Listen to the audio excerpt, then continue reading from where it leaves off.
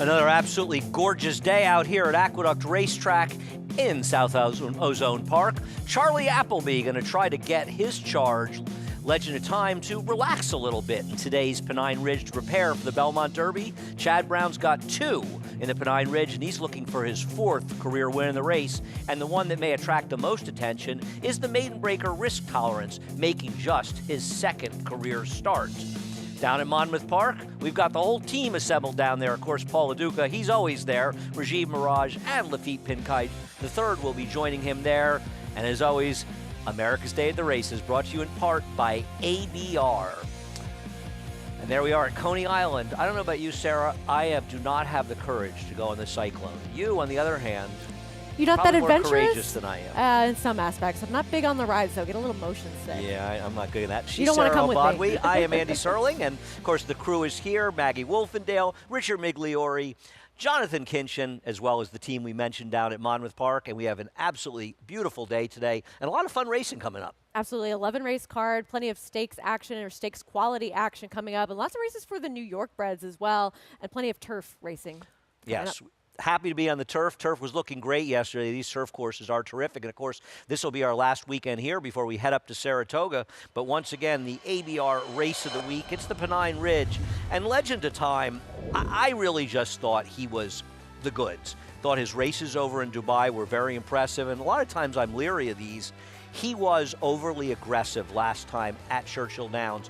Will he relax more in his 2nd start in this country, coming back in just 3 weeks? We have to see if there is a change of tactics perhaps with him, or maybe a change of equipment, or maybe some time taken to get this horse to relax prior to his races. And if that's the case, and he runs something like he did in this victory over Musical Act, he's a very likely winner of this race. These are connections that take money. Godolphin, Charlie Appleby. He can be a forwardly placed type as well.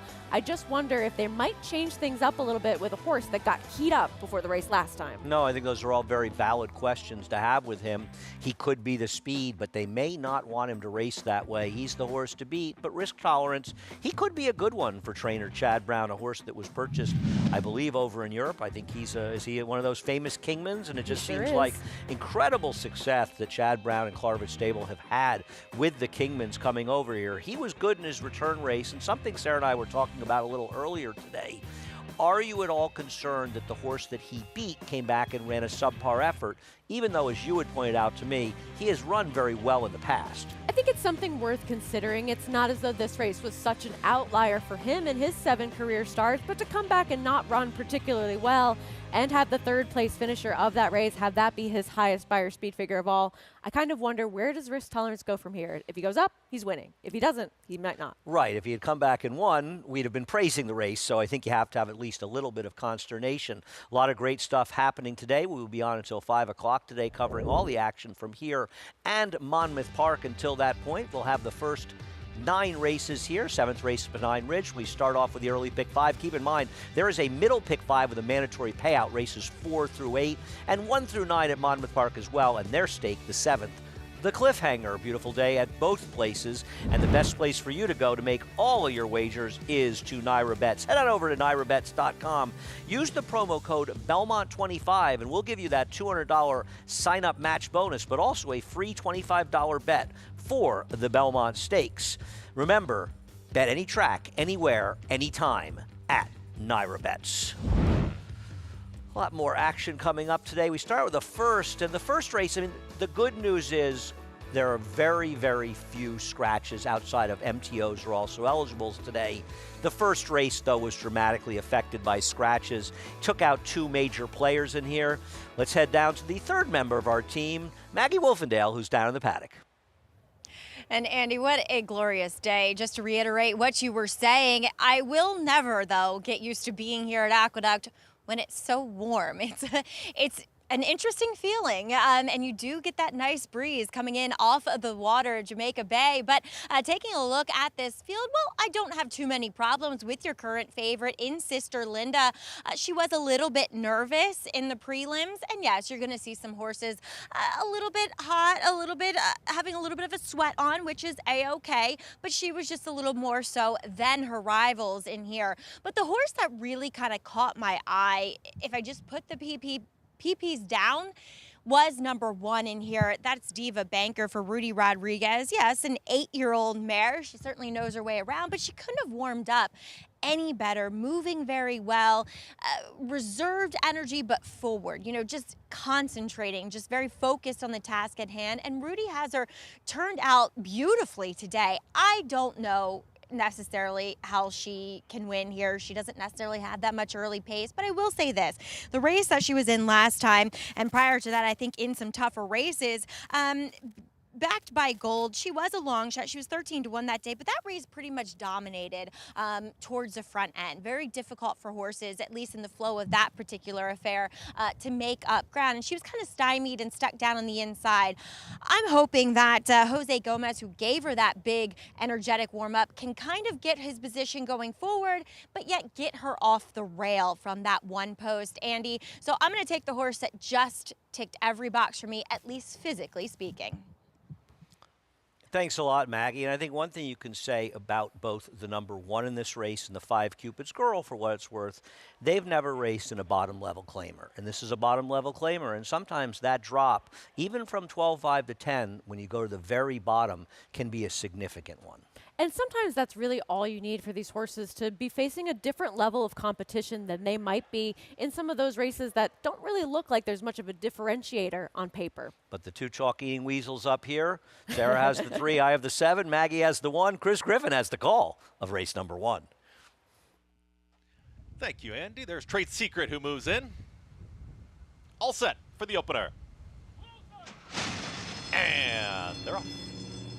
Trade Secret breaks very well from the outside, and there's Diva Banker at the rails, going to push on through, and Sister Linda's in between them. 3 across the racetrack. Cupid's Girl is going to be 4 wide up the backstretch, and the trailer is Gringotts, but very tightly bunched field here in the opener. Only 2.5 would cover them all. Diva Banker now wrestles the lead away. They are still 4 across the racetrack. Sister Linda, Lane Luzzy in the 2-path. 3 wide is Trade Secret and Eric Cancel. Cupid's Girl, Ramon Vasquez, is 4 wide, but was fine with that 4 wide position, is just in hand, and now 3 across the racetrack is dropping back a touch with Sister Linda. The trailer is Gringotts, 23.49. Measured opening quarter mile, but it was pressured. It's Diva Banker to the inside and Trade Secret. Still traveling nicely as Cupid's Girl, 3 wide, is looming up on these leaders now. 46.57 for the half-mile time. Sister Linda is now fully extended. Gringotts has been watching all this pace in front, and Gringotts is going to try and pass them all. They reach the top of the stretch, and Trade Secret's got the lead. Diva Banker's battling on, now losing some ground as Cupid's Girl. Gringotts on the grandstand side continues to rally, but still has 2.5 to make up. Trade Secret's got the lead. Gringotts is catching with every stride. A 16th left to go. Trade Secret is looking for the line. Gringotts is trying to time it in time. Gringotts gets up for the win over Trade Secret, Diva Banker, and Cupid's Girl in 1 minute 24.55 seconds. Seems to me that every time an improbable long shot wins, Romero Mirage has the mount, and Gringotts, who I was joking with you earlier, Sarah, you said anyone could win. I said Gringotts? Well, Gringotts gets it done.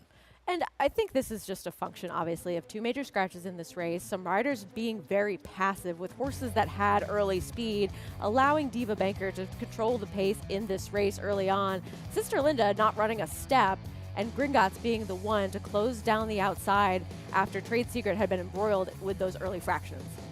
Well, I don't think they were moving that fast, and frankly, I cannot explain how this horse was able to win, because she's had multiple chances in races that just weren't very strong. And I get it, the 3-horse failed to show up, Sister Linda at all. The 7, Trade Secret, ran a race. I don't know where it came from Gringotts, but we saw it yesterday with Romero winning with an improbable long shot in today's 8th race, and we saw another improbable horse win in Gringotts, but good luck if you're somehow alive with this 15-1 shot. We've got many people. I failed to mention another member of our team, and that's Acacia Clement. She is up in Saratoga. She's doing the not really dirty work, hanging out in Saratoga getting ready for Belmont Stakes. That's right, Andy. We've been following a lot of the potential Belmont Stakes contenders, and there's just so much excitement coming up here. Plenty of horses shipping in as well, as we did get a chance to see Todd Pletcher's Antiquarian and Candide arriving after their work at Belmont Park yesterday.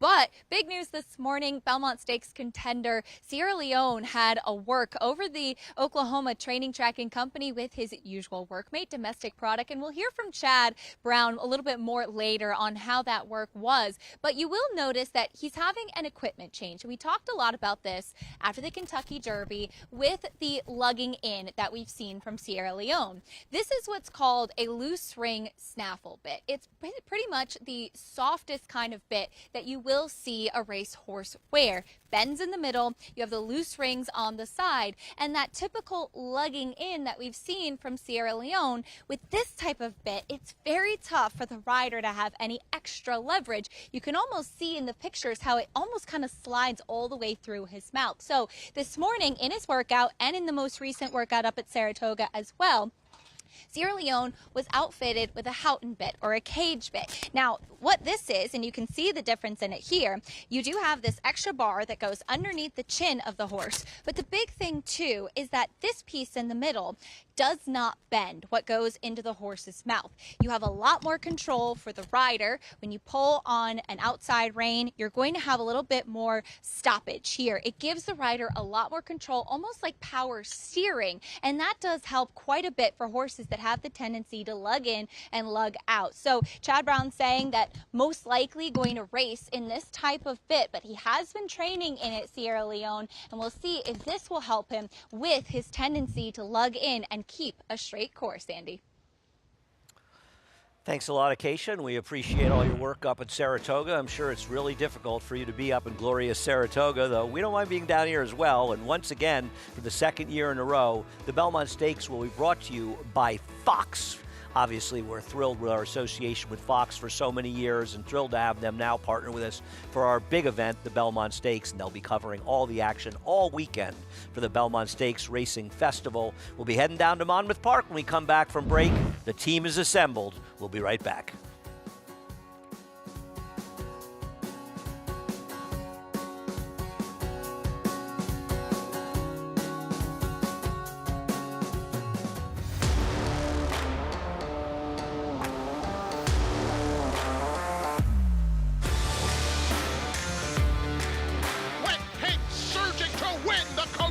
American Oaks. Forte to win the Breeders' Cup Juvenile.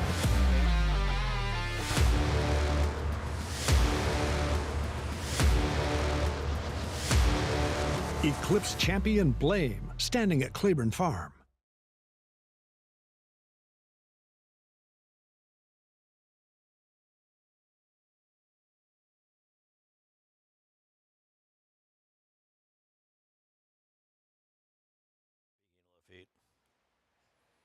I can't hear him.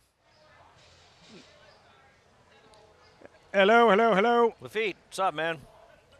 What's going on, man? Yeah, Acacia's slumming it in Saratoga. We're slumming it.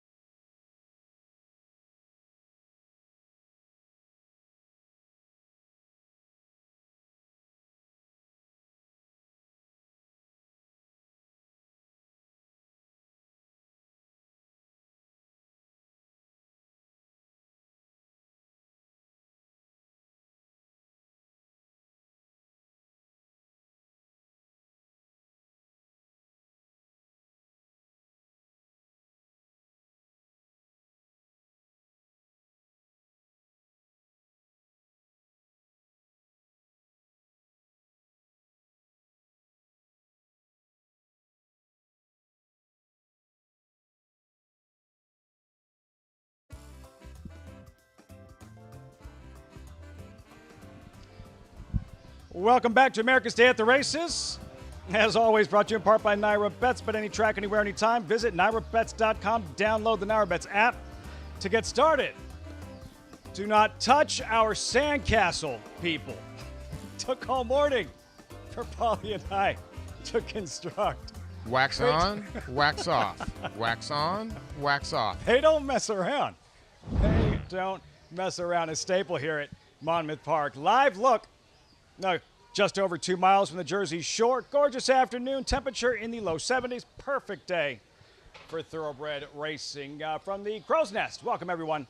I'm Lafitte Pinkai. So the meet started 2 weeks ago, but this is just the second day of the 79th season here at Monmouth Park. You see, it's more boutique than ever at Monmouth these days, only racing on weekends. It's a less is more approach, and you see it paying off in terms of the quality of the racing. As we take a look at some of the highlights on this Memorial Day weekend, fairly simple. 3 days of racing, 3 stakes races, the Cliffhanger. Later today, tomorrow, the Miss Liberty, and finally, Memorial Day highlight, the Mr. Prospector Stakes. You heard him laugh a little. Now you get to see him. My co-host, Paul LaDuca. I was thinking about starting with this recent 3-game losing streak of the Dodgers or the racing. We should probably stick to the racing. Paulie, what are you most excited about in this Saturday afternoon? Well, listen, I think the Cliffhanger, the feature's an interesting race. I think, obviously a couple scratches in there, Laughing Boy and Duke of Gloucester in there. But I think there's many horses in there that are very formidable in there. You look at a couple horses in there. He's Pure Gold is very formidable in there. Data Man's very formidable. I think Forever Super will go off as your favorite in there for Michael Trombetta, a horse that has run well over the turf course here at Monmouth and is 6 for 14 lifetime. Yeah, a rematch. Data Man, Forever Super, Paulie. The last time they met last month, Maryland, Laurel Park, the Henry Clark Stakes. Paul, Data Man the Gray is clear. Forever Super, look at that. The odds-on favorite is not. Can't find a seam. Has to go around horses. Yeah, has to go around horses. And you're starting to wonder, okay, which horse is the better horse here? And, you go back and you look and you're like, okay, that was the first start of the year for Data Man, too, as well. And here's a horse that now first start as a 4-year-old, so he might have improved a little bit. So might be a little misleading. Maybe the gap is closing a little bit between Data Man and Forever Super. 7th race, the Cliffhanger Saturday feature here at Monmouth Park. And about to get this Monmouth Park party started. The first of those 9 races just around the corner. Horses are on the track. You'll see the post parade took place moments ago. $12,500 allowance, optional claimer, mile and a 16th on a fast main track. Scratch the bookends, afternoon heat, and sneakiness. Just a field of 5. We'll start with Porch Swing. Mario Saray, Paul, the barn, off to a blazing start. Yeah, and this is a horse that got bet down to 3-5 last time out and ran like a 3-5 shot and won by 8 1/4 lengths. Mario's been bringing a lot of horses back. Re-rally, where does Speed go? I know, he was a horse that does have some back talent, and it does have success over this race course. Midnight Cat, Monmouth debut, arrives with momentum. Then the favorite, Golden Wand, coming in hot, winner of 4 straight. Yeah, the 4 and the 5, it's going to be very interesting how this plays out because they're both horses that want to go to the front, but the 5 is very sharp right now. Lord Gatling, familiar face, last 22 races in New York. Hey, you forget about him. He's a 5-year-old that does have $158,000 in the bank in the Wayne Potts barn, who's gotten off to a good start. Now he drops down for an all-town low down here for 12.5. Runners in the opener. Race 1 Monmouth in 2 minutes. Maybe you're just joining us, just tuning in, want to play the races, don't have past performances. Equibase has you covered. Follow along. Stats, horses, trainers, jockeys in today's races with free Equibase past performances. Visit Naira.com/TV schedule to download your free past performances on all the races. On today's show, Lord Gatling, who you saw all those races in New York, 22 of his last 24 on the Naira circuit. Paul, this is his last win, 2 starts back. Early February, Aqueduct, Lord Gatling, he stalks, pounces, and wins with the greatest of ease. He crushed on that day at 5-1. A little bit unexpected considering his other races. It was actually his lifetime tops, the best he's ever ran when it comes to number-wise. He was claimed out of this race. Then the new connections, Wayne Potts, put him in for $20,000. He did not run that well. He actually ran okay. He was 4th in the field of 7, so he ran around there and was competing well. So his last 2 races have been good numbers. He was voided claim last time, so you never really know what that is, but he's been laid up since then, since March 17th. So he's had plenty of time, and he's a player in here. If he runs one of his better races, and in that race when he did win, he didn't have that best beginning. So if he can bring his A game, like I said, it depends what happens between the 4 and the 5. If the 5's able to clear, he's going to be tough. But Paco Lopez puts the pressure on, then it's going to include a lot of the horses in this race. A game you're talking about. Golden Juan, pictured as in bringing his A game time in and time again, having won 4 straight races, originally purchased for $1,500, and an 8-time winner. And for that, as well as he has been going in his winter in Florida, for that reason, the 7-5 favorite. Yeah, he's an interesting horse, right? He was a horse that was going 21 and change, going 6 furlongs. As you see the prices there for Belmont, as Gringotts pulled off a big upset there. Then he started going long. And if you look, he'd gone long before. It says 0 for 4 at a mile and a 16th.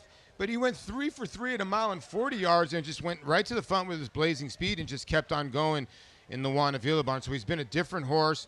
Now he's with Valmir Suarez. So, 6-5, again, it's going to depend. If Paco Lopez with Midnight Cat puts the pressure on early, then it makes the 5 a little vulnerable. If not, the 5 is going to be ultra tough in here.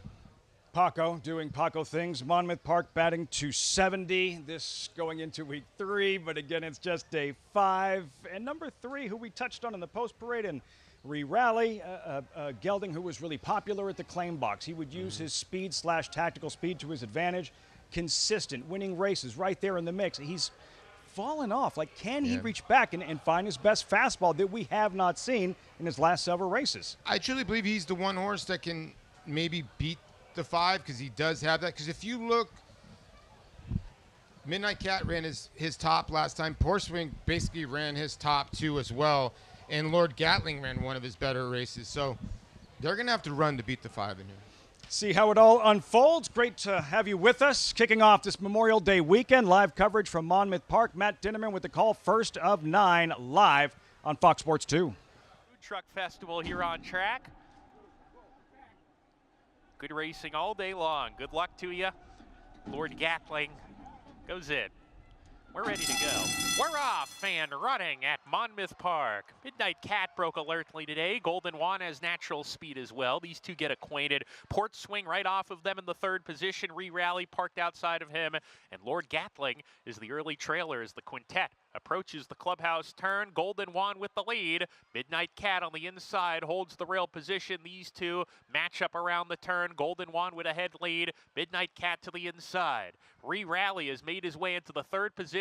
Port Swing in 4th now, 2 lengths off the pace and a gap of 3 to Lord Gatling, who's at the rear of the field. 24 1/5 seconds, the first quarter mile set by Golden Juan, who leads the parade by a half length. Midnight Cat to the inside right there. Re-rally is 3 wide up with those leaders down the backstretch. Port Swing still right off the top 3. He's in the 4th position down on the inside. A gap of 2 to Lord Gatling. Still can see them all with a half mile to go. Golden Juan, the favorite, says, come and catch me if you can. Still leads the way. Has got at a moderate tempo, but the pace has been moderate. It's been contentious, though. Golden Juan with re-rally, turning up the pressure around the far turn. And Midnight Cat is back in 3rd on the inside, losing that spot to Port Swing, who's making up some ground. In the 3rd position, he's sent along now. Lord Gatling under pressure at the rear, has yet to pass a runner as they hit the quarter pole. Golden Juan, re-rally on the outside, and the white blinkers has the advantage now as he comes off the corner. Golden Juan trying to fight back. Midnight Cat re-rallying between horses. Port Swing on the far outside. Pretty contentious here for the win.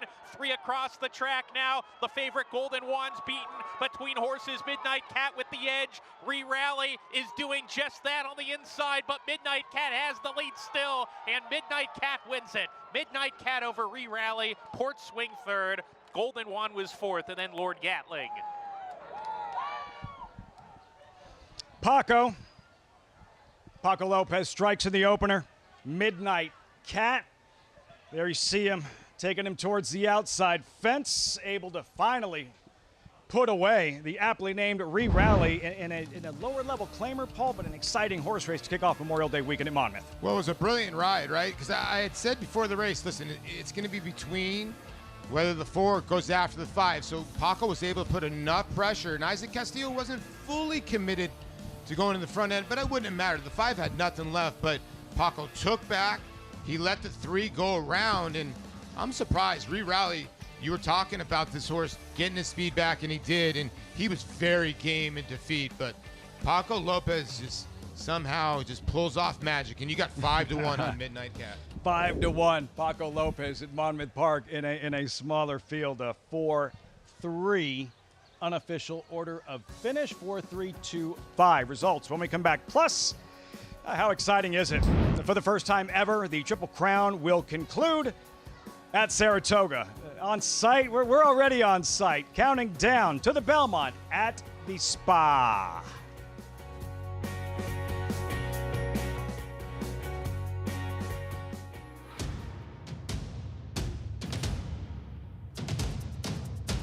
Drain the Clock will win and win by as much as he wants. He'll win by 6 in the end. It is Drain the Clock who will bound home the winner in the Bayshore. Drain the Clock, Jackie's Warrior, a terrific finish in the Woody Stevens that goes to Drain the Clock by a head. Bet the final leg of the Triple Crown no matter where you are with Naira Bets. Available nationwide, Naira Bets is the official betting app of the Belmont Stakes with video streaming, weekly promotions, and an easy-to-use betting interface. Celebrate the historic first Belmont Stakes at Saratoga Racecourse and be part of the action with Naira Bets. Scan now for your free $25 Belmont Stakes bet, plus a $200 deposit match for new members.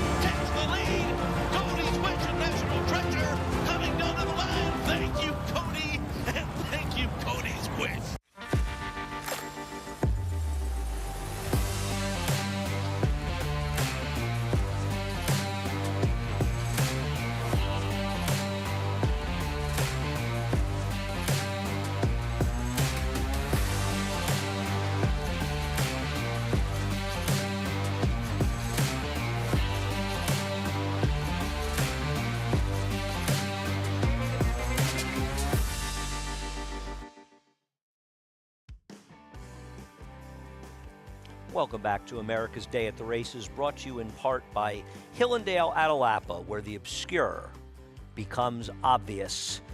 Well, we saw an upset in today's first race here at Aqueduct. Sarah and I are hoping for a little bit of an upsetter in today's second race with First Sons, and probably by post time. In fact, as of now, the number 6, Stanley Ruff, the favorite over Irie Man, and they're the two logical horses in here, Sarah, as the horses hit the track for today's second race. And we'll start out with the horse Alpha Sunny, who comes off a distant second-place finish where he finished ahead of Stanley Ruff. And this horse does have 2 races that put him in the mix. Just to wonder if he'll run one of those. And he's had a lot of chances. The 3, the long shot, Montauk Surf, Mike Maselli, and Alicio Ruiz. Less chances, blinkers do go on, needs another step forward. Irie Man cuts back in distance after he finally showed some life last time. He ran okay last time to finish 3rd. We'll see if he can pick up more of that speed that he had last time. The speedy First Sons, Jose Gomez and Rudy Rodriguez. Fast and was against the racetrack in his last start. The 6 is Stanley Ruff, a second-timer for Rick Dutrow. This horse just taking money because Irad Ortiz Jr., but isn't necessarily a standout. Yeah, I mean, I think it's more than just Irad, but probably a little over bet. And you got Stanley in there. A lot of named horses today. Eternal Glory rounds out the field at 19-1 for Gary Contessa. Not entirely impossible. Ran against some tougher company in the past, but would also need to get quite a bit faster. Yeah, we'll see. The second-time starter, Stanley Ruff, cuts back a little bit in distance, but both Sarah and I are interested in the horse First Sons, and I tell you one thing, we'll know early if we have no chance because this horse needs to have the lead. he's acting like it. I mean, if you look at him out there, he's certainly acting like he's a horse that's going to be forwardly placed in this race. And I think that there are some excuses for his first 2 starts. When you look at how he was off a little bit slow, first time out against an okay field, and then that second race, that was a race where Independent Paul really took advantage of that inside track where you wanted to be. He's been off since then. He was forwardly placed in that race. He kind of fell apart in the later stages, but there are some serious excuses going for him for his first 2 starts, and he has a little bit more upside than some of the others that are bookending this field. Well, I thought Sarah and I were going off the reservation with First Sons. Well, I'm just taking basically because I believe it'll be the speed after being in a fast pace last time. But Maggie Wolfendale's going even more off the reservation with the 3 Montauk Surf. Is it just because you wish you were in Montauk surfing? Maybe. I think my subconscious went that way.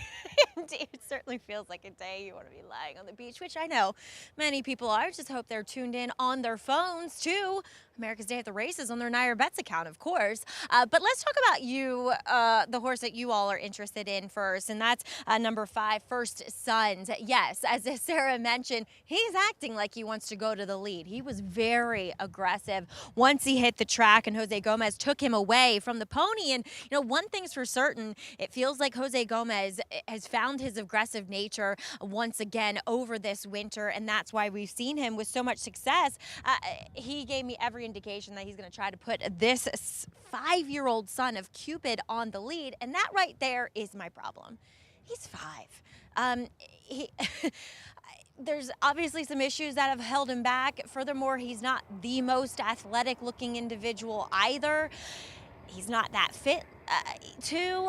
I get it, because you don't really want to take Irie Man, who's had some chances, and Stanley Ruff. You're kind of banking on the fact that it's Rick Dutrow, it's Irad Ortiz, so you're going to get hurt with your price. But yes, he could just run away with this field. I just wish he looked fitter, as I am going to try here. I have a little bit of a thing for Montauk Surf, number 3, who does add small cheater cut blinkers in his 3rd career start. I actually like this horse first time out because he just made a really good impression considering the level.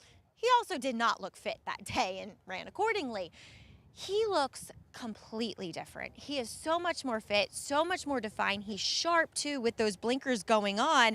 I'm just hoping that with the rider change here to Eliseo Ruiz, that he is a little bit more aggressive with this horse and puts him in the game as he does turn back that half a furlong, and was wired by the heavy favorite last time out in Mama's Dream. So I'm going to bank on the fact that there is one more forward step with Montauk Surf, as we'll check in with one coming off of a layoff. That's number 7, Eternal Glory. He looks fantastic. I really like what I see from this horse coming back. He was saddled outside, but really held it together, didn't turn a hair. Same thing continued out on the track too. Just looks well prepared. And I get he's a long shot, but he's a long shot that doesn't look like a 15-to-1 prospect. My slight problem is the distance. I've always thought that he probably wanted to go further than this. So 6.5 kind of feels more like a jumping off point to kind of totally get him race fit. Now let's take a look at your favorite, Stanley Ruff. Is he named for Stanley Huff? I don't know. But a horse that broke a step slow, kind of steady back at the start. Then he was incredibly green early, but I will give him this as he does exit that Mama's Dream race that many do come out of. He was the only horse to make up ground that day, which I thought was significant. I didn't see him in the paddock for his debut, but he's incredibly fit here at second asking. I have no problems with him, Andy. It's just connections are hurting your price.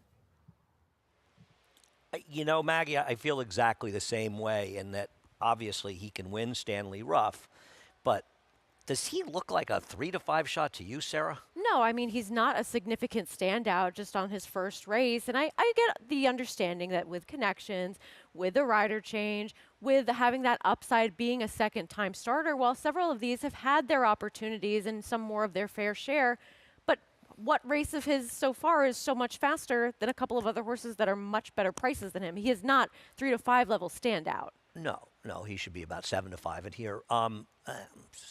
Hazarding a guess. Well, he's only run once, so obviously he has a lot of upside. I don't think there's anything that Irad could have done last time that Romero Mirage didn't do. He had no speed. He probably needed the race. but he really didn't do that much running in there. And I think it looks like he was sort of putting it together late. And I'm not sure it's not a bit of illusion because the winner was just running away from the field at a very short price. And somebody sort of had to finish second or third. And I mean, once again, Irad Ortiz, Rick Dutrow, as Maggie was saying with the connections, and she's absolutely right. But you're betting a horse at 3 to 5? I mean, don't you want to be a little more selective on the 3 to 5 shots you're betting on? And don't you want them to really tower over the field in a way that this horse just does not relative to this group? Especially lower level horses. It's not like these are horses that are even maiden special weights. Rick Flightline. Duttrow's running for 30,000. Obviously, this horse is of somewhat limited ability, and I don't think either one of us are going to sit here and argue with it. He's the probable likeliest winner. He is no horse to bet, in my opinion, your opinion, Maggie's opinion as well, at 3 to 5. He may win.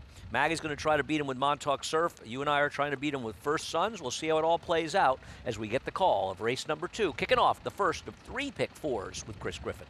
In. Flavienne Pratt aboard Irie Man. First Sons. Stanley Ruff. 3 to 5. Stanley Ruff. Eternal Glory.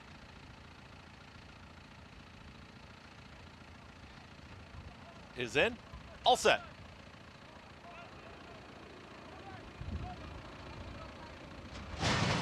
And they're off. Alpha Sunny flashes speed, but is now going to take back as First Sons is going to wing on the front end, and First Sons wants to go. He's trying to slow things down there as Jose Gomez, but First Sons is in command, is up by a quick length. Here comes Montauk Surf from in between horses. Stanley Ruff is right there in the 3-path. Out wider is Eternal Glory, tightly bunched in behind the leader, who's still up by a length and a half. Alpha Sunny wants to move closer here at the rail, and they are now 4 across the racetrack. The lone trailer, Irie Man. 23 seconds flat for the opening quarter mile. First Sons takes him into the far turn, still moving very quickly up front, and First Sons now loosening the rein there is Jose Gomez and letting First Sons run a bit, and now quickly up by 4. Alpha Sunny is under drive towards the inside. Also trying to rally on is going to be Eternal Glory, Montauk Surf, but this is a 6-length cushion at the top of the stretch. Irie Man is trying to launch a bid from far out of it. Stanley Ruff, not today. It's going to be at the top of the stretch. First Sons still 5 clear. They're starting to inch closer, but only have a furlong to make up. First Sons still has a 6-length cushion. First Sons, they're just not making up the ground. It's going to be a battle on for the place. Now Stanley Ruff puts together a rally with Irie Man. They're going to battle it out for place, but it's First Sons. That's your winner. Stanley Ruff does get that photo for second. Irie Man and Alpha Sunny in 1 minute 18 seconds flat.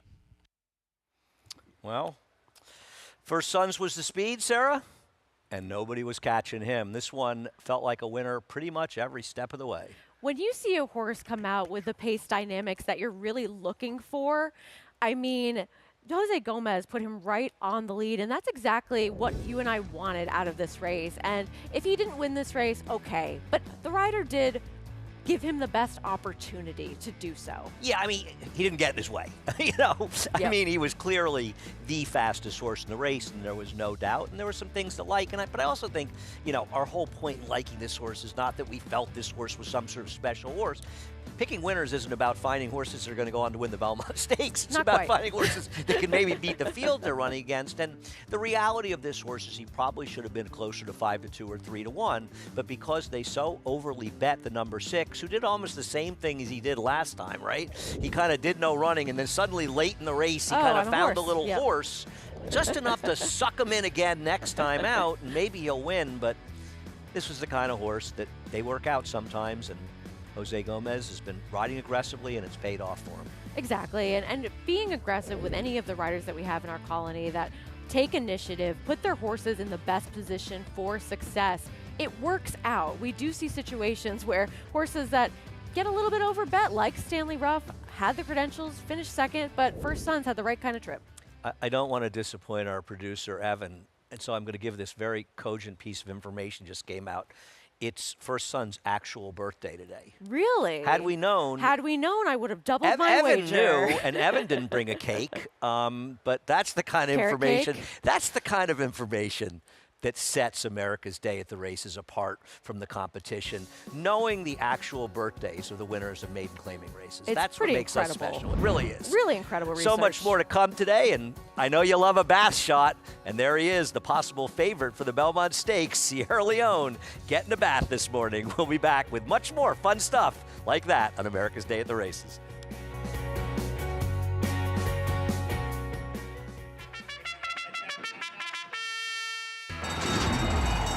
Monmouth Park's 50-cent Win Early Pick 5 is one of the country's earliest Pick 5s, making it the perfect way to get your wagering day started. With a 12:50 post on weekends and 2 p.m. start on Fridays, the Win Early Pick 5 is home to a low 15% takeout and 6-figure pools. Start your day winning early. Play Monmouth Park's Win Early Pick 5.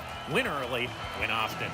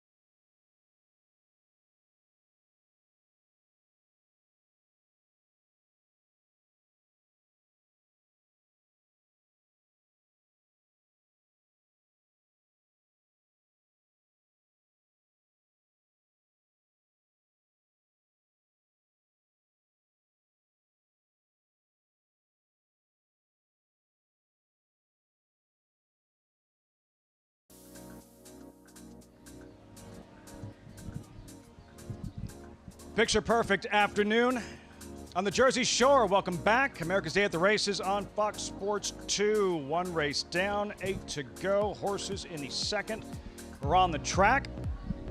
And you'll see how they appeared when they arrived moments ago. These are 3-year-old fillies. Of course, this time of year, the main focus in thoroughbred racing, all about the 3-year-olds en route to concluding the Triple Crown, which this year, for the first time, will do so at Saratoga with the Belmont Stakes. Paulie and Sierra Leone. Acacia on earlier, discussing the equipment change, the rider change. Here's his effort in the Kentucky Derby. Essentially does everything but win. You just wonder what the outcome would have been and will be moving forward in some of his bigger races if he could just run straight. It's true. I mean, he was absolutely monstrous in the Kentucky Derby. I think a lot of people forget when, you can win from the 1 or 2 hole in the Kentucky Derby. Even looking at Lucky from the 1 hole was not lucky. I mean, he just ran giant. He's a couple jumps away from winning the race, as you see the head on here. And there was a lot going on. Forever Young, the Japanese horse had started it, but you could see that Tyler's trying everything. But when you have a 1,000-pound animal plus going 40 miles an hour and the horse is wanting to lean in, and he's done it before. He just goes straight to the rail. It's just a habit that he kind of has. And Tyler was trying everything to get him to trying the to wire. get his crop out. Yeah, he was. If he runs straight, does he win the Derby? Yes, he does. And the other part about it is you can go back and forth and say, okay, if Forever Young has a better trip, does he win the Derby? So we can go back and forth about this. But Nothing to take away against Mystic Dam, but if you want to go to it, you could argue and say that the two best horses in the race were Sierra Leone and Fier Barong, and maybe Tio Password too, who came rolling late. But there you see the resume. He hasn't run a bad race, and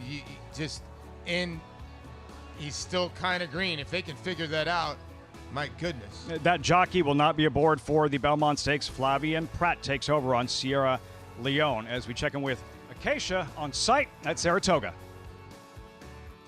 Happy to be joined by trainer Chad Brown. A big work morning this morning with Belmont Stakes contender Sierra Leone hitting the track. Chad, working with his regular work, make domestic product. What did you see from their work? Nice steady work. I'm just trying to keep the horse happy and maintain where we're at. I love the way he went into the Derby, and I'd be happy for him to go into the Belmont the same way.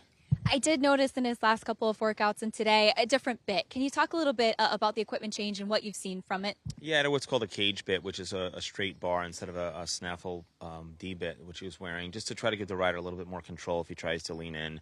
You know, I tried it on him in the winter, and I wasn't really sold on it. He wasn't particularly happy with it. We just went with the blinkers as the one equipment change, and you know, he started his season off really well with 2 wins, but you know, the way he was coming in a bit more than we obviously wanted in the Kentucky Derby, and it was time to revisit it. I like the way he's gone. He seems to be much more accepting this time around, and more than likely I'll race him in it. What have you seen from him since the Derby as far as his conditioning and how he's done up here at Saratoga? Well, he's bounced out of the Derby in really good shape, and he's held his weight well, and although he was tired just for a few days, he's now has his energy level back, and he's getting over the track here well, and it's just everything I hope for how a horse can come out of a challenging race like the Derby. And of course, have to ask, looks like Flavien Prat will be the rider for the Belmont Stakes. Yeah, so we decided to make a little change. Tyler's really done a great job with the horse. You know, it's nearly undefeated on the horse, but I thought maybe it was time for a fresh change, the way that he had some trouble in the lane with the horse and such, and hopefully Flavien gets along with the horse well. He rides a lot of horses for us, and just switch things up a little bit. And I know quickly Saratoga is kind of like home for you as well, and of course we love the tradition, but exciting that we do have an opportunity to have the Belmont Stakes here. Yeah, it's very exciting around the city of Saratoga, and me being able to be up home for this extended period of time this time of year is really new and convenient for me. So it's exciting. Hopefully the weather's good. Absolutely. Well, Chad, thanks for your time. Best of luck with the next few days before the big one. Thank you. He's won the Preakness twice. Really close in the Kentucky Derby. Horses like Normandy Invasion and Good Magic, who was second to a Triple Crown winner. Zandon was third. Sierra Leone right there. Chad Brown now trying to win the Belmont Stakes, Paulie, and some tinkering along the way. The cage bits, some power steering for a new jockey in Flavien Prat. How significant in your opinion? I don't know if it's that significant. Listen, when you have a guy like Tyler Gaffalione who's been ridden this horse 5 times, so now Flavien's got to get to know him a little bit, and I don't know if that phone call will go pretty well if Flavien calls Tyler up and asks him how this horse is going. So, you know, let's be honest. Probably won't happen. Let's be honest. So, Flavien's a very strong rider. And I probably would say, you could say maybe Tyler's a little bit more finesse. So maybe they're thinking a stronger rider can maybe handle this horse. But you got to understand, Tyler also won the Kentucky Oaks last year. He's a premier rider, too. So I think it's just something that maybe they're looking to fit the horse. Listen, the horse needs to run straight. And he is a very talented horse. One thing I was looking there on the workout, and he did the same thing in the Derby, Lafitte, because I thought domestic product actually outworked him a tiny bit before the Derby. Chad works that horse inside of horses. You would think he would actually have Sierra Leone with a target and then go by, but he works that horse inside horses. I'd really like to hear why. You know what I mean? Because most of the time you want to have a target, you know what I mean? But he did it before the Derby, and he ran well, and he's doing the same thing. You could see on that gallop out, he just keeps going farther and farther away from domestic product. Since 1953, 10 horses have run second in the Kentucky Derby and come back to win the Belmont Stakes. The most recent, Chad Brown's mentor, Bobby Frankel, back in 2003 with Empire Maker. We'll see about Sierra Leone in 2 weeks at Saratoga, the Belmont Stakes, for the very first time at the Spa. Shifting back to the live racing here at Monmouth, and those 3-year-old fillies starter allowance sprint 6 furlongs. They're not going to let Paco get away at a price this time. After winning on a 5-1 shot in the opener, he's aboard the favorite in Laconia. 8-5. They'll make the turn, and we'll start with Dreaming of ABBA. I'm not singing Dancing Queen, Paul. Stop asking. Just stop asking. This is a filly by Fast Anna, and Fast Anna was the sire of this year's Kentucky Oaks winner, Thorpedo Anna. Bird of Eden, Virginia bred, just like Secretariat, then the favorite, Laconia and Paco. Laconia could be very fast. I mean, she's been showing really fast fractions over synthetic. Now, her dirt races haven't been good, but I would think she's going to be maybe the speed of the speed. Made birdie, quick turnaround, just missed 6 days ago. Yeah, just missed. Now gets a new jockey as Madeline Rowland actually moves to this horse, the 5. Lovely Charm, recent form at Parks, looks good. Yeah, you know, Claudio Gonzalez has gotten off to a bad start, which is not him. This horse could close and make up some ground. Last year's leading trainer. Yeah. You pointed out, I hadn't realized, has not won a race yet, albeit just after 4 days. Glorious Lady, Florida bred, Florida based. And the timeless Pedro Cotto, he's been riding here for a long, long time. He picks his mounts now, doesn't ride too many, but a very, very sharp rider. And this horse has been running at Tampa for Kathleen O'Connell, had a tremendous meet at Tampa, and she's already had 1 win here at Monmouth.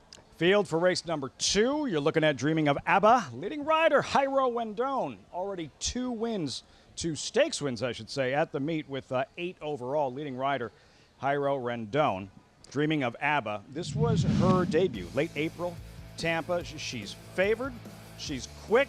She's in front, Paulie, and she is gone, turning for home. Yeah, and I know it's only a 6-horse field, but she did it from the 1 post. So she was already conquered that inside post. And, yeah, she's in a straight gallop mode. Now, she's barely even touching the ground. Antonio Gallardo was in the irons that day, like you were saying, Jairo Rendon, who's gone off to a great start today.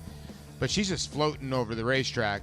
I thought, actually, she'd be a little bit of a heavier favorite than the 3, but I think that the world and everybody else, the filly by Cantheros, the 3, who was a very fast sire too as well, could be just as fast. So I think they're thinking, okay, can the 1 handle the heat second time out against winners? How do you gauge her recent form, Laconia, with all those synthetic track races? She runs second a lot, whether it's defeated double digits or defeated a neck or a head. She runs second a lot, does Laconia. Yeah, she does. I mean, her lone win is over synthetic. Her last 3 have been seconds, like you said, with Luis Saez aboard, one of the strongest riders you can have. But she's been sharp. Her 2 starts on dirt. She did have a second where she did close up a little. So I'm wondering if she does have a little bit of versatility as the 1 now clicks down to favoritism. And the 6 is starting to get a little money on the outside, Glorious Lady.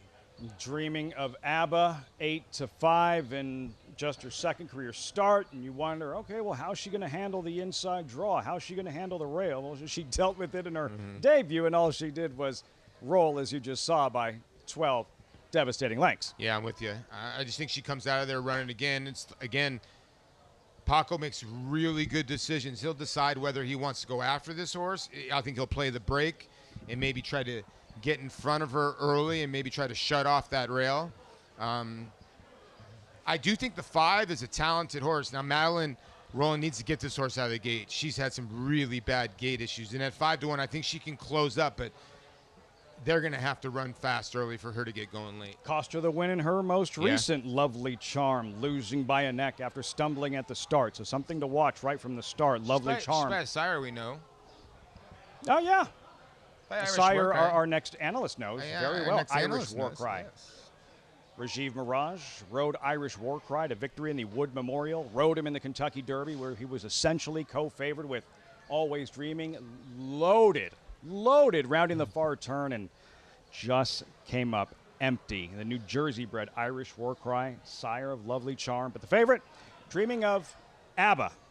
Told you, Paul, not doing it. No Dancing Queen today. 8-5 at Speaking of Irish War Cry, I asked Rajiv, he goes, I was loaded at the top of the stretch. He goes, what's that feeling like? He goes, you know when your high school sweetheart broke up with you? That's what happened when an Irish War Cry came up empty. What a great analysis. He still talks about it like it just happened yesterday. Post time for the second. Matt Dinnerman standing by. Lovely Charm and Glorious Lady. Glorious Lady to the outside post.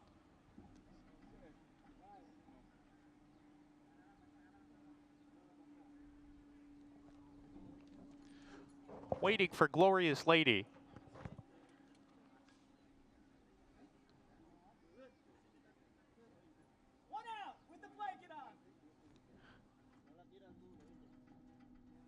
Here's Glorious Lady.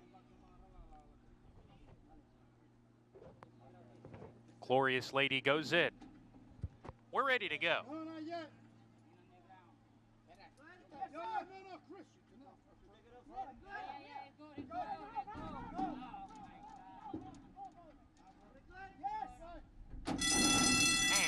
And Lair off. Good beginning on the inside from Dreaming of ABBA, who shoots to the front. Lacania has some speed too, takes the second spot. Glorious Lady to the outside is third, a length off the top pair. Dreaming of ABBA has a short lead on Lacania, who's right there to the outside. Now they've opened up two on Glorious Lady, who's about 5 lengths ahead of Made Birdie. Lovely Charm to the outside of her. Bird of Eden at the back of the field with a half mile to go. Dreaming of ABBA, first start against winners, leads by a neck. Lacania the favorite on the outside, pressing her hard with 3 furlongs to go. The top 2 choices in the wagering, 1-2, Dreaming of ABBA with a neck lead. Pedro Cotto Jr. now asking Glorious Lady to kick it in, and here she comes in the 3 path.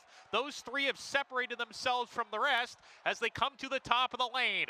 Glorious Lady has gotten the garden trip, sweeps past the early leaders and kicks away from the competition. Glorious Lady has opened up the lead to 4, tries to switch to the correct lead, does so, but she's getting leg weary now. Lovely Charm and Maddie Rowland coming out of the crowd to chase home Glorious Lady. Lovely Charm ducks to the inside. Glorious Lady has finished in the final 16th, and Glorious Lady prevails. Lovely Charm was second. Third home, Lacania. Photo for fourth. Made Birdie, Bird of Eden, and Dreaming of ABBA weak into the back. She tried to cough that one up, didn't she? Glorious Lady, but able to hold it together and hold off Lovely Charm in the second at Monmouth Park. Yeah, just the tactical speed won over. Pedro Cotto had this horse in the right spot. Yeah. And yeah, listen, Paco Lopez was on a mission to put the 1 to sleep, and then the 6 got the ride, and then you could see the 5, who I like Lovely Charm, starting to run, but was giving Madeline Rowland problems, wanting to duck to the rail, doing her best impression of Sierra Leone there a little bit, but was never going to get to the winner there. Congratulations to Ansley Oaks Farm Inc. and Kathleen O'Connell. And like I said, Pedro Cotto, he picks his mounts right. That's why he's a 17% Been winning rider. races for a long time yeah, he here at is. Monmouth Park. Pedro Cotto, first win, first ride of the meet, teaming up with a history-making trainer in Kathleen O'Connell and all the wins she's racked up during the course of her career. Glorious Lady. What went down with the fillies we focused on early, Dreaming of ABBA and Laconia non-factors? Yeah, they just went at each other early. That just shows you it doesn't matter when you against winners or not. Dreaming of ABBA broke right on the shot, but when you're facing winners for the first time, and in your first time when you raced, nobody was around you. Today there was a lot of fillies around her. Results forthcoming. 2 down, 7 left here at Monmouth Park as we continue our coverage here on America's Day at the Races. And when we come back, the feature at Aqueduct, Belmont at the Big A, Pennine Ridge, Risk Tolerance, just heard from Chad Brown, and the stablemate. Zandon's Poetry in Motion, big horse, but light on his feet. And he's always showed up and been consistent and been right there with some of the top horses in training.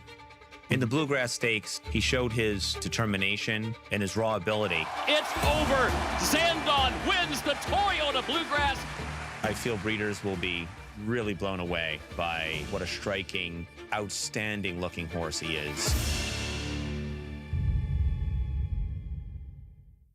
The Cross Country Pick 5 combines the best racing from New York with top races from around the country in one bet. Find it in your track menu and play every race day. Races are posted weekly at NYRA.com/crosscountry.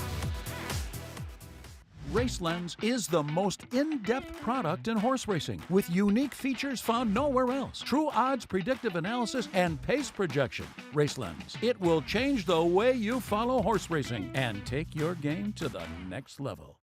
The rumblings started early and only intensified with performances that sent shockwaves across the nation.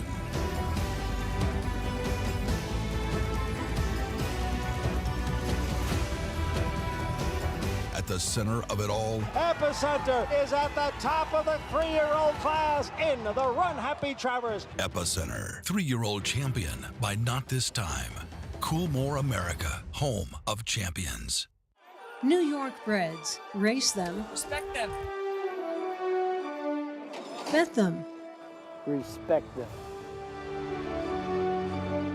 Breed them. Respect them. Buy them. Respect them. Train them for a second career. Respect them. Join us in respecting thoroughbreds at every stage of life. Learn more at nybreds.com.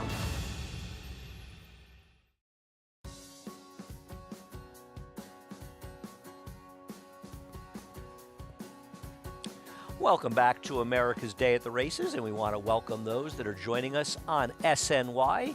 Sarah Albadwi and Andy Serling on the desk, and a whole cast of characters all around the East Coast. Maggie Wolfendale's in the paddock.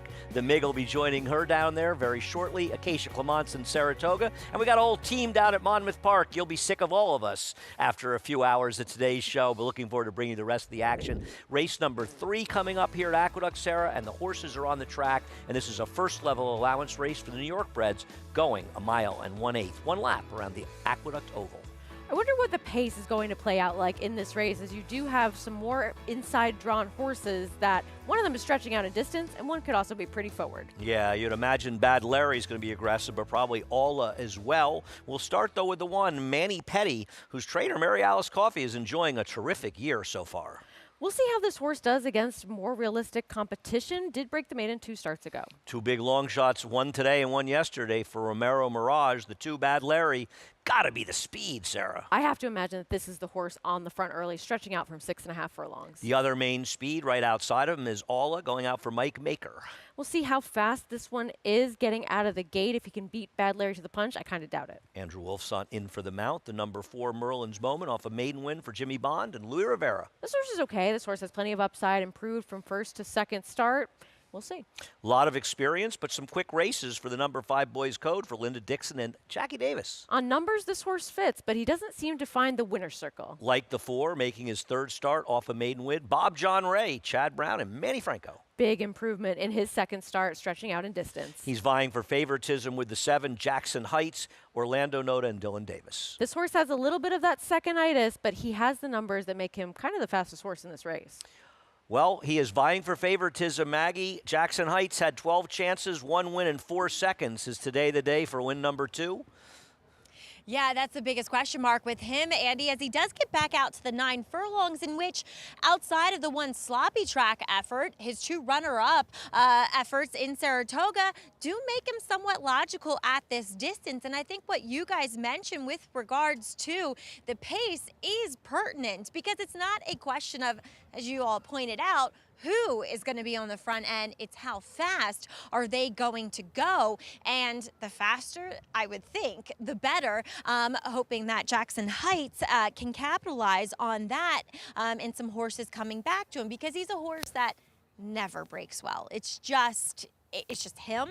It's his disposition. It's the way he's put together. He's kind of a long, lanky, angular type that really doesn't have that, big hind end that propels him out of the gate. But at least he's going to come running late. He warmed up beautifully, to be fair, beneath Dylan Davis. So I do like him getting back out to this 9 furlong distance. I think it makes sense for him, as we'll check in with 2 horses that broke their maiden at second asking on the same day. And in retrospect, I would argue to say that number 4, Merlin's Moment, is the one who, albeit a slightly slower race, may have come out of the more quality laden affair, in that Ironman Ira came back to improve his figure, albeit running second, and the 7th place finisher, albeit running second, came back to run an 82. So I thought Merlin's Moment was wide and losing ground more than anybody else in that entire race. He's a horse that I liked in his debut. He looked as though he needed a race, and he got it, and he won. And I love what I'm seeing from him today. He's a long, leggy type of individual that I think the 9 furlongs plays in well, and he just has that relentless, grinding type of running style that I think it suits him well, given the possible dynamics of this race. As we'll move on to your favorite,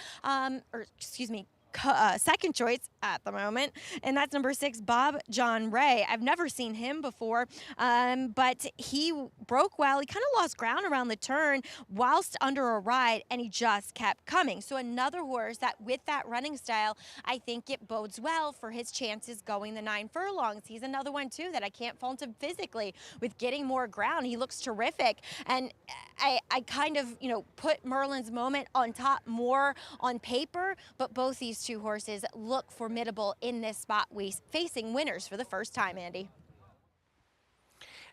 It is a tricky race, and I think Maggie made good points about the 4-horse coming out of horses that ran better, because a lot of them met. The runner-ups in both the 4 and the 6's races came back and ran, and runner-up in this race, Sarah, who I think both of us kind of liked, didn't do any running, and the runner-up in the 4's race came back and ran very well. But I will say that Bob John Ray did run impressively to win this race. He did, and maybe it's a factor where the distance helped him out a little bit, getting that experience under his belt, improving second time out. Those are all possibilities, but I think looking at the level of competition relative to these two horses, as well as the discrepancy in price between the two of them, it's a valid argument to make. And I think the other thing is, now listen, with all due respect to Jimmy Bond, he doesn't have the barn like Chad Brown's, and Chad Brown's always going to take more money than Jimmy Bond's horse. And one of the reasons that I went to the number 4 is that I just felt like it was, I don't know, a coin flip, but I thought Merlin's Moment and the 6 Bob John Ray were similar, and you're going to get a better price on the 4 Merlin's Moment. It's an interesting race, and we'll see just how quickly they go towards the inside, because you never really know. But you have to imagine Bad Larry's coming out gunning. If he's not in front, I don't know what the game plan is for him. At least with Jose Gomez in last race, give him the chance to do something. Yeah, I mean, if you're stretching Bad Larry out to 1 1/8 and your plan is to rate him, I think you may need to reevaluate your idea of how to win horse races. They're almost all in line. Chris Griffin has the call with the 3rd. Last to load.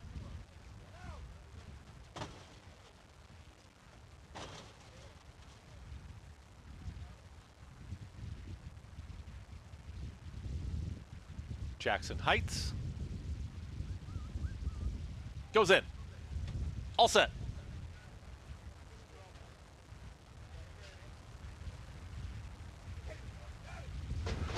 And they're off. Step slow for Jackson Heights and Manny Penny. The speed is with Bad Larry and Alla right to the outside. These two into that first turn together. Just going to tuck in behind them. That's Bob John Ray, is cornering wide, but is right in behind now the battling duo. It's going to be Bad Larry and Lane Leslie. They're going to push the tempo. They're up by a quick length, called a length and a half. Alla's not going to let the leader get away, and they are now 5 lengths in front of Bob John Ray, who's well settled in 3rd. To the inside of Bob John Ray comes Merlin's Moment, who's tracking in 4th. Very spread out here as they work to the backstretch. Boys Code, 2nd to last. Manny Penny and the trailer, Jackson Heights. 24.40 for the opening quarter mile. Bad Larry's got the lead. It's Bad Larry who's hounded by Alla towards the outside. These front two still about 5 lengths clear from Bob John Ray and Manny Franco.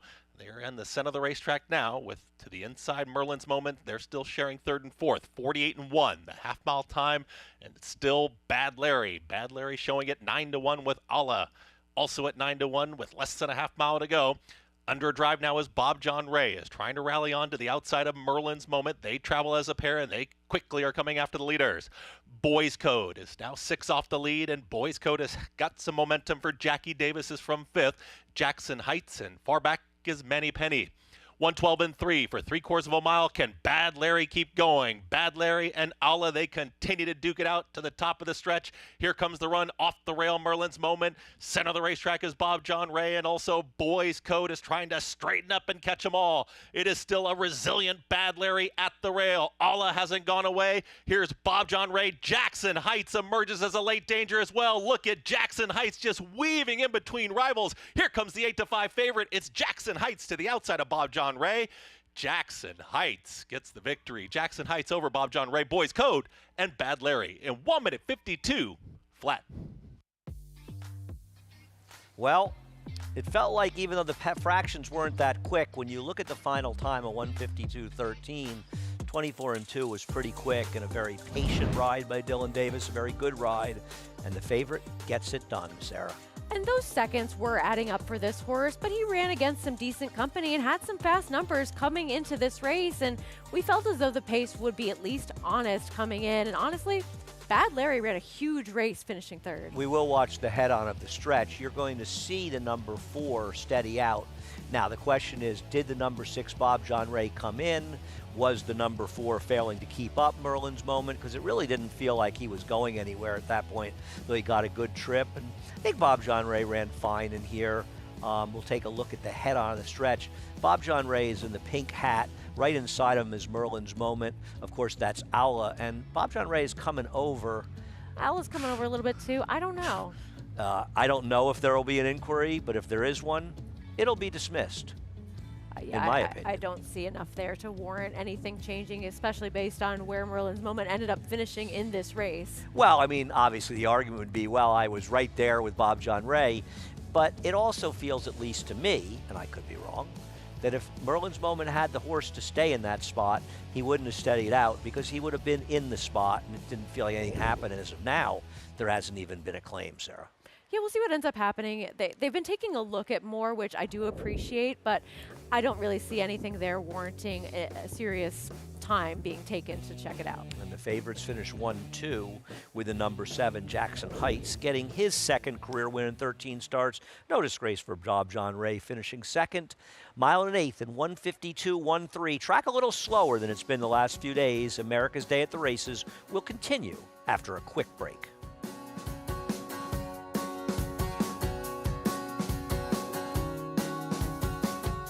Flightline is in full flight. Flightline turns it on at the top of the stretch, and he's in cruise control. And Flightline takes off! Take a good look at this, because you're not going to see this too often, maybe never again. Flightline, 20 lengths clear. World-class racehorse, world-class performance at a world championship event.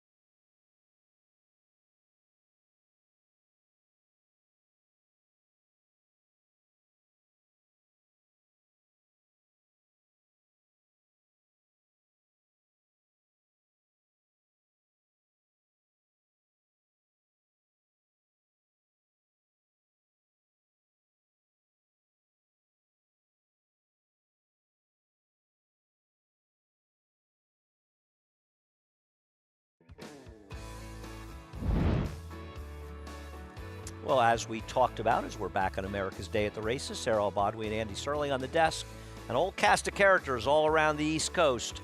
As we discussed, there is a trainer's objection against the number 6, the second place finisher. Makes you wonder if Louis Rivera said, I don't want to claim, but I guess the trainer claimed in this case, and you and I believe this objection will be dismissed. We do, and Jackson Heights ran well to finally get that second win of his career in here. And with Bob John Ray, can you say that he came in a little bit, maybe Aula came out a little bit? Sure, but we're both of the same mindset that Merlin's Moment at that time when the spot was open for him, he didn't have the horse to go through, and it's not as though he made this re-rally after steadying after. He would have been in the spot if he had the horse to keep up. An absolutely perfect ride by Dylan Davis gets it done with 8-5 Jackson Heights. Now, he is unaffected by the inquiry here, so even if there were to be a DQ, which you and I both believe there won't be, but once again, always good for the stewards to be looking at it, and this is probably one they looked at, but like us, they probably looked for a second and said there's nothing to see there. Obviously, the trainer of the number 4, Merlin's, feels differently, but there has been no change in the order of finish. We will be back 7-6-5-2 in race number 3.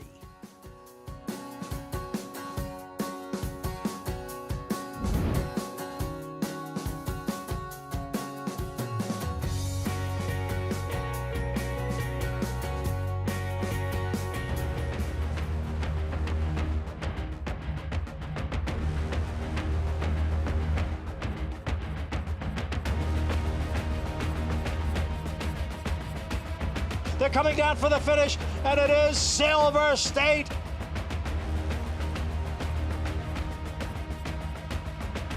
$140,000. Grade 1 winner Silver State, standing at Claiborne Farm. Bet the final leg of the Triple Crown no matter where you are with Naira Bets. Available nationwide, Naira Bets is the official betting app of the Belmont Stakes with video streaming, weekly promotions, and an easy-to-use betting interface. Celebrate the historic first Belmont Stakes at Saratoga Racecourse and be part of the action with Naira Bets. Scan now for your free $25 Belmont Stakes bet, plus a $200 deposit match for new members. Gunrunner is the sire of 11 millionaires and 10 Grade 1 winners, including Gunpilot, Vava, Toyota Bluegrass winner Sierra Leone, champion Echo Zulu, 2-time Grade 1 winner Cyberknight, 3-time Grade 1 winner Taba, track record setter Society, Locked, 2-time Grade 1 winner Gunite, and classic winner Early Voting. Hall of Famer Gunrunner, standing at 3 chimneys. Racetrack Television Network brings you every race, from every track, on every screen, every day. With monthly packages starting as low as $5, RTN gives you great value and access to more live HD streaming and race replays than anyone. Visit RTN.tv today to sign up and watch on almost any device, including Roku and Amazon Fire. RTN has packages that start at $5 per month.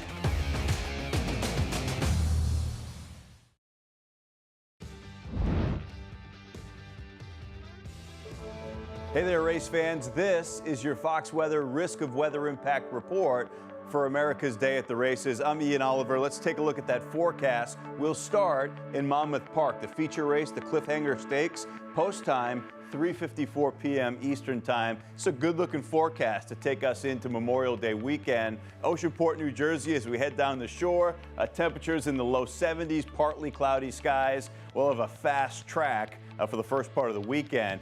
Let's move now to Aqueduct. We've got the big Belmont at the Big A Series featuring the Pennine Ridge Stakes at 3:39 p.m. Eastern Time. That's post time here. Queens, we're looking good too. Partly cloudy skies, those temperatures in the mid-70s. So a great looking forecast to head out to the track.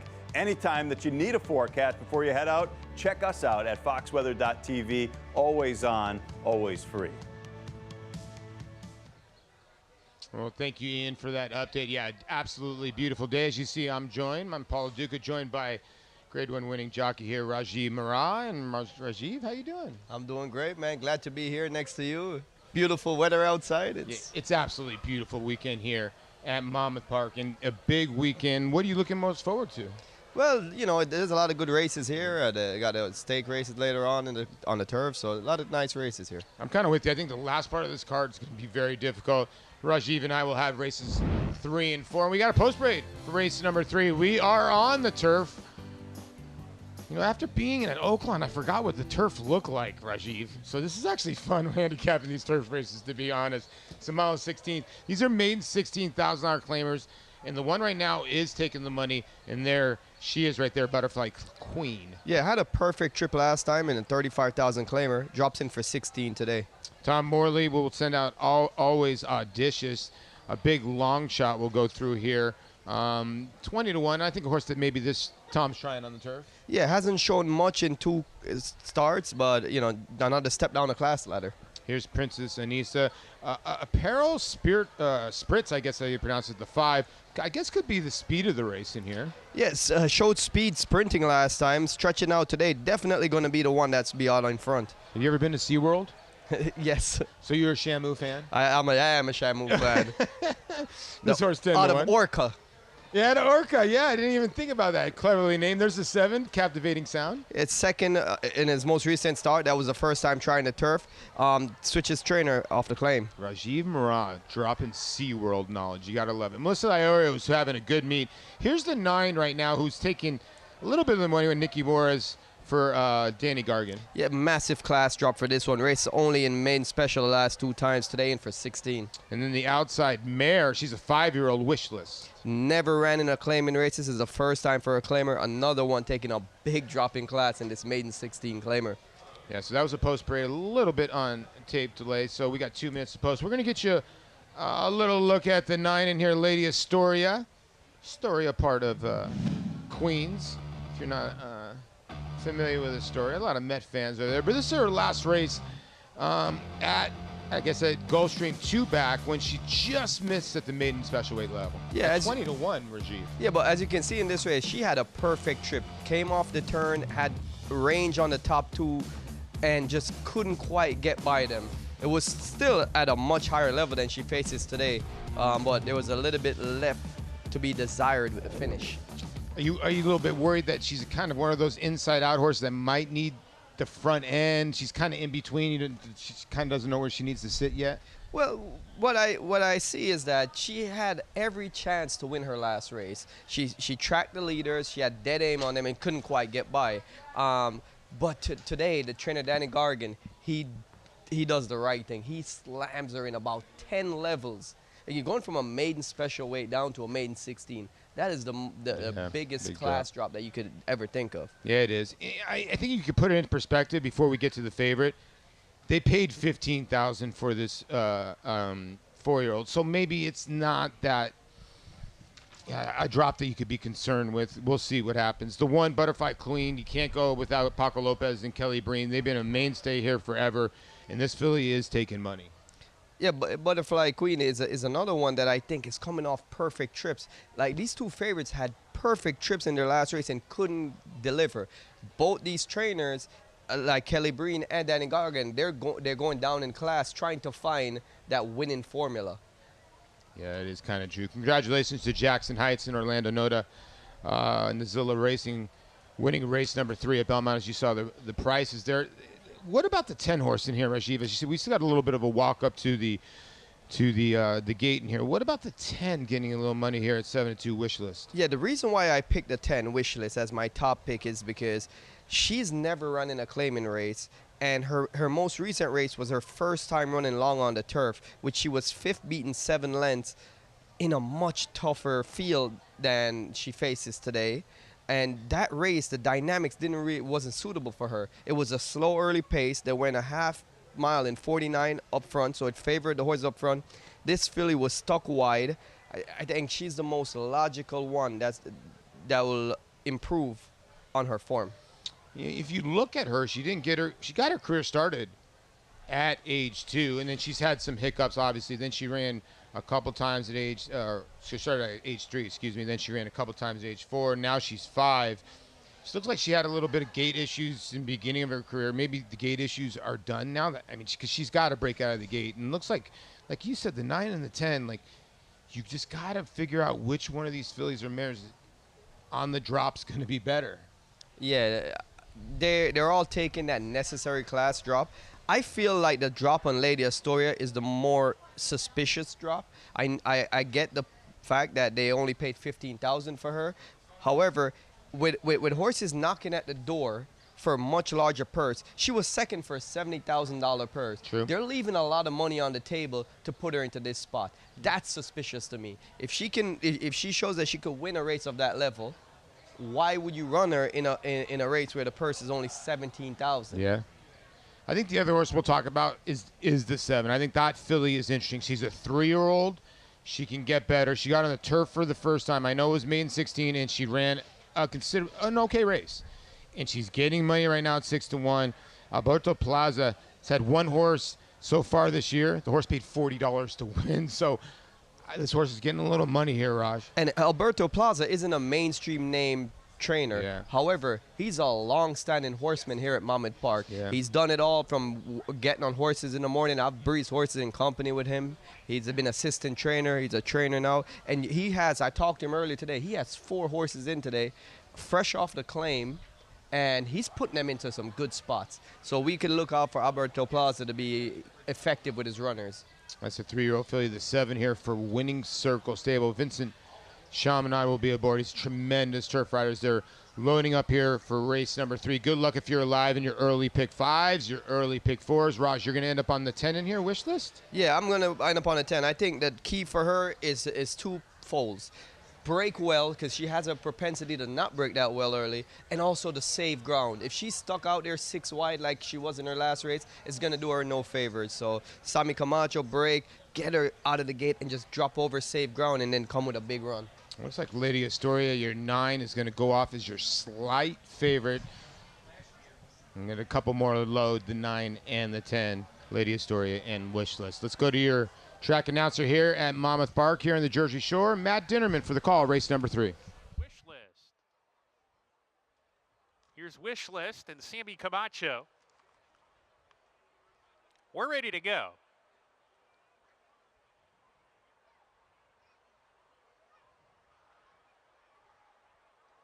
And they're off. Captivating Sound was off slowly. Always Audacious put into play early. Here's Aperol Spritz, though, quicker.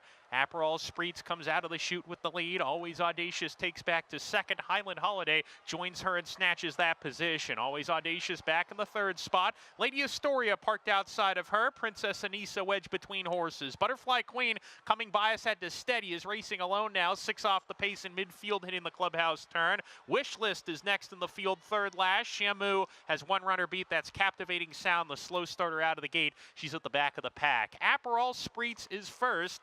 Aperol Spritz, a length and a half in front. In the 2nd spot is Always Audacious down inside of Highland Holiday, swinging up the backstretch. Another length and a half to Lady Astoria. And 4th gets to the 2 path, and there's Butterfly Queen making an early bid. Butterfly Queen a little bit keyed up, takes the 4th position on the outside. Lady Astoria tried to move with her. The jockey had her on a hold, though, and she's back in 5th, now settled down again, and she's 4 lengths off the field in a good position. Another length and a half to Princess Anissa. Wish List are side by side. Shamu and Captivating Sound, those two trailed back together. Captivating Sound under pressure. Around the far turn, Aperol Spritz is the leader here and scampers away on the rail to a 2-length lead. Always Audacious in the 2nd spot, takes up the running. Lady Astoria to check midway on the turn, but she's gathering momentum down on the rail, slips inside of runners, claims 2nd, and tries to get after the leader down on the inside in a tight spot. Lady Astoria is going to try to squeeze through down in there, is asked to finish now. Aperol Spritz in front with Always Audacious, who's tackling. Wish List coming on late. Here comes Wish List on the outside. Wish List got it. Wish List over Always Audacious. Photo for 3rd. Aperol Spritz and Lady Astoria. Good call by Raji Mirage here as Wish List and Sammy Camacho in the last strides. A lot going on here in deep stretch. It looked like the 9 was going to win this race. Nicky Ward is looking for room, and when he found room, his filly did not want to go through that spot, Raj. And then here comes the 10 just as a swoop. Yeah, perfectly timed ride by Sammy Camacho. He did everything textbook. Saved ground early, tipped out in the stretch, and this filly just came with a big finish. And by the way, that's a nice run from Mr. Morley. 41-1, Always Audacious. That's why you always got to try all different surfaces. So the 10 here at 4-1. You get to 2 at 41-1, Andy. Back to you. The Belmont at the Big A. Thanks, Paulie. Nice to see our friend Raj on the set as well. Back here at Aqueduct as the horses are on the track for race number 4 in a big field here, going 6 furlongs on the outer turf course. We can only run the turf sprints on the outer turf course. And we'll start out with the number 1, Play Freebird for fans of Leonard Skinnerd. And you're getting a good price if you like this one, and deservedly so. Junior Alvarado getting the mount on this one for Gary Contessa. The 2 Capital Spending, a very logical player, 8-5. Jorge Abreu and Flavian Pratt went by. The 3 Equinox at a big price. Switching over to the grass, there isn't overwhelming suggestion to think that she'll suddenly move up. The number 4 Secessionist goes out for Jimmy Ferraro and Louis Rivera. Hopefully this one appreciates the switch to grass, is going to need to. The number 5 Generous Lava goes out for Rick Dutrow and Irad Ortiz. This horse had a terrible trip, first time out, rank, steadied multiple times, early move, hoping for better today. Naughty Destiny off a layoff for Christophe Clement and Dylan Davis went by. The 7 Troubled Luck. This horse did have some trouble in that turf start, but it's a little bit deceiving. Heavenly Girl, Horacio De Paz and Manny Franco. Makes some sense. Another step forward, second off the layoff. La Indecente, the long shot. Making her third start, first time on turf. We're going to take a quick break. Perhaps we'll be resuming with the post parade. Be right back.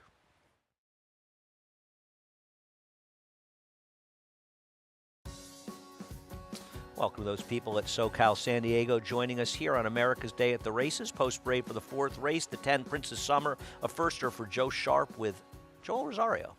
Really dead on the board right now relative to those connections. Jimmy Bond trains Torrigo with Javier Castellano. One of 2 that did have some trouble in that last start. And rounding out the field is Welcome Back Babe, named for Rick Dutrow. Michelle Nevin trains for Jose Gomez. It's kind of more of a dirt pedigree, but we'll see if this one ends up taking to the turf. Is a half to horse that won on the turf, though I tend to agree with you. It's more of a dirt pedigree. Sarah Albadwi and Andy Serling on the desk here at Aqueduct. A whole cast of characters down at Monmouth. And a new person joining us down in the paddock. The MIG is down there. We'll get to him shortly. And Acacia Clement is up in Saratoga getting some good information as we head towards Belmont Stakes Week. We're racing through Monday Memorial Day here. And then we're heading up to Saratoga for what we've all been waiting a long, long time for, Belmont Stakes Festival at Saratoga. Absolutely. It'll be an exciting weekend. Plenty of graded stakes action coming up that weekend. An historic moment overall to be able to have the Belmont Stakes up in Saratoga. It's been run at different distances before. I know many lamenting that, but we have to change, and sometimes change is okay. You know, it's horse racing. People like to lament. There's the number 2, the favorite in race number 4. And I have no knock on this horse. I don't want a short price, but Capital Spending seems like a logical horse that did have some trouble first time out. Trouble happened earlier in this race. Capital Spending on the inside. Torriga didn't have the best of trips either.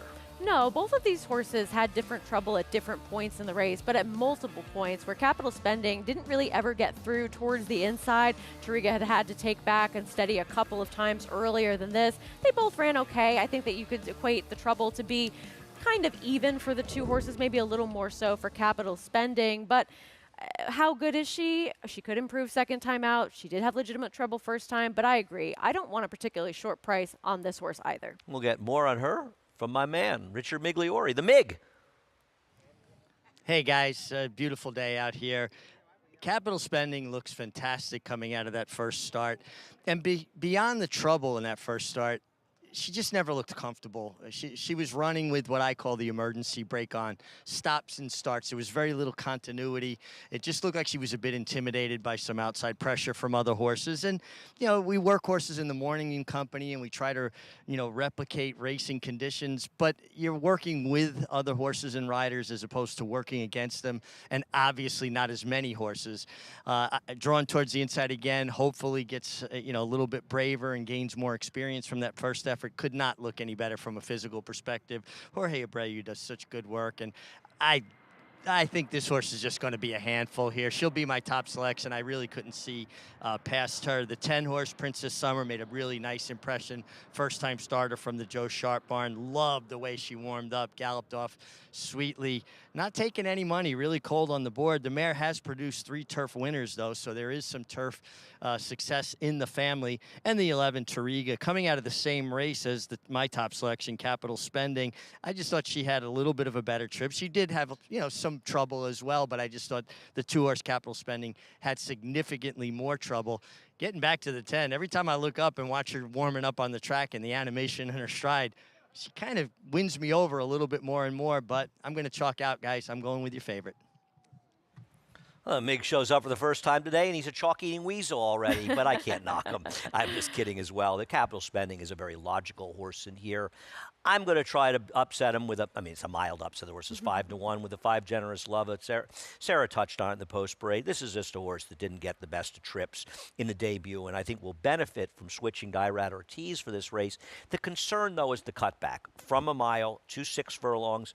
Cutbacks don't work in turf the same way they do on the dirt, and also this is probably a better field than he faced first time, or she did first time. I agree. I think there's a lot of things to dislike about the first race that this horse had, but also to suggest that this horse has some ability. Really headstrong in the early stages of that race, made that early move out wide, and then ultimately flattened out going the mile distance. But I think the concerns are definitely fair. I think this field is better than that one. And also, when you're looking at a horse that already had that trouble early on in a race, cutting back in distance, the time to figure things out is shortened, and the pace is quite a bit quicker, so we'll have to see where she ultimately ends up stacking up, but likely to get a better trip than she did last time. If you want a long shot, Sarah's got one for you here with the 9, La Indecente. This is a situation where we've had a trainer that is one of the more low-profile connections, yet over the past month, we're dealing with a lot of success. Carol T was a horse that had a race going back that made her contentious, and she won at 23-1 about 2 weeks ago. First-time starter won yesterday, 20-1. He was 0 for 29 with first-time starters over the past 5 years. And he also had a horse named Dangerous Driver who outran his 13-1 odds on May 12th, running third. The bullet work for that horse matches the one for this horse. His horses that have drilled bullets in the morning have run well coming into their starts at big prices. Those that do not, they haven't shown up. At a big price, I was willing to take a little bit of a shot. Maybe that angle means absolutely nothing, but it was something that I noticed that I thought was worth paying attention to when connections like this do start popping up, and it's all the same ownership group as well.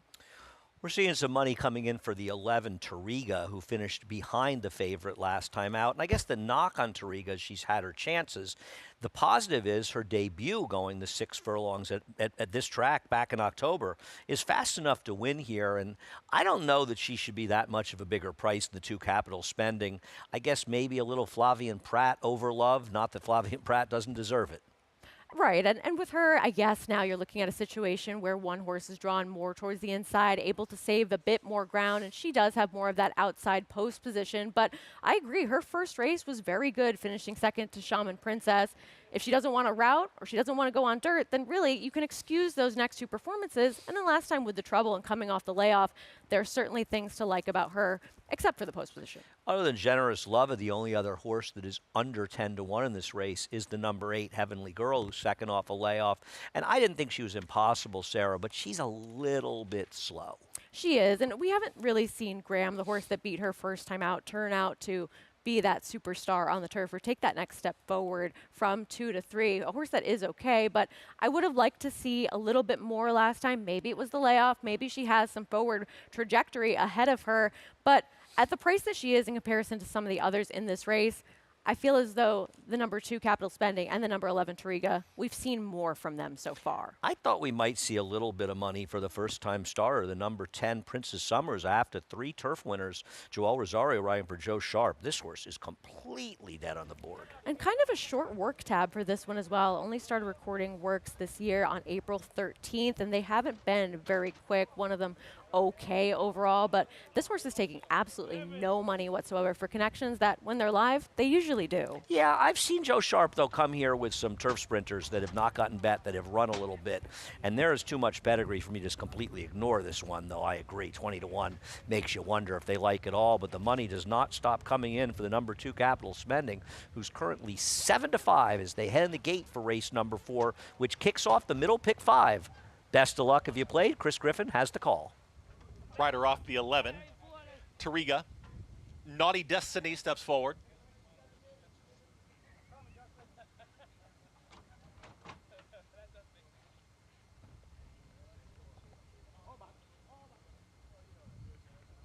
Still 2 back. Tariga being led forward.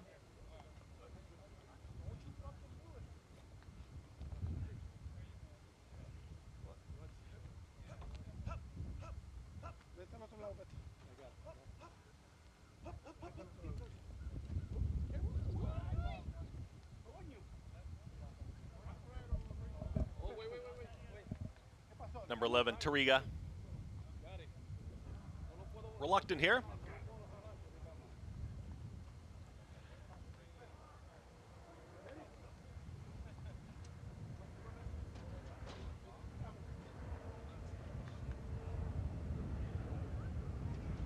Is now in.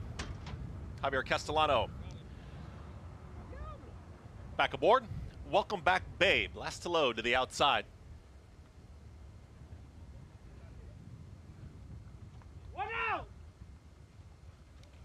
Here's Welcome Back, Babe. And in. All set.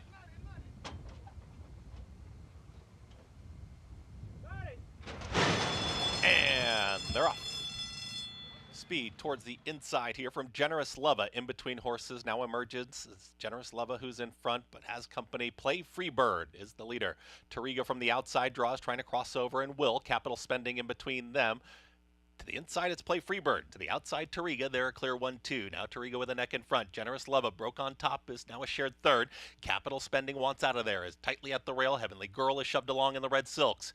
Equinox is in behind them. Just had to check. Gets passed by Welcome Back, Babe to the outside, but now Equinox now re-rallies. They went 22 seconds flat for that opening quarter mile. Further back in the field comes Naughty Destiny. In behind Naughty Destiny, La Indecente, then Troubled Luck. The two at the back, Secessionists and the trailer Princess Summer. They reach the top of the lane. Tariga is the target. It's Tariga with Generous Lava in pursuit in the center of the race course. Here comes Play Freebird, who's trying to re-rally. Equinox is rallying on as well with Heavenly Girl, but Tariga just sprinting away. Javier Castellano and Tariga, they are now 3 lengths in front with a 16th left to go. Within range as Heavenly Girl is alone in second, but it's all Tariga. Tariga gets the win. Tariga wins it over Heavenly Girl. Then came a late rally from Naughty Destiny and Equinox in 1 minute 8.50 seconds.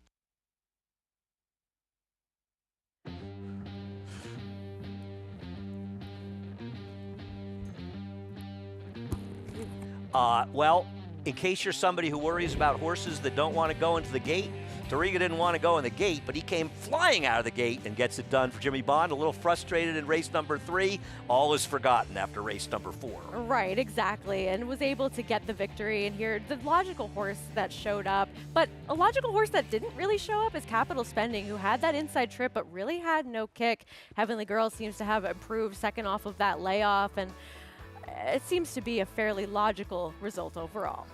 Well, especially with the two not showing up in here, and I agree. Capital Spending broke well in here. I'd have to watch again to see if he got shuffled, but even when he was doing some running in the stretch, it's not like he was passing horses. I think horses were passing him outside, disappointing second time out. But Tariga, he was ready to roll second, or she was, excuse me, and that speed indicated that she just probably needed that first start, and she had the trouble, and she ran back at least, if not better, to the first start. The 8 improved Heavenly Girl, and the one thing that Sarah and I were worried about Generous Lava was, would she be able to keep up early? Well, she was able to keep up early. It was late. There was a problem with her keeping up.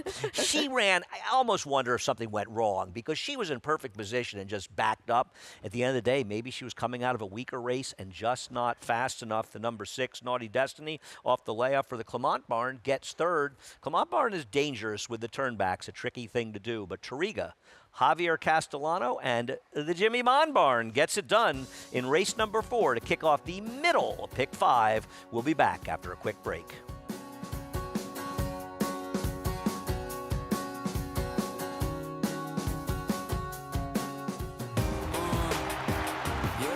Charlatan is back, and he turns it on with 1/8 of a mile to go.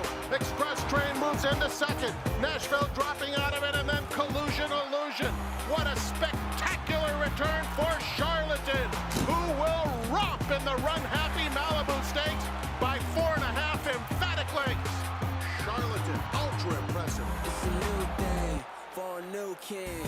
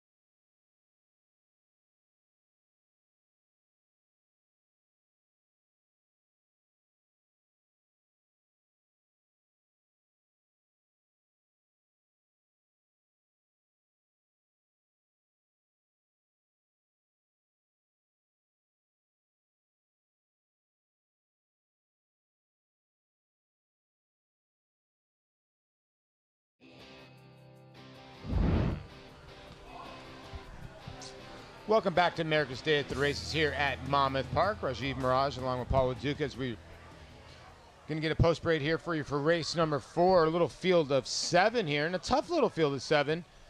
And the conditions in here, they kind of read pretty funky. So, like, it's horses that have never won 3 races lifetime, which does not qualify for any of these horses. They've all won more than 3. Or horses that have not won a race since November 25th.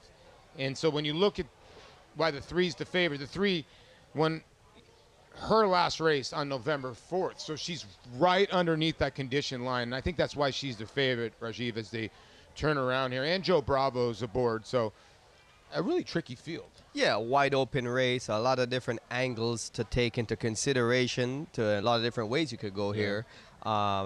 The condition, like you said, reads specifically that these horses have not won a race in 6 months, but they're all multiple winners. Yeah. And the holistic view of this race is that there's quite a bit of a speed in here, and I think there's going to be a speed duel, and probably it's going to take a toll on the early runners. And Larimore could be one of the speeds. Here's the 2 Our Little Tiger for Melissa Iorio. I've been impressed with, by the way. Yeah, Melissa Iorio is a nice apprentice. She's coming along, learning and riding better every time. Here's Tappett's Girl with Joe Bravo. Yeah, Joe Bravo looking for his first win of the meet. This one hasn't run since last September. Threat Level Midnight, Paco Lopez and Jorge Delgado, they're going to take money. This horse does have some speed, and Delgado's gotten off to a good start. Here's Sweet Blindness. Yeah, Sweet Blindness hasn't run since September 2023, dropped significantly in class, and cuts back in distance. A good angle for the Wayne Potts barn. Flip My ID is some speed. And then the outside, Matula for Jorge Hernandez and Mario Suri, who's gotten off to a great start. Yeah, hot connections, but this horse hasn't done much running in its last 6 races. Yeah, he's another horse, though, that did win in November 12th. So 11-1. So we got a couple minutes, about 3 minutes, to get your wagers in here at Monmouth Park. Let's get back to the New York. As Javier Castellano, like you said, Andy, didn't want to go in the gate, but came out like a rocket. If you had Rajiv using holistic on your bingo card, you are way ahead in today's show. Can't wait to hear what else comes out during today's America's Day at the Races. But if you had Tariga, you really didn't have a lot of anxious moments, Sarah, in race number 4. No, she ran very well. I guess the anxious moment was before the race when she was hesitant to go in the gate, at least maybe for her. But she ran very well in this spot. She was a logical type. She was forwardly placed. And Javier Castellano was able to deliver on a horse that maybe had a little bit of dirt up form with that turf route, that dirt race, as well as coming back off of a layoff next time. The no-show in this race was Capital Spending, who was your favorite. Yeah, I mean, she's sort of lumbering down the inside to make up ground, but she's getting passed by outside horses. And as it turned out, it was mostly dominated forward with the 11 Tariga, proving to be much the best in race number 4. 860 under Javier Castellano. Little 11-8 exacta paying $13.80 for a buck. Kicking off the middle pick 4 as we'll head back to the guys at Monmouth, Rajiv and Paulie. Thanks, Andy. Thanks, Sarah. As you see, the horses are warming up for race number 4. You got 2 minutes to get your wagers in. And right now, the 4 is your favorite at 2-1. We'll talk about your horse you like here a little bit, the 5, Sweet Blindness in here for Abnel Boca Chica. Yeah, I'm going to take a flyer here with this horse. He's actually a big overlay right now, 6-1 from the 7-2 morning line. The reason why I picked him is that, picked her is that Sweet Blindness hasn't run since September, but she was running at a way higher level, an optional allowance race at Finger Lakes, where she was 4th. Prior to that, when she last sprinted at this kind of distance, she won by 6 lengths. June 6, 2023. So now she's getting back to sprinting. She's taking a drop in class. And Wayne Potts, it's one of the best angles for this barn is when they take horses off 180 days or more layoff. It's a strong suit for him. So I'm not worried about the layoff because of the trainer connections, and I think this horse is going to run a race today. I can see it at 6-1. You're getting your price wherever you like. I think the 7 is interesting. Jorge Hernandez in the irons for Mario Soria. Like I said, is having a very good meet. Since the horse has left the Jamie Ness barn, has not been the same, but maybe can get back into my form. And I apologize. The 6 is Flip My Id, by the way, who's probably might be the speed of the speed. So it's really, how does this play out? Do you think the 4 actually should be the favorite? I don't think it should be the favorite. I think it's getting bet because of the connections. Strong connections. Top jockey Paco Lopez, high percentage trainer Jorge Delgado, and that's what's taking most of the bet. And it's definitely not on paper. Jorge Delgado claimed this horse for $12,500 2 starts back. Runs her the first time he's run her for $5,000. So it cuts her in half, and she only managed to finish third. Didn't impress. If he could go lower, he would be running her for half of what he's running her today. And for those reasons, I didn't pick her. And I know you picked Matula. I don't see it here with this filly. She just hasn't run a race that would be in the ballpark of winning this race lately. No, I get what you're saying. When you look at the 4 in here, her turf numbers are just so much better. Now, she's only run a couple times on turf, and Rajiv's kind of right about the 4. Like, she's not a win machine. She kind of runs second and third. Now, Tappett's Girl to 3. This is a horse that's dropping for 5. She's never been that low. Now, she did drop for 16 in September. You get Joe Bravo. The blinkers come off. You were talking about Alberto Plaza. I mean, I'm sure this horse has got to have a look in here. And that would be my other pick. If it would be between Sweet Blindness and Tappett's Girl. I think there's most likely one of these two are going to win. For those reasons that you mentioned, Joe Bravo comes here. He doesn't really usually ride this level of horse unless he's confident that it has a live shot. Joe is more picky about the mounts that he rides. He likes riding in the higher level races. So it's surprising to see him show up on a $5,000 claiming race. Well, if you like a smorgasbord of nice prices, you came to the right place. I even think the 2, well, Melissa, you were talking about their speed in here. I couldn't find anybody in this race, but the 2 at least is past horses, so I could see the 2 running in this race. This mare at 6 years old for Kathleen O'Connell as well. Yeah, the dynamics of the race is definitely going to suit her. She is going to be dropping back early. And the faster the pace, the more beneficial it will be for her. I know Melissa will be hoping that there's going to be a big speed duel in front, and Our Little Tiger would come running into that. Well, hopefully you're alive in your pick 5s. You got 5-1 in the first race. Race number 2, you got a nice little 4-1 shot.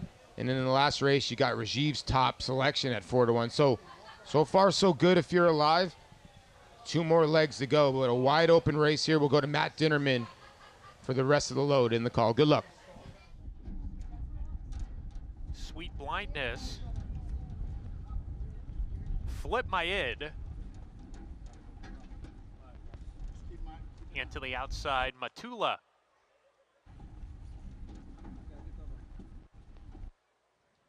We're ready to go. And we're off.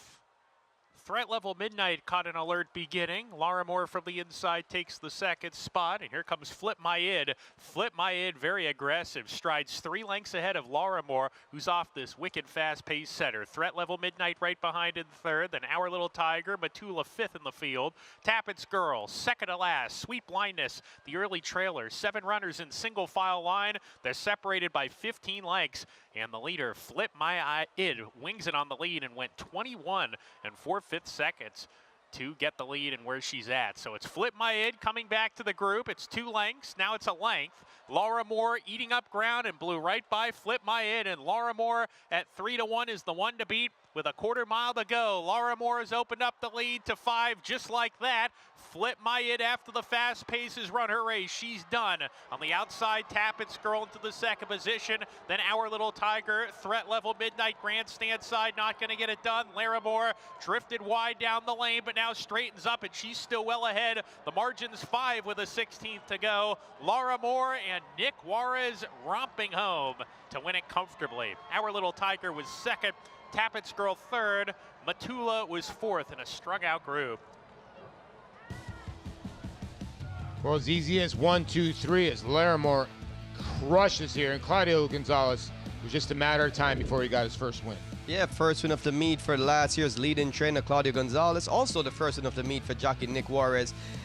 Always was in a good spot today. As you can see, Flip My Id was just on a mission early, running off too fast.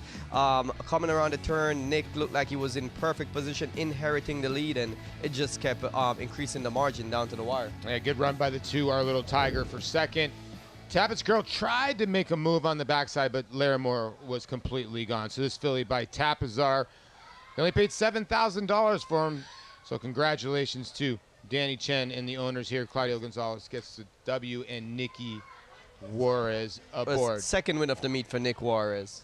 3-1, by the way. Closed off as your, I want to say, second choice.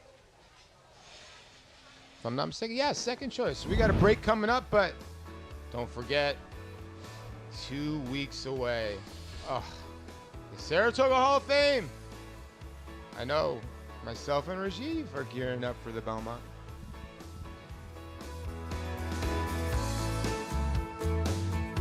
Introducing a stallion, as top class as they come. In 22 career starts, he won or placed in 12 graded stakes, competing in 15 grade ones, earning over $1.7 million.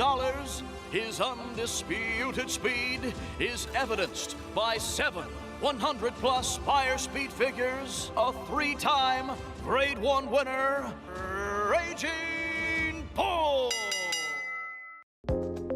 Don't miss Penn National's signature event, Penn Mile Night, Friday, May 31st at Hollywood Casino at Penn National Racecourse. There are 2 Pennsylvania bred stakes, each with a $100,000 purse, plus the $150,000 Penn Oaks. It's all capped off by the $400,000 Grade 3 Penn Mile. Before the races, don't miss our special meet and greet with our guest race caller Larry Colmus. Friday, May 31st at Penn National. First post 5 p.m. Number 1 is Mo Donegal by Uncle Mo. And they're off in the Remsen. As they come on for the finish, and it's going to be tight here in the Remsen. Mo Donegal.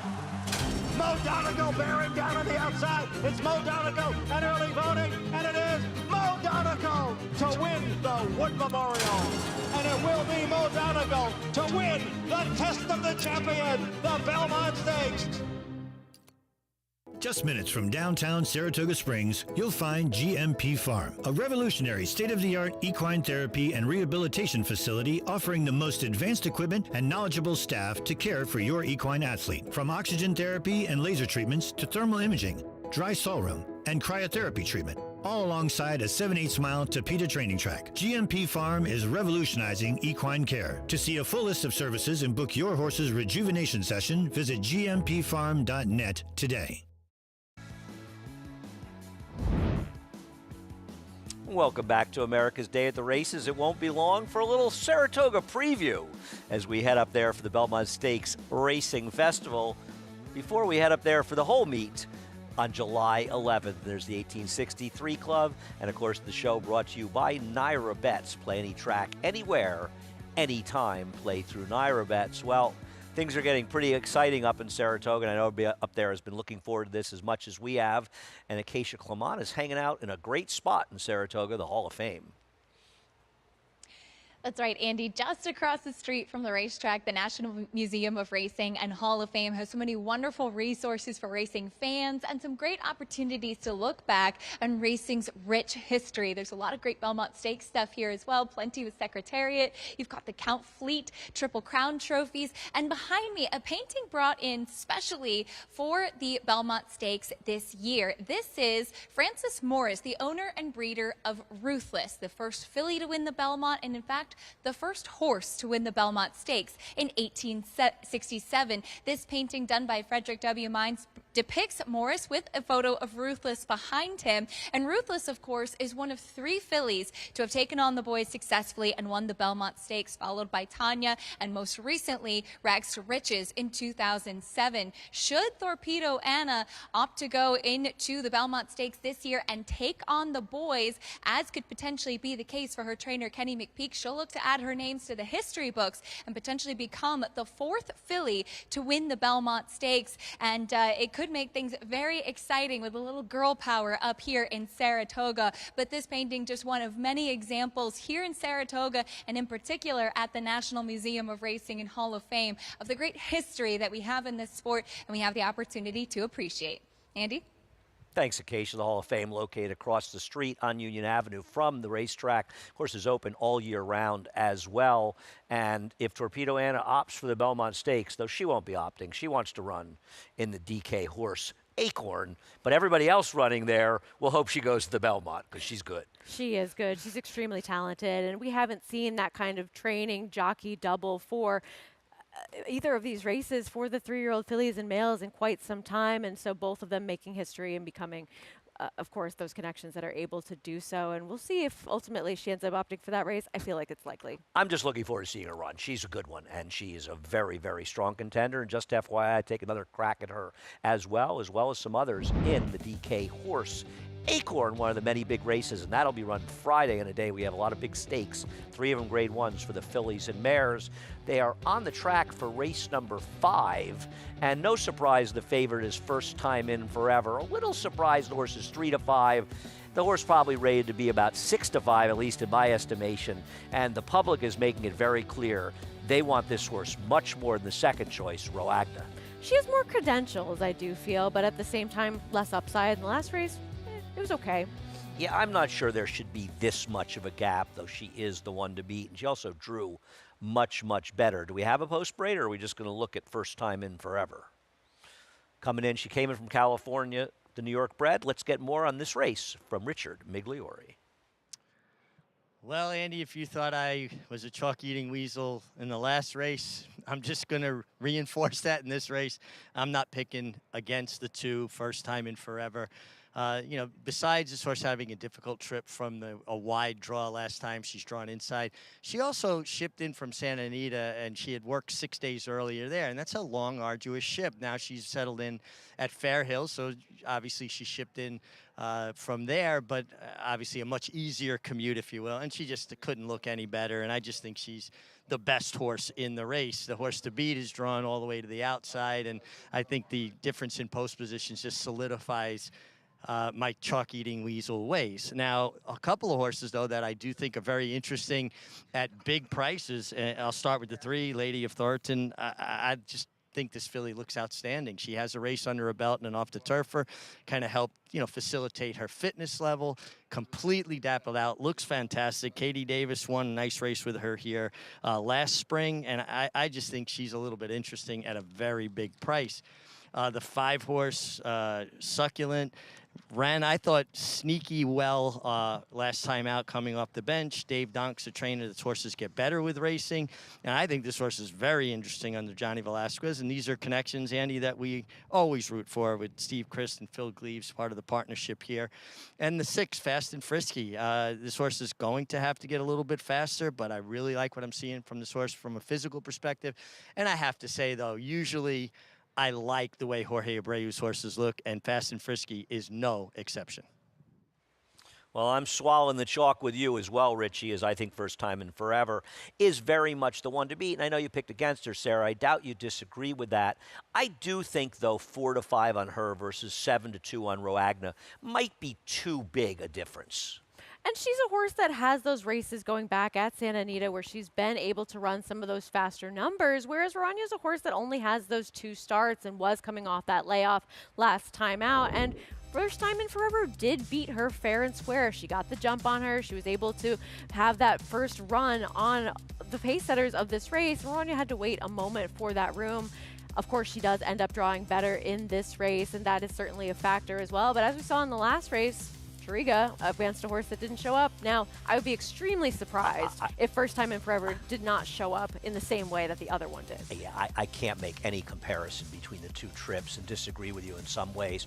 First Time Forever was 3 to 4 wide every single step of the way, never really in a good spot in here, whereas Roagna was a little off the rail. She angled wider coming the stretch, but from a ground loss situation, First Time In Forever ran a significantly better race, and now she gets post 2, and Roagna gets post 10, where she had post 10 last time Forever. So from a likely trip scenario, it isn't even close. Now, I guess the argument is First Time Forever's had a lot of chances, but she's a multiple winner. She's won 3 races, don't forget. Roagna has limited races, and she has a chance to get better. I think the question for Roagna is, do we yet know if she's really necessarily good enough? And that's a fair question to ask at the price differential. If it's not enough to separate these two, I would understand that with the more proven type of horse versus the one who has run well in both of her starts, but we don't really know what quality she's made of. And as far as first time and forever, nothing about the ground loss really differentiated those trips to me in terms of what I was trying to say before. Yes, I do agree with you that there was significantly more ground loss by first time and forever, but she made the first move before Roanya did. Was that necessarily the best move? I don't know. Yeah, I mean, there was a runoff speed in the race. I don't know. We'll see. Listen, I don't think it should be 4 to 5 and 4 to 1. If somebody said to me you have to bet $20 on one of these horses, I would bet the 10 at 4 to 1. I don't disagree that from a value standpoint, the 10 may be a better play. I expected the gap to be less significant. I know a lot of you wine connoisseurs out there, you snobs, but really quietly, you like a good boxed wine. Can boxed wine take a step forward? Because she does have to improve off her maiden win, but she too is lightly raced for Phil Antonacci. And she's a horse that really did take that step forward from 2 to 3 based on the numbers that she was able to run in that last start. Now, I think this is a situation where she had a pretty perfect setup. She saved ground, she angled out, she had clear run after being able to stay towards the inside in this race, but she did take that big step forward from 2 to 3, and if there is another one in reserve for her, she could be a player. I don't really see her as competing with the two horses that we've spent most of our time discussing in First Time and Forever and Roanya, but it's not as though a step forward is completely impossible or out of the question. Yeah, and I don't really see any of the others. So many of these horses have had many, many chances. And of course, as Richie said, I'm rooting for my good friend Steve Chris to be successful with Succulent the 5, but she's had a lot of chances. She's also a horse that doesn't have a lot of speed, and I don't know how they're going to be going here. And I think that's another thing that really favors First Time Forever. She figures to get much more forward position, not just because of her post, but her natural speed puts her in a more forward position in here in a race that, frankly, on paper, yeah, Mim can go, maybe Fast and Frisky can go, but I don't think they're going to be blazing out front. No, and do we really think that Mim is going to go the same blazing fractions that she did last time when it didn't work out on the turf? There's no Mysaria in here. She was a bit of a runoff last time. We'll see what she does in today's race. 4 to 5 on First Time Forever. Flavian Pratt riding this horse. Good to see the New York bred coming to New York. And the number 10, Roagna, dropping down to 3 to 1. So I think a number of people agreed with us that she was maybe a little higher in this race. But it is First Time Forever, the one to beat as they head in the gate for race number 5. Kicking off that middle pick 4 here at the Big A. Chris Griffin with the call.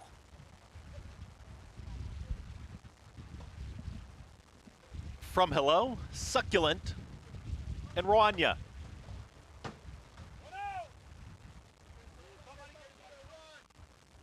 Roanya to the outside, all set.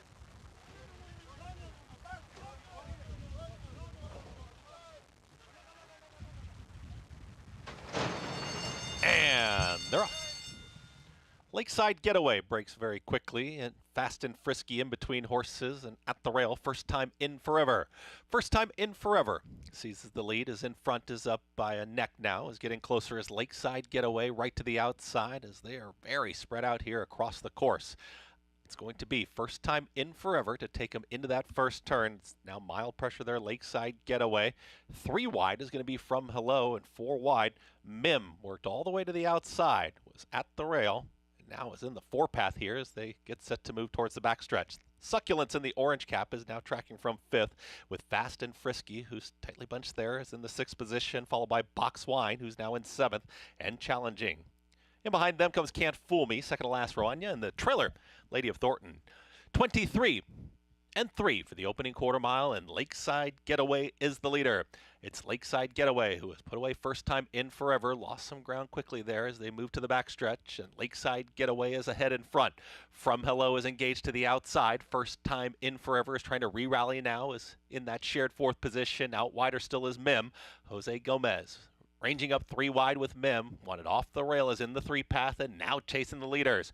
Roanya is now in the frame, and here comes Rania 4 wide. Succulent needs a way through 1 minute 12 and 3 as they reach the top of the lane. Anyone's race. Lakeside Getaway is right there. From Hello is ready to challenge. Here comes Succulent, and Succulent, John Velasquez there in pursuit and diving down towards the inside there. His first time in forever. Can't Fool Me is launching a big bit on the grandstand side. 4 across the course. Succulent is challenging in between horses. From Hello, Lakeside Getaway. Here comes Can't Fool Me to the outside. Succulent gets up. Succulent gets up for the victory over the oncoming Can't Fool Me. Also right there was From Hello and Lakeside Getaway in 1 minute 42 and 4. By John Velasquez, getting Succulent to be more forward, sensing the moderate pace, and taking a horse that's never shown any inclination to be forwardly placed and getting good position. But obviously, and fortunately, nothing seemed to happen because things got tight. Flavien Prat, in a tough spot, decided to try to duck inside. There is that quick gap. Was not able to get through and had to steady severely there with the favorite, and obviously cost her all chance in here. But Succulent gets up.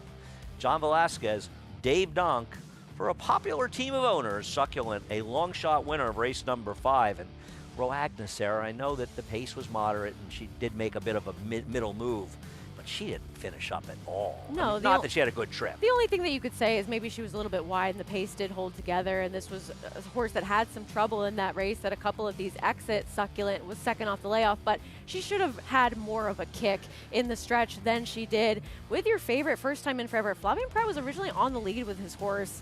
I kind of wonder if he really regrets taking her off of the pace, how much it held together. I was just going to say the absolute same thing to you, and obviously and thankfully everybody's okay and got a little tight. And that's the thing, when you hit that gap, there's more of an illusion sometimes that there's room than there ultimately is.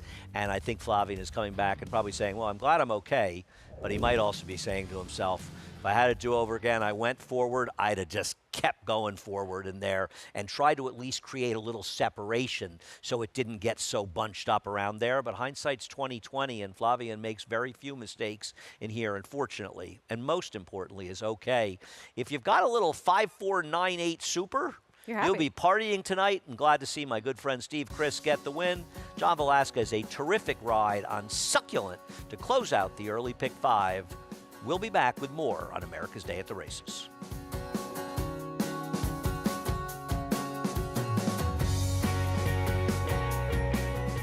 Every sire hopes to have a son to follow in his footsteps. An impressive debut. For Munnings, that son is Jack Christopher. Jack Christopher to win the champagne. Unbeaten Grade 1 winner at 2.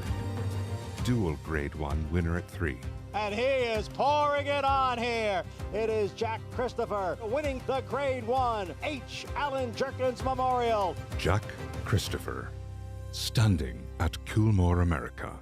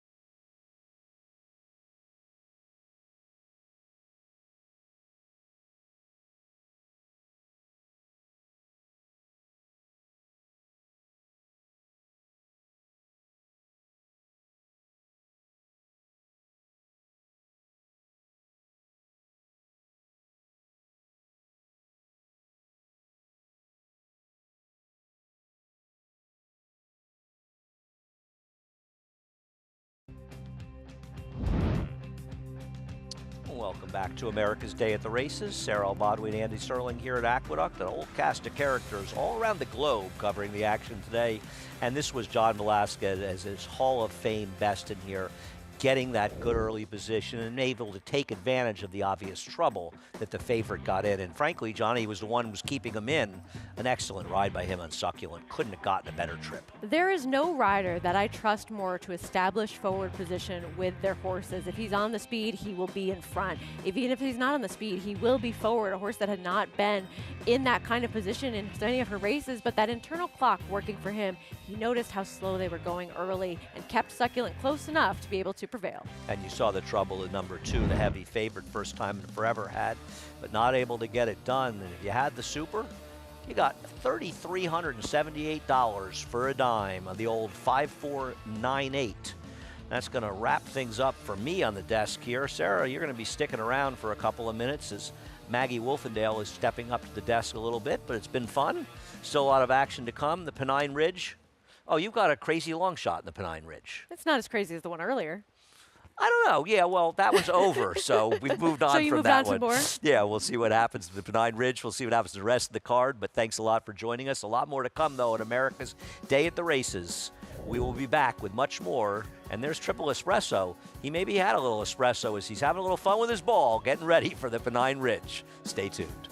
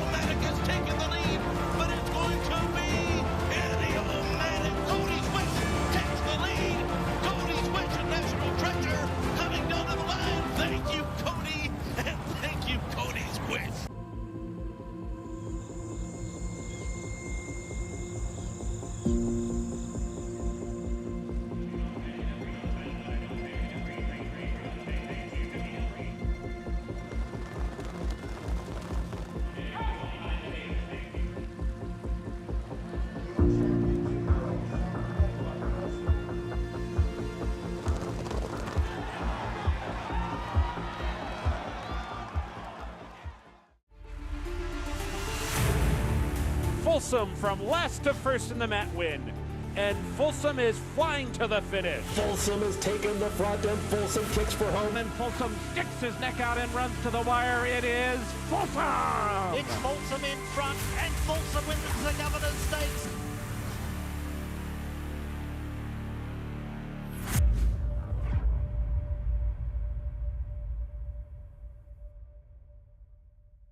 For centuries, the bond between horse and human has been forged in trust and hands-on care. Thoroughbred racing is combining that tradition with cutting-edge technology to raise our standards even higher. New investments in wearable biometrics, advanced imaging, and AI help optimize our safety programs. That opening quarter mile was a quick one. Every day, a commitment to improving their care. So win or lose, it's safety that runs first. To learn more, visit safetyrunsfirst.com.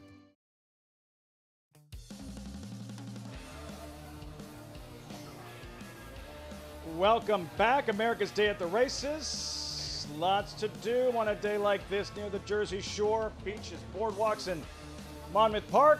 We'll take Monmouth Park on this 5th day of the 79th season, changing on the fly alongside Rajiv Mirage. I'm Lafitte Pinkai. A little nicer this afternoon than the last time we were here, Raj. Yeah, this is the Monmouth Park that we expect. This is the Monmouth Park that we love. This kind of weather, beautiful sunshine, and just a nice atmosphere here. Really good atmosphere, the energy from the crowd, and getting into the teeth of the Saturday program. The Pick 6 about to get underway. We still have the Cliffhanger coming up. Rajiv won it twice. He thought he won it once. I had to remind him, no, there were actually 2 wins in the Cliffhanger. That's race number 7, and live coverage continuing from Aqueduct Belmont at the Big A as well. And easily the most challenging handicapping endeavor coming up in this next 5th race, Raj. A wide open turf sprint for maidens. Yeah, wide open turf sprint. So many different ways to go here. But one thing is for sure, it's going to be a fast early pace. You expect to see fireworks early, and with that, I'm expecting that it'll be a pace meltdown as well. Much more on this 5th race coming up. Again, the pick 6. Our coverage moving over to Fox Sports 1 at the top of the hour. So while we have just a moment, and if it sounds like we're stretching, it's because we are. Another look at the featured Cliffhanger, race number 7, 3-year-olds and older, mile and a 16th. Scratch numbers 3 and 9. Number 7, Forever Super, 5-2 morning line favorite. Data Man, close second choice at 3-1. Kind of a rematch, Raj, when they met at Laurel Park, where Data Man was able to defeat Forever Super. Forever Super, a lot of trouble in that race. See how it unfolds later this afternoon at Monmouth, the Cliffhanger. We'll see you over on Fox Sports 1 as coverage continues on America's Day at the Races.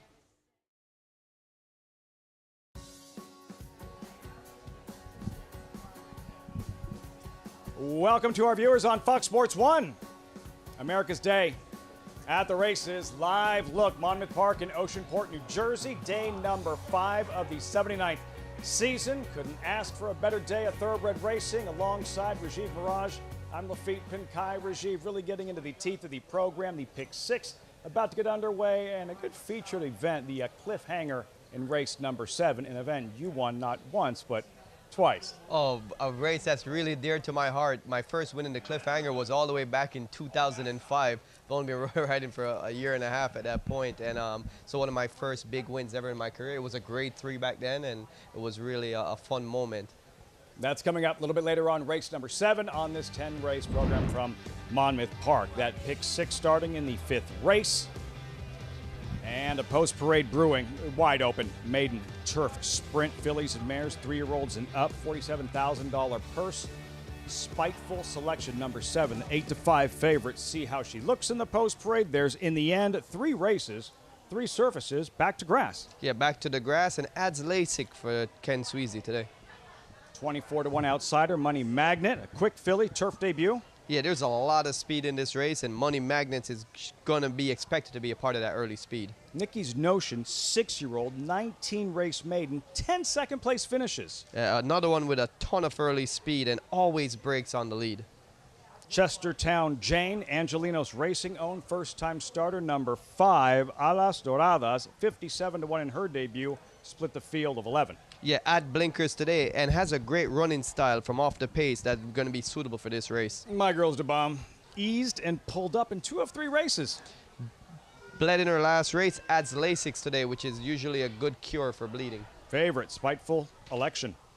Yeah, deserving favorite, second last time at this level at Gulfstream Park. American Saint, Serena Song winning jockey. Vincent Chamano, number 9 at 12-1. Play Misty, debuting filly by No Nay Never. He could sprint on grass. Yeah, out of a Lawman mare, which is a grass on grass. And stage presence, Sienna Farm, debuting homebred. Debuts for Christophe Clement. This filly by Spitestone has been working pretty well. Shows a couple bullet workouts in April. All right, so that's the field. Graduation day for one of these fillies or mares. 5.5 furlong turf sprint as we reach post time.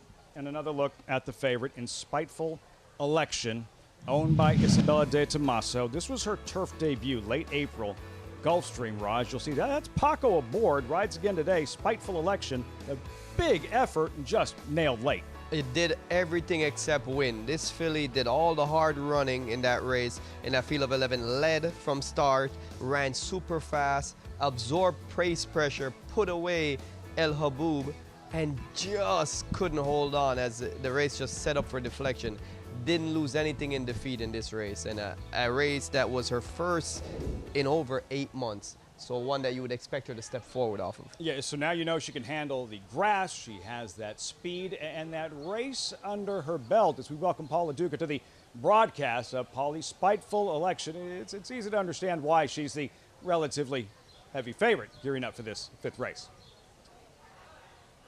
Yeah, I can understand why. She ran a bang-up race, and she actually, to me, looked the best on the racetrack, to be honest. She looked amazing. Paco actually brought her right by me, and she looked like she was just completely under control.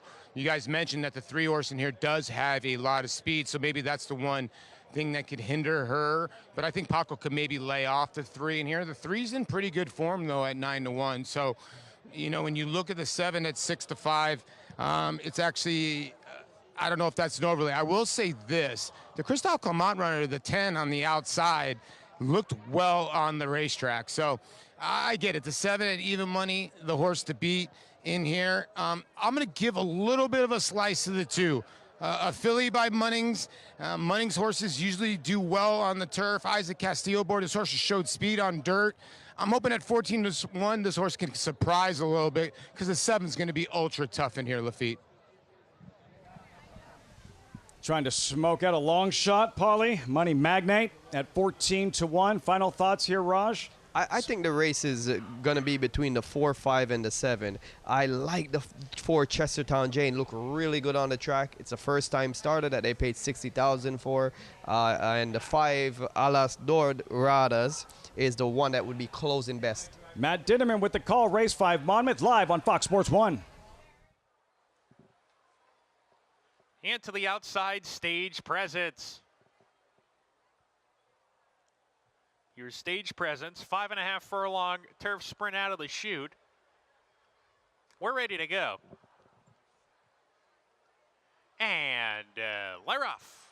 Uneventful start. In the end, from the inside, sent for speed. Money Magnets matching her in the early part. Alas Doradas is right up there with that group as they come out of the chute and make their way to the course proper. A gap of 2 to Spiteful Election in a good stalking position, 4th, ahead of Nikki's Notion down the back stretch. Another length and a half to a line. Chestertown Jane is there with My Girl is a Bomb. A deep American Saint. Play Misty is farther out, and Stage Presence is at the rear. 8 or 9 lengths from tip to tail as they go into the turn. And the leaders getting away now as they round the turn. And in the meantime, Chestertown Jane is bolted. The 4 is bolted and is dropped out of it. Coming to the top of the lane, Money Magnets on the lead with Alas Doradas. They're battling. Here's My Girl is a Bomb. And farther out, Spiteful Election is let loose on the outside. Spiteful Election to the lead, a little bit green, getting towards the inside and kicks away to a 2-length lead. In the end is second. Stage Presence coming home like a rocket, but it's Spiteful Election in front, and Spiteful Election wins it. Stage Presence second, just got up over in the end for that position, and then Alas Doradas. Favorite delivers. Spiteful Election graduates. Didn't run straight. There was some bumping and jostling about midway through the stretch, but in the end, Spiteful Election emerges victorious. Second win in the afternoon for Paco Lopez. Right there, Raj, what happened? Well, she ducked in slightly, but Paco had his hands on the reins, and he was pulling her off. So I think that it didn't really impact too much the opponents. I don't see any cause for any change here. Big effort, Stage Presence, the first-time starter, and what happened with the first-time starter, number 4, Chestertown Jane, bolting, and what a helpless feeling that must be for a rider. Oh, it was scary to even watch. I mean, he had no control, Samuel Marin, as Chestertown Jane. She was running great the first half of the race, and then all of a sudden decides to make a right-hand turn. But Spiteful Election was cleverly ridden by Paco Lopez. She had shown speed in a fast pace last time. He sat off the speed, perfectly positioned, let the duel go on, and then take over in the stretch.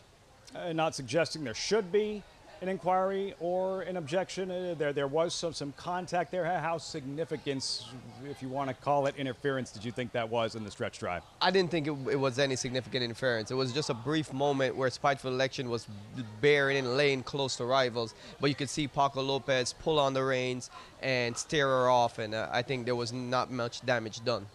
Big run, Stage Presence to complete the exacta, but not able to catch the favorite who delivers. Spiteful Election in this 5th race here at Monmouth Park as we welcome Maggie Wolfendale, Sarah El Bodway to the broadcast, a mere 64 miles away. Guys, good afternoon. Seems like worlds apart, though, Lafitte, as I'm pleased to be up here on the set with my good friend Sarah El Bodway and favorite delivering there at 3 to 5 at Monmouth Park. But we have a feature coming up a little bit later on the card here. Belmont at the Big A. It is your ABR race of the week, the Grade 2 Pennine Ridge. And Sarah, this is the local prep for the Grade 1 $750,000 Belmont Derby to take place on July 6th. And really we'll see where these horses stack up. Some very lightly raced 3-year-olds, Legend of Time, that one that has those qualifications. He's faced some solid horses coming in, but maybe it'll be one of those new shooters that can take that next step forward. Always tough to beat Charlie Appleby in these types of races, as the winner of this Pennine Ridge will get an automatic berth into that Belmont Derby. Goodbye to those watching on FS2.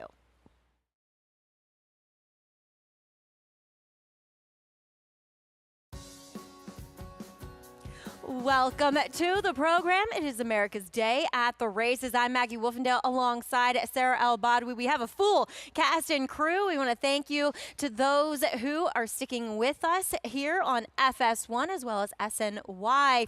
And Sarah, let's take a look back here at race 6, or excuse me, race forward. Look forward here at race 6, which is a maiden 20, going the 6.5 furlongs. And we do see 2-1 on the Ray Handel trainee. Venge turning back in distance, second off the claim. This guy has had his fair share of chances, but not as many in at a level quite like this, and really none at a level this low. When he's been in realistic spots, going on the dirt sprinting, he's run okay. He's finished second in many of those starts with faster numbers. I get it if you're trying to beat him with a horse with more upside, but he has the numbers coming in, and he's finally realistically spotted. You hear the call to post. Dylan Davis will be in the irons. Currently co-favoritism going to number 3, Hours in a Day, a complete different profile than your current slight favorite at 9-5, but we will bring you a post parade and begin things with number 1, Viejo Verde. Make the rider Danilo Grisales Rave. In his second start, he needs to get out of the gate a little bit quicker and also run a bit faster. Number 2 has had his chances. 0 for 10 so far at 32-1 is Crown That Saint. Taking the blinkers off, yet to run a race quite that quick with some of the other top contenders. Here is the second choice for Hall of Famer Todd Pletcher. Hours in a Day, quite a drop in class. There are some red flags with this horse, but this is a much easier field than he faced first time out. What do you do with a horse whose lone dirt start he was eased, though with significant trouble? That's number 4, Whitby. We have yet to really know how he is on this surface, but he has improved in his 3 starts where he's finished the race. Off the 14-month layoff is number 5, Poor and Polite. These kinds of horses, I would really like to see one getting back to the races after being away for so long. And especially off a no-show effort in the debut. Number 6, Shaken the Bell, Rudy Rodriguez. Last race was the best one of his career so far. Did improve a little bit second off of the layoff. We take out the 7. Number 8 is your current Venge. Breaking through, lucky number 13. We'll find out. He's never been in a level quite like this before and may find the competition to his liking. Blinkers going on for the other Mike Maselli trainee. That's number 9, Mr. Georgie. More upside with this one. His fast race was on a track that did favor forward position. And rounding out the field is number 10 at 9-2 on the board. First off the claim for the ever-dangerous Linda Rice is Apuro. And always have to respect where she spots her horses, especially first off the claim and making that barn change. I'm not convinced about this one's overall ability. Well, we've already gotten 5 under our belts here at Aqueduct at the Big A. We'll bring you the rest, well, I should say, to race 9 here on the program. Belmont at the Big A, the start of the pick 6 right here in this one, and that feature Pennine Ridge. We'll also bring you the remainder of the card at Monmouth, including their feature. It's the Cliffhanger Stakes on the turf, both places fast and firm. And as always, today's race is brought to you by Claiborne Farm. And if you want to play the action, make sure you do so with your Naira Bets account. New members can get that, as always, customary $200 deposit match bonus. But leading into the Belmont, which is only 2 weeks away, use promo code Belmont25 and you get that free $25 bet in this year's Belmont Stakes. Make sure you head over to NairaBets.com. Sarah, checking back in with Venge. I thought he got a little bit crowded at the start last time. He rode the rail, then he swung wide. He just kind of ran on mildly. What do you think about this turn back of 1.5 furlongs in distance? I appreciate him going a little bit shorter. Most of his faster races have been at a sprint distance, and I think that this is a horse that maybe there were some high hopes for overall, and ultimately they just haven't panned out. When he went first off the claim for Ray Handel, they stepped him up in class, they stretched him out in distance, and both of those things resulted in an equal Beyer speed figure in his last start as was in this one, but ultimately did not hit the board in that race. Now they're putting him in for a lower level against lesser competition and cutting him back in distance, and I think both of those things will ultimately favor him. Ray Handel off to a great meet here at this spring-summer affair as we welcome in the third member of our team here at Belmont at the Big A, champion jockey Richard Migliore. And Mig, always a pleasure to have you on to bring us those insights. What are your thoughts about the current favorite?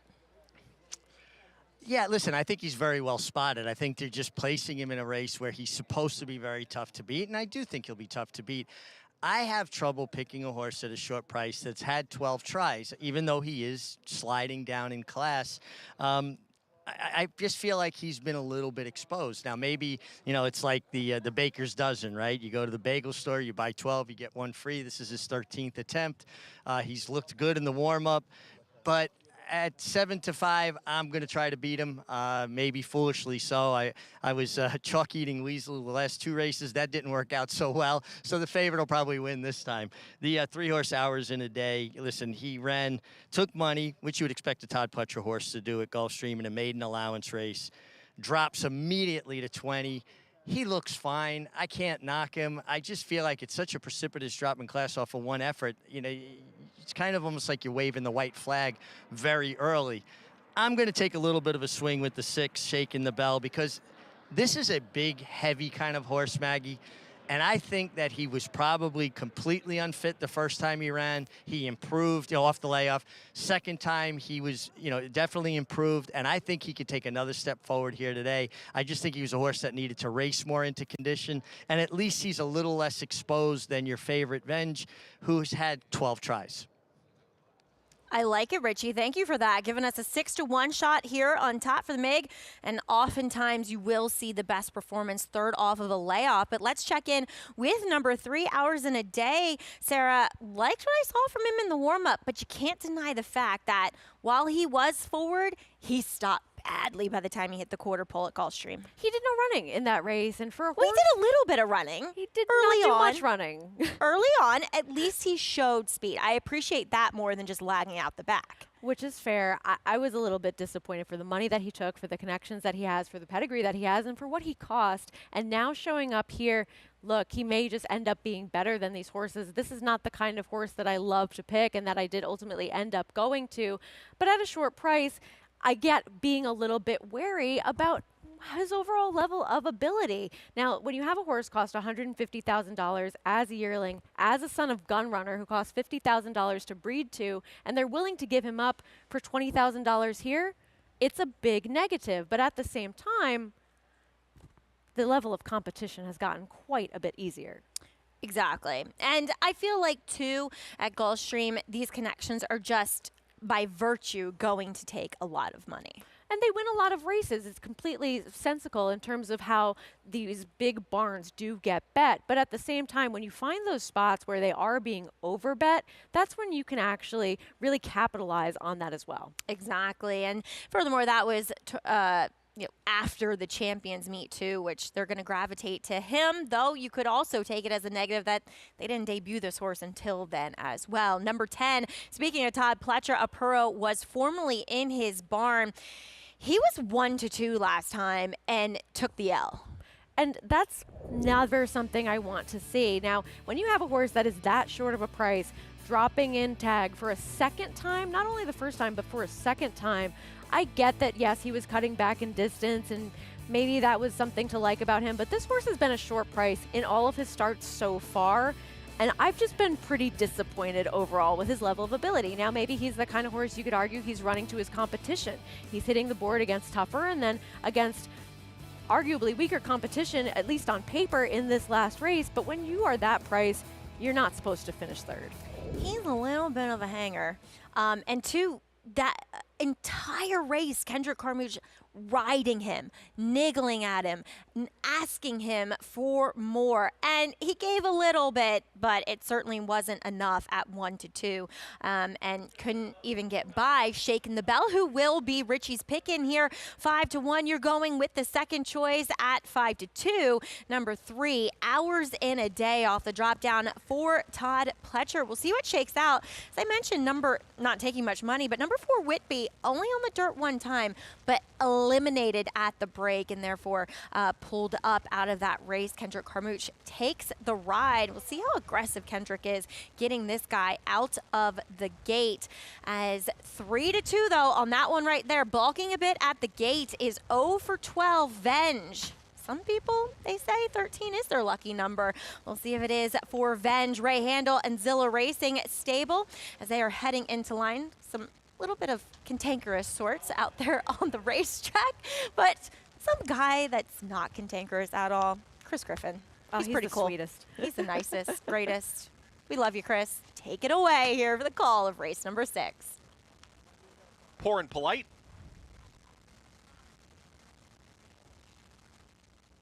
Still 3 out.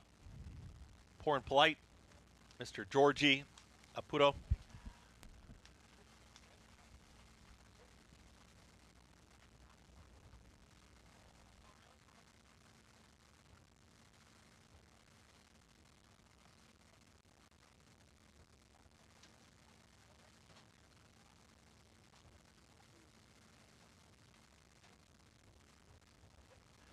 Poor and Polite goes in.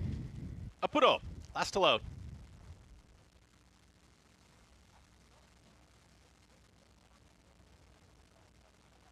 All set.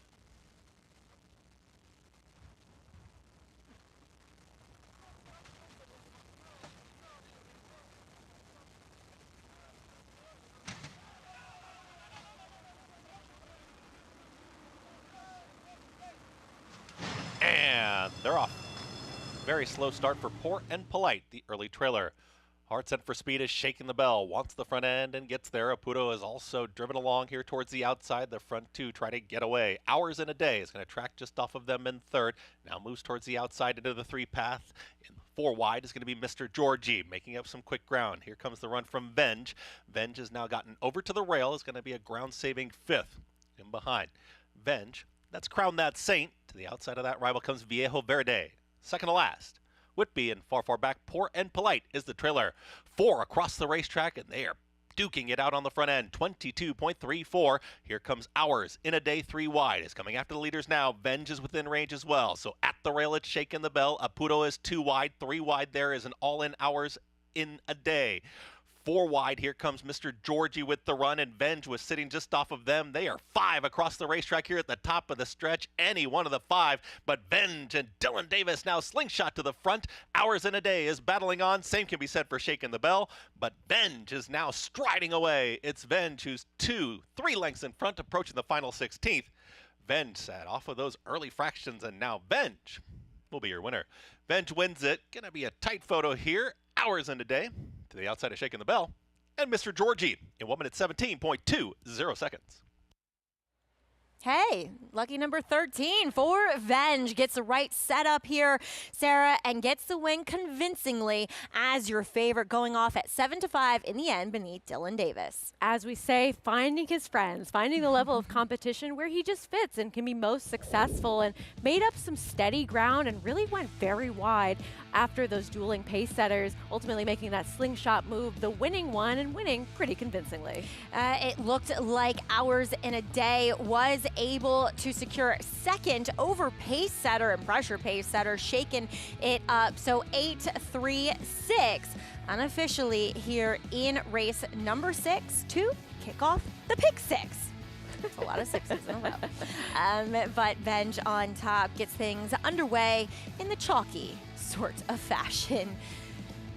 Photo for that, please, though. But Sarah, excellent job as always. We appreciate you sticking around. Ta-ta. It's been fun. Brief, but fun. Exactly. Was I a relief from Andy? Always. Because you were on Always. with him. I mean, hours of Andy versus a little time with you, incomparable. facetious much? No, I'm kidding. As we will check in with Acacia yet again. She is standing by with this year's Kentucky Derby winner. But Kenny McPeak, wow, he pulled off quite the feat the first Saturday and Friday in May, taking the Oaks and Derby double. More on Mystic Dan after the break.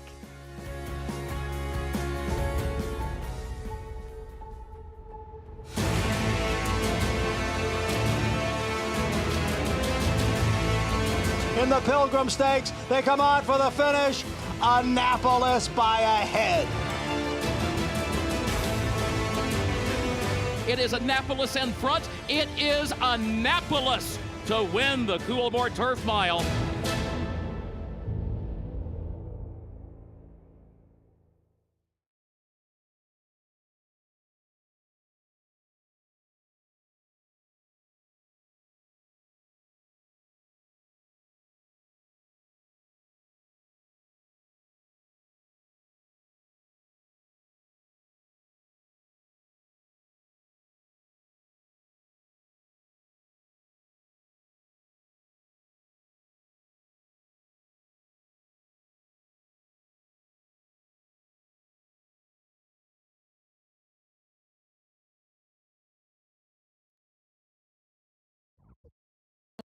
I'm standing here at Kenny McPeak's barn by the stall of Mystic Dan. Let's see if we can get him out here. I do have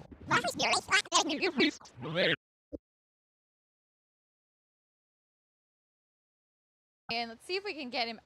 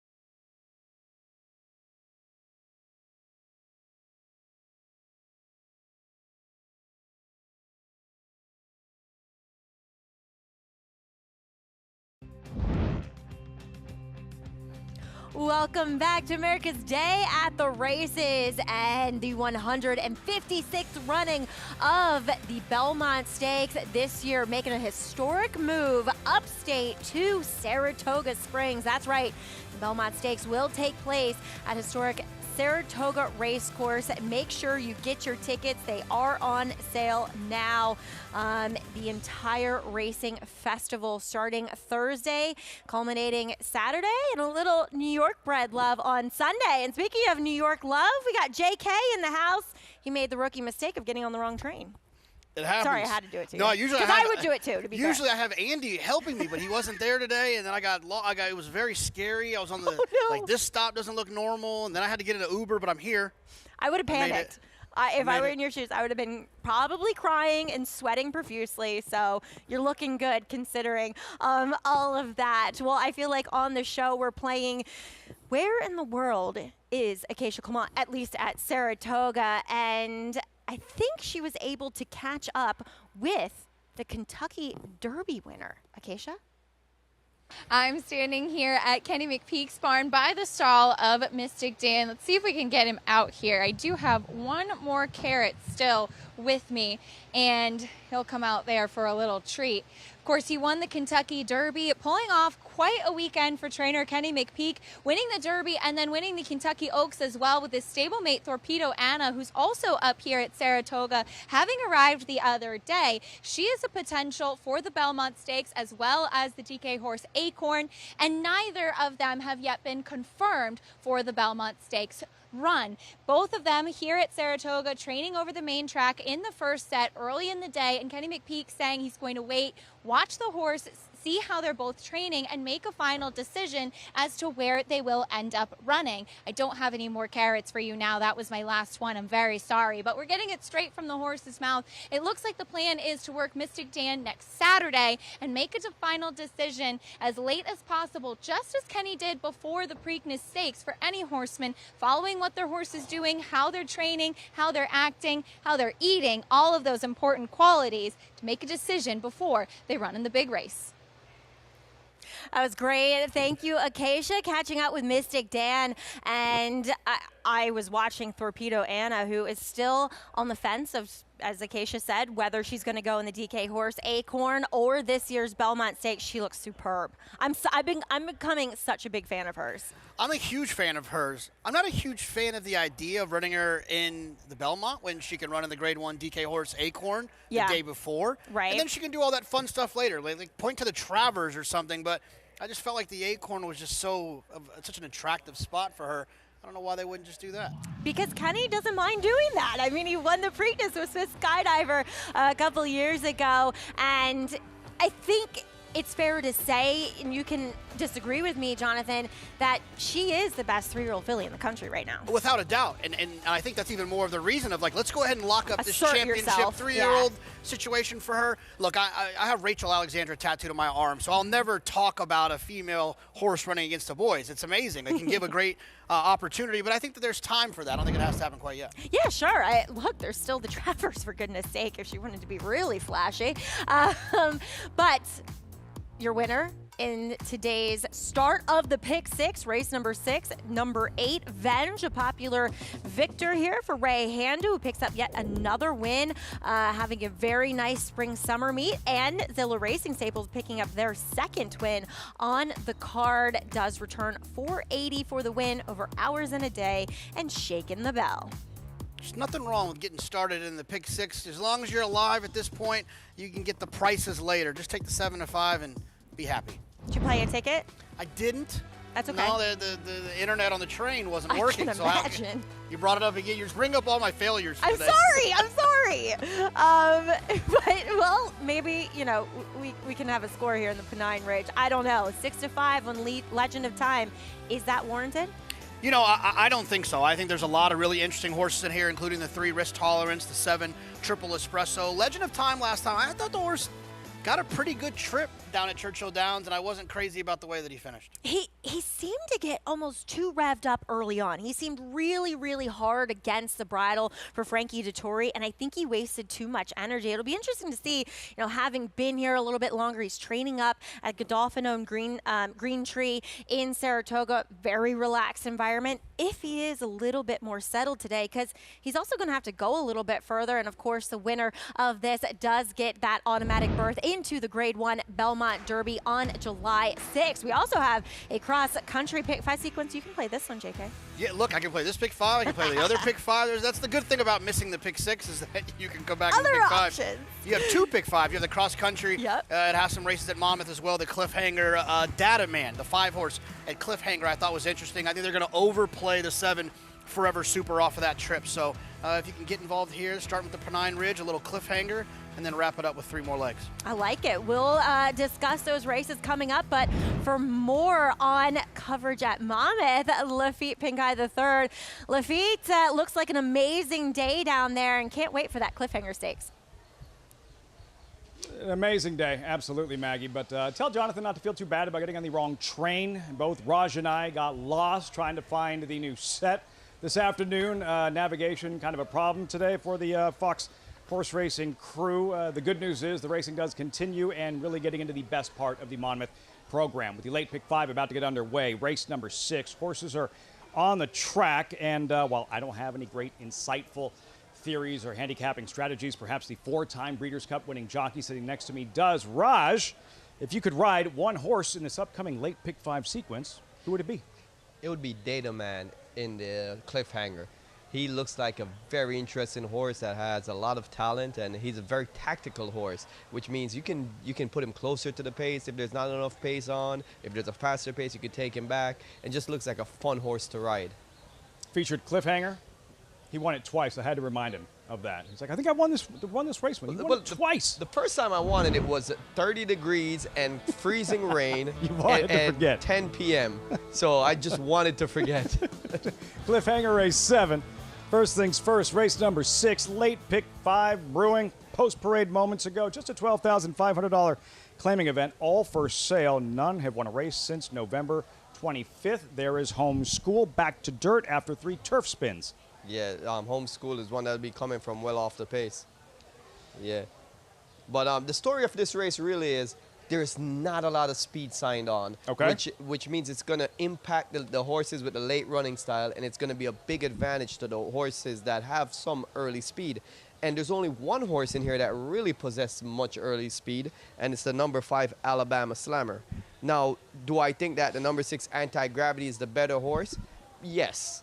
However, I think Alabama Slammer is going to have a distinct pace advantage, and if Paco Lopez lets Jairo Rendon get away with too easy of an early lead, No, that's not like Paco, is it? But it's not like Paco. So He doesn't let anybody have anything easy. No, he doesn't. He's a tough rider, a very aggressive rider, so I expect that he's going to put Anti-Gravity just off the hip of Alabama Slammer, and I think those two are going to be the ones deciding it. Circling about, giving you all the time you need to get involved with this late pick 5 Monmouth Park. We're talking about the riders here, and Paco Lopez coming into today's action.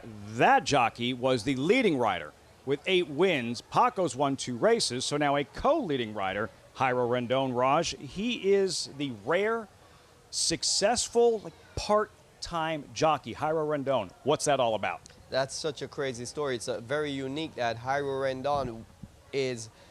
In horse racing, we don't have an off season, right? And we just go around the mills. And our only time off usually is when we get injured. Jairo has structured his life around going to Colombia at wintertime after the Monmouth Park meet, taking that, not necessarily a vacation, but just step away from riding races and circle back around and just ride at Monmouth. So it's 6 months on, 6 months off. If somebody told you when you were riding, you're going to have to do that, Raj, how hard would that have been for you? I would have loved to do that. I mean, the burnout of jockeys just going through that cycle over and over, it's mentally and physically tiring. Jairo comes in here fresh as a daisy. It makes his work ethic better. It's just a lot of things that are positive about that. He says the key is his body. He's able to maintain his weight. That's not a problem. And the trainers now expect it, so they don't hold it against him, not knowing where he's going to be throughout the course of the season. Let's see if Rendon can get another win here with Alabama Slammer. All set for the late pick 5. Matt Dinnerman with the call. The 6 from Monmouth, live on Fox Sports 1. Sala is coming up.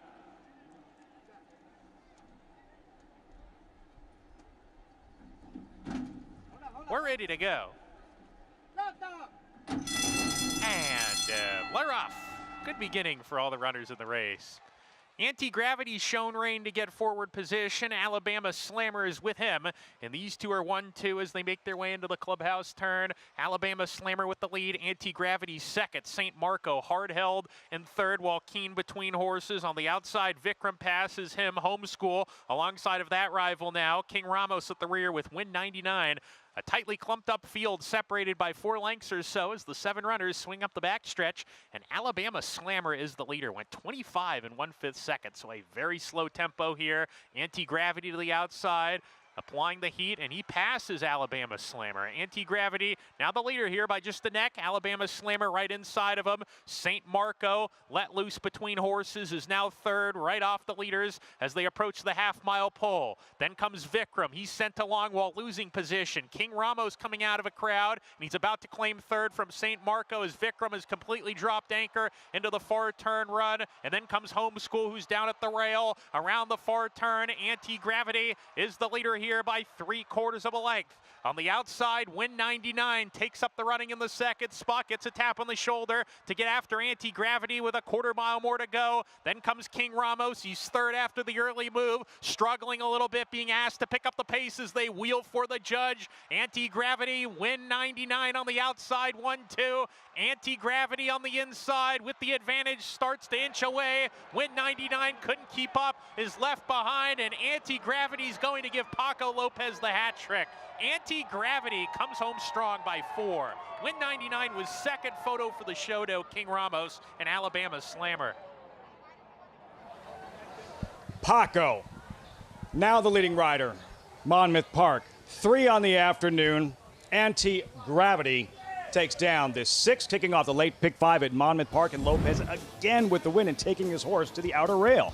Yeah, I mean, and it's not about just being result-oriented. Yes, he's won 3 races, but just perfectly executed time after time. Paco has become so consistent of just letting his horse put himself in a good spot, never taking anything away that comes easily. We talked about it being a slow pace. He was right on top of this slow pace, and it just capitalized on a perfect trip again. Lots going on in this one. Multiple horses having to take up in different parts of the race. No such issues for Anti-Gravity. In the 6 results when we come back, plus when we return right back to Aqueduct. Horses in the paddock for the Saturday feature. The Pennine Ridge is next. Keep prep for the Belmont Derby. Legend of Time Dangerous, the favorite at 6-5. Volatile in front as they pass the 16th pole. Volatile victorious in the Vanderbilt, 1 by 2 lengths. Tremendous amount of talent with his win in the Vanderbilt, as well as a couple of his wins at Churchill Downs. Ran unbelievably fast. Very special family to me. Perfect start for the 2-year-old sales. Just a gorgeous horse and throwing very athletic horses that I think will run. Victorious in the Vanderbilt. Bet the final leg of the Triple Crown no matter where you are with Naira Bets. Available nationwide, Naira Bets is the official betting app of the Belmont Stakes with video streaming, weekly promotions, and an easy-to-use betting interface. Celebrate the historic first Belmont Stakes at Saratoga Racecourse and be part of the action with Naira Bets. Scan now for your free $25 Belmont Stakes bet, plus a $200 deposit match for new members. Spun to Run. His brilliant speed figures were among the fastest of any 3-year-old at a mile or more, and he hails from the legendary Danzig sire line. Now, this multiple graded stakes winner, millionaire, and Breeders' Cup champion is passing his remarkable talent along to his progeny. 95, 5, 200, 200 down, 2, in the back, Patrick, 200,000, thank you. Spun to Run, standing at Gainesway.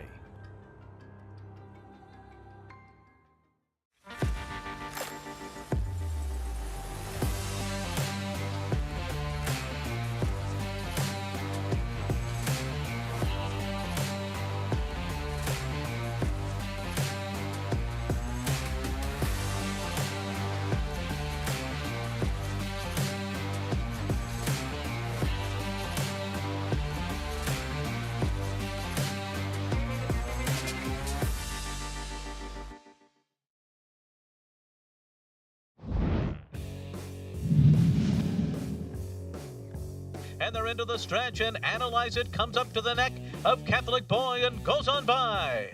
Analyze It has taken the lead in mid-stretch here. Catholic Boy trying to hold second position on the inside, had to steady there, and it's a long way back to Untamed Domain in third. Analyze It comes down to the 16th pole. Catholic Boy comes at him on the outside.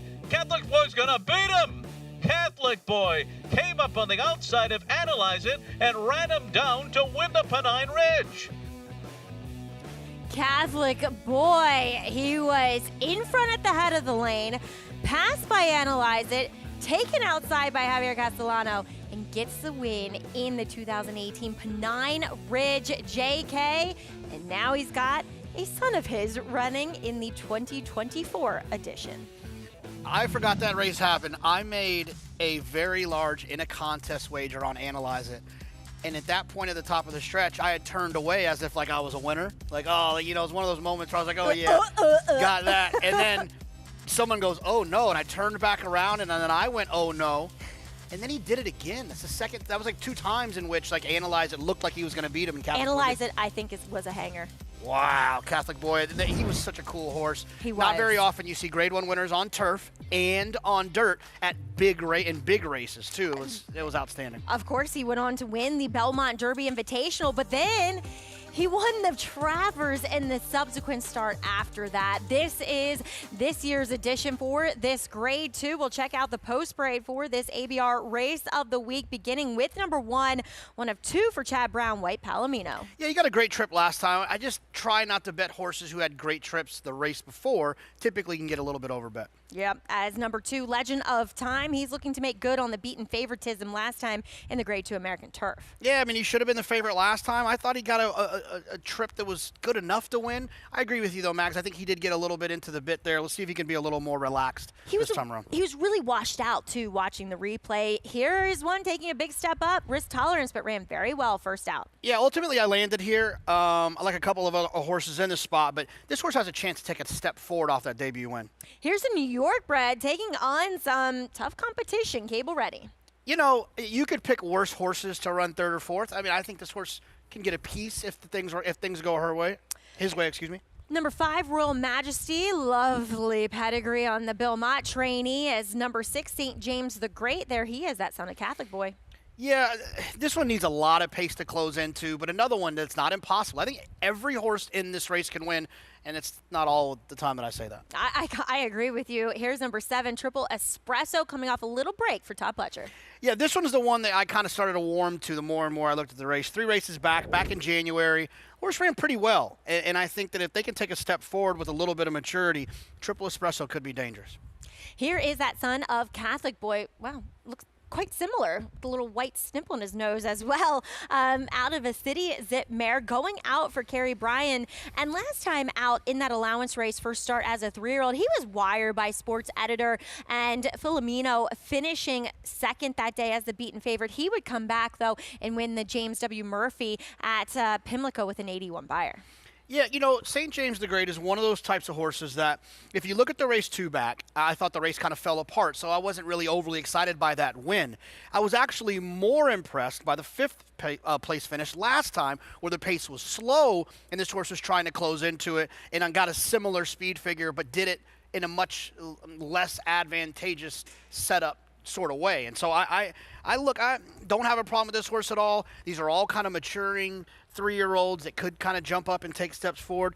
Yeah, probably needs to get a little bit faster to beat the top ones, but if someone like tried to corner me and tell me about how much they love St. James the Great, I would just listen and nod my head. Yeah, he was also blocked when trying to make a crucial move, and if you want to play St. James the Great, make sure you do so with your Naira Bets account. As always, we're running those promotions. Bet $75 on Belmont. And do we have a late scratch? Anyways, make sure you head on over to NairaBets.com and opt in. Yes, we do have a late scratch here of number 3. Wow, number 3, risk tolerance out. So you can switch, JK. Yeah, okay, well, I'll switch my pick to the 7. I mean, that's Yep, there is Chris Griffin making the call here. Upon advice of the track veterinarian, risk tolerance will be a scratch, and no better time to bring in Richard Migliori for more as he's standing by trackside. Yeah, well, we do have the defection of the 3 risk tolerance, and for people that don't know, there are veterinarians stationed around the racetrack at the starting gate, and if a horse isn't warming up to the satisfaction of the rider, the horse is automatically scratched. They'll have to go through a full battery of tests and veterinary exams to be okayed to race again. Just another safety protocol in place here at the New York Racing Association and almost every other jurisdiction now in North America. The 2-horse Legend of Time, your favorite, by the mighty See the Stars, who ended his illustrious career with a win in the Arc de Triomphe. It was also the great rider Mick Kinnane's swan song. Great way to go out, win the Arc, and retire. That's storybook stuff. Legend of Time has just about every equipment known to man on him. He's got an Irish martingale, he's got a breastplate, he's got a hood, and just kind of a hood, not a blinkers, no blinkers though, just a hood that kind of mutes sound that horses can hear. He was worked up. That was a Derby weekend at Churchill Downs. Obviously, a lot of people, a lot different atmosphere. This is a lot more sedate today, and he looks like he's really held himself together. And you get Joel Rosario, who has the softest, kindest hands. So, he's like a rider that doesn't get into fight with horses, should run up into his hands nicely, and he is going to be very tough to beat, as his 4-5 favoritism would, point out. The 5-horse Royal Majesty by the undefeated Frankel. He is a very small individual, but an extremely well-balanced individual. And I'm never against a small horse when you see this kind of balance. It speaks to an athlete. You want to see a horse that has that athleticism, and it's stamped all over him. He's just a very small horse, but certainly a player here. Hard to get past the 2 Legend of Time, though, guys. I just think he's faced better, and he's acting the right way today. Yeah, it seems like they've made all the necessary precautions when it comes to Legends of Time to assuage that nervous behavior. But I'm glad Richie said that, because I wrote when I was watching this horse's replays, number 5, Royal Majesty, I wrote, seems quite handy. And it's good to hear Meg saying that. And I think that goes such a long way, JK, in turf racing. You have to be handy. You have to maneuver in tight spots. You have to have that quick turn of foot. And it is easier for horses to get stopped and get going again on the turf as opposed to the dirt. But I love the move that he made in between horses to kind of get himself clear, and runs down this field of Allowance Company. Yeah, I mean, handy to me translates to gets out of trouble when in trouble. Like, that's what handy is. And people will make fun of horses and say that, they always get good trips. They create their good trips by being handy type horses, and it's extremely valuable in turf racing.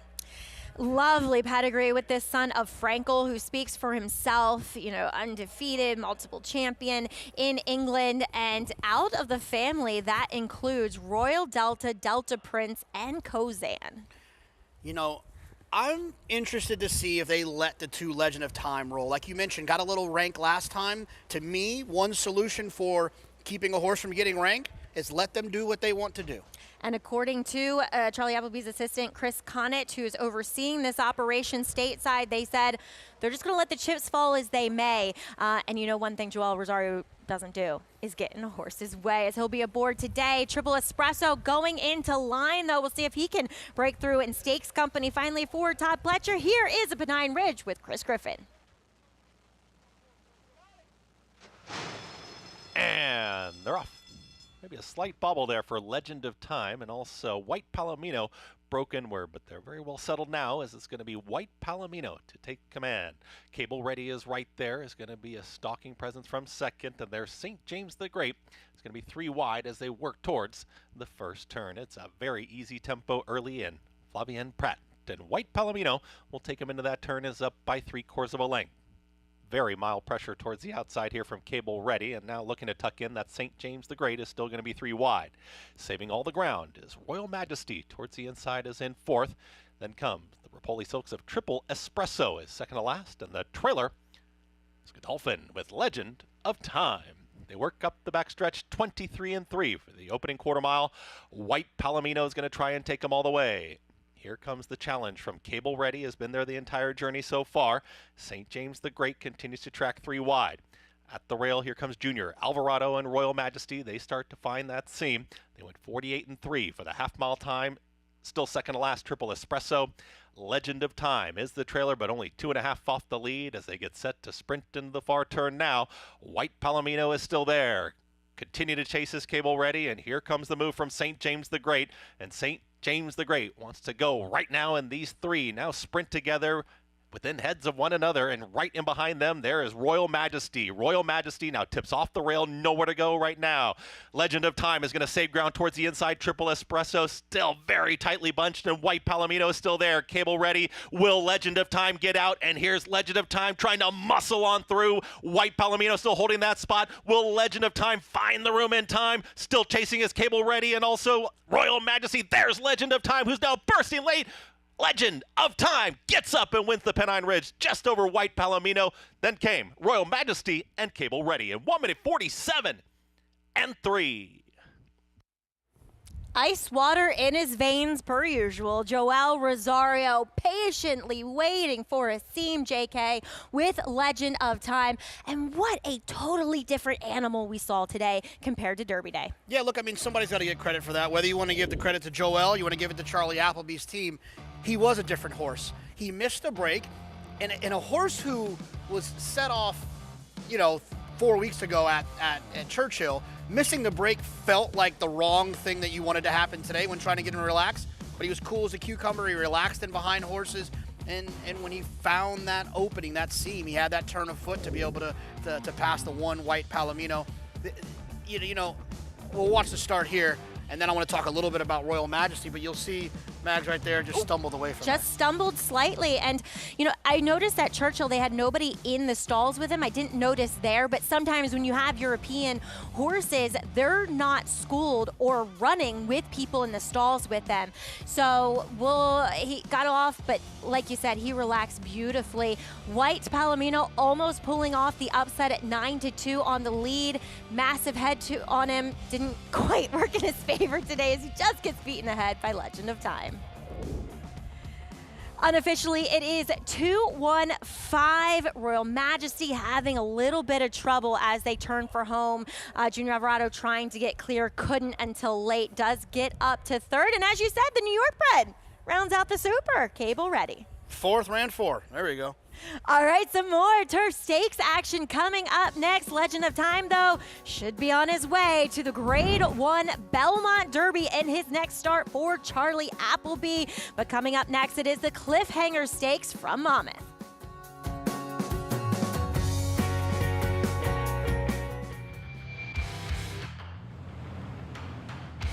It's Rock Your World in command. Medina Spirit making no progress.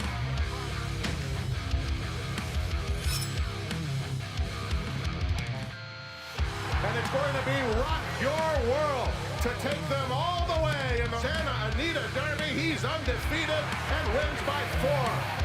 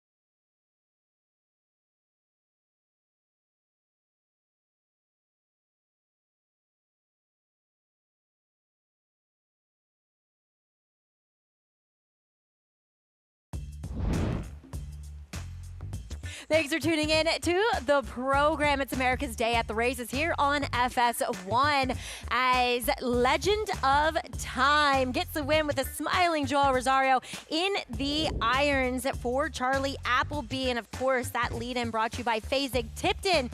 4-5 favorite with Charlie Appleby at the helm. Legend of Time looks to go on to possibly give these connections, at least Charlie Appleby, his first Belmont Derby Invitational win. It's a little shocking. You It know, is, isn't it? That's what I success that thought. he's had here. That's what I thought, as we need to get down to Richie for a winning interview. Meg? Yeah, thanks, Maggie. And Joel, Legend of Time settled beautifully in your hands, but it looked like you were all dressed up with no place to go for a long ways. What were you thinking when you were bottled up in traffic? Yeah, I was, trying to ride the race to save the ground, and that's how we ended up in there, and trying to find some room. I kind of let it go before to engage him a little bit. It looked like he'd take a little time to get him going, and there was no place to go, so just hoping some point opening there at the end, so that was good. That was lucky. Well, real turn of foot, too, and that's something you kind of come to count on with the European horses, right? Yes, that's how, that's how they like to do it, and, they come finish fast at the end, and, yeah, he's a very lovely horse to ride, really nice to ride, so I thank Charlie and, and Godolphin for the opportunity. How do you stay so cool? It's hard to explain, right? Well, you know me, you know how I am, so that's the way I am. Congratulations, well done. Guys, Joel elected into the Hall of Fame, will be formally inducted this summer up in Saratoga, and all of his ample Hall of Fame skills on display here.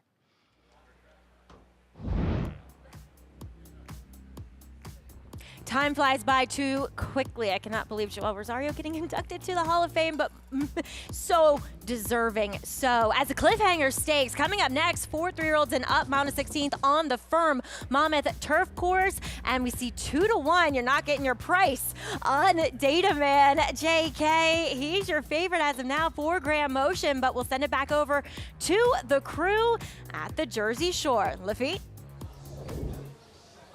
That Joel Rosario's pretty good, but has he won the Cliffhanger Stakes twice? Rajiv, a 2-time Cliffhanger winning jockey. Who's next? The Saturday feature, post-parade, 3-year-olds and older, mile in a 16th. As Maggie mentioned, Data Man favored at 2-1. Let's meet the field and Wicked Finn.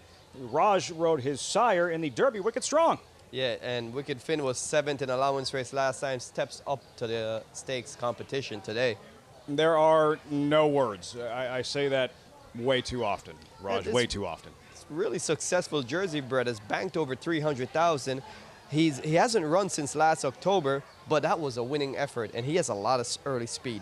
He's pure gold. Paco en Fuego. Yeah, hot ride in Paco Lopez. This horse is second start off the layoff, just missing allowance race at Gulfstream last time by a length. Favored Data Man, 2-1. Grand Motion won this event in 2016. Can't help believing. It posted a big lifetime buyer high of 94, winning the Henry Clark, defeating Forever Super in that race. General Jim, like sees the gray, Pat Day Mile winner. Yeah, this Pat Day Mile winner is going back to the turf where he had some early success, winning the first 2 times he's tried the stuff. Forever Super, Live Oak, homebred. Will he find clear sailing today? He lost as the favorite against Data Man last time, had some trouble in that race. Switches to Daniel Centeno today. We'll revisit in a moment. Then number 8, California Frolic, the former Virginia Derby runner-up a couple of years ago. Yeah, another son of California Chrome in here. A good 3rd place finish at 20-1 last time at Gulfstream Park in allowance race. Steps up to face stake horses. He's a deep late closer. That's the field. Cliffhanger, 3 minutes. Looking at Data Man, the favorite at 2-1. Yeah, kind of a rematch here with number 5, Data Man, number 7, Forever Super. This was the last time they met. This was last month in Maryland, Laurel Park, the Henry Clark Stakes, Raj. And you're going to see here eventually, I promise, a Data Man, the gray. He's going to be in the clear, where Forever Super, who's an odds-on favorite here, is not in the clear and isn't able to find a seam. Eventually has to try and go around horses. Yeah, the difference in trip definitely determined the outcome of this race. As you can see, Data Man is outside three horses, and on the inside, Forever Super, he was just looking for a way to go through. There was nothing there. Data Man had the momentum. By the time he got switched out to the outside, the race was over.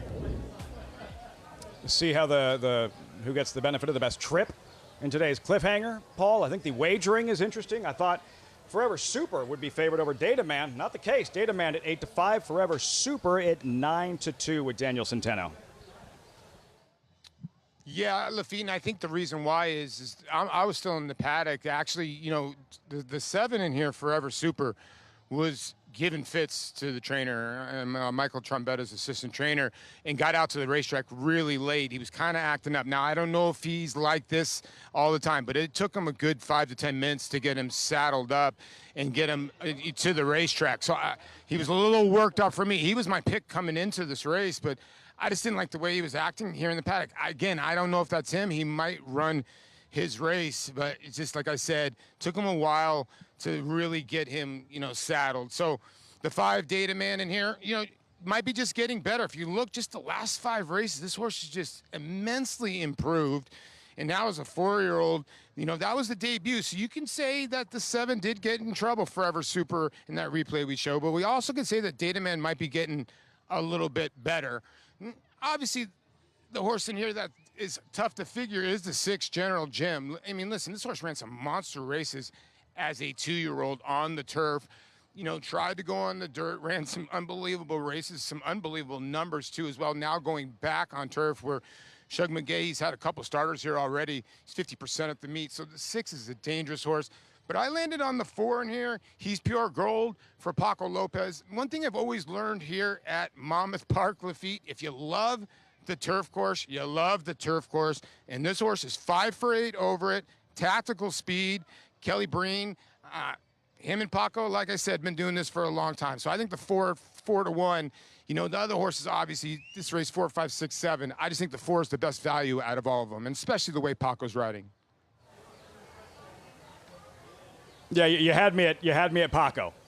That's all you had to say. Paco looking for a 4th win on the afternoon. He's Pure Gold. Paco won the opener with a 5-1 shot. He's Pure Gold at 4-1. Raj, the favorite, directly to his outside. What are you observing pre-race from Data Man? Well, originally Data Man was my pick going in, but looking at him on the track, it's a really cool day here, and he's getting pretty hot and agitated, and that's not usually a good sign for me. That's one of my angles that I use to play against horses, especially when they're short prices. Data Man is now the 8-5 favorite, so I lean towards Paul. Decision with he's Pure Gold, the number 4. Paco's riding hot. This horse looks great on the track. He is gonna sit just off the pace. And I think he's the one that today's the day for him. Horses that get that agitated pre-race, not focus. Is there enough time for a jockey to settle things down and kind of let the horse know like everything's going to be just fine? Get them refocused in order to bring their very best. Usually you'll try to do as much as you can, but there's only so much you can keep a horse down if they feel that way. There's not much you can do. One of the best methods that we would do to try to keep horses calm and comfortable and confident is stroking their mane, talking to them, trying to get them to relax. And you can see his jockey George Rees doing that. He's petting him, talking to him a lot. You see his hands are rubbing him on his neck. That's what he's trying to do. He's trying to get him to calm down, breathe better. And hopefully, you know, that's as much as you can do as a jockey. Maybe Data Man's feeling the pressure. Maybe he looked at the tote board and saw that he is the 9-5 favorite for these Cliffhanger, Jorge Ruiz, and those famed Wertheimer brother colors. Number 7, Forever Super. He had rattled off 2 straight. You saw the frustrating loss in the Henry Clark at Laurel Park. Daniel Centeno riding today. What does he need to do to give Forever Super his best chance to win? Well, when it's time to go, he needs to get him in the clear, in the stretch. However, the thing about that, you don't want to be too wide too early, so he's going to have to cover him up early in the race. He's drawn towards the outside, close to the outside post, and he needs to save ground early and get to the clear in the stretch when he's ready to make his move. Veteran, good rider, Daniel Centeno, 50 years old, multiple riding titles at Tampa Bay Downs, Presque Isle Downs, just finished 6th in the Kentucky Oaks in his first ever ride, at Churchill. Let's see if he can take down this Cliffhanger aboard Forever Super. But the favorite, Data Man, 2-1 at post time, all set for the Cliffhanger live from Monmouth on Fox Sports 1. And they're off in the Cliffhanger Stakes. Dataman broke last. He broke in a bit of a tangle, and he's at the back of the pack after that, beginning a battle for the lead here. There are no words. Coming off a layoff is fresh and quickest. Comes out of the chute with a length and a tail lead. General Jim right there on the outside second. Forever Super farther out. 3 deep third with He's Pure Gold down on the inside. A gap of 2 to California Frolic. Wicked Fin inside of him. And Dataman's at the back of the pack. Has no pace to chase. He's 6 off the lead as they charge into the clubhouse turn. Not a great deal of tempo in the early stages. There are no words as the leader and clears off a length and a half. General Jim happy to track from the second spot. Forever Super into third with He's Pure Gold. They're side by side, 2 lengths off the lead. Another length and a half to Wicked Fin, California Frolic. The 2 long shots are side by side, and they're 3 better than Dataman the Gray Horse at the back of the pack. 24 and 4/5 seconds the first quarter mile, the half in 49 and 1. There are no words. Leads them down the backstretch. A length and a tail ahead. General Jim has his eyes on the front runners second. Forever Super a clear third. He's Pure Gold back in fourth, showing a little more rain as they start to pick up the pace into the 4-turn run. Then comes Wicked Fin, California Frolic, both runners under pressure. Dataman's going to save ground on the rail now around the 4-turn. Passes the 2 long shots. He's at the top of the lane. There are no words. Off the turn, opens up the lead to 2. Here comes Dataman on the far outside, let loose. Forever Super trying to move with him. There are no words in front. Dataman's coming like a rocket. Here comes Dataman on the outside. Dataman last to first, much the best, and he wins the Cliffhanger Stakes. There are no words. Second home in a gallant effort. And then Forever Super, He's Pure Gold in the photo for minor awards. Glad our SNY viewers had a chance to see the feature at Monmouth Park. We say goodbye to our SNY viewers. We'll see them tomorrow as Dataman takes down the Cliffhanger.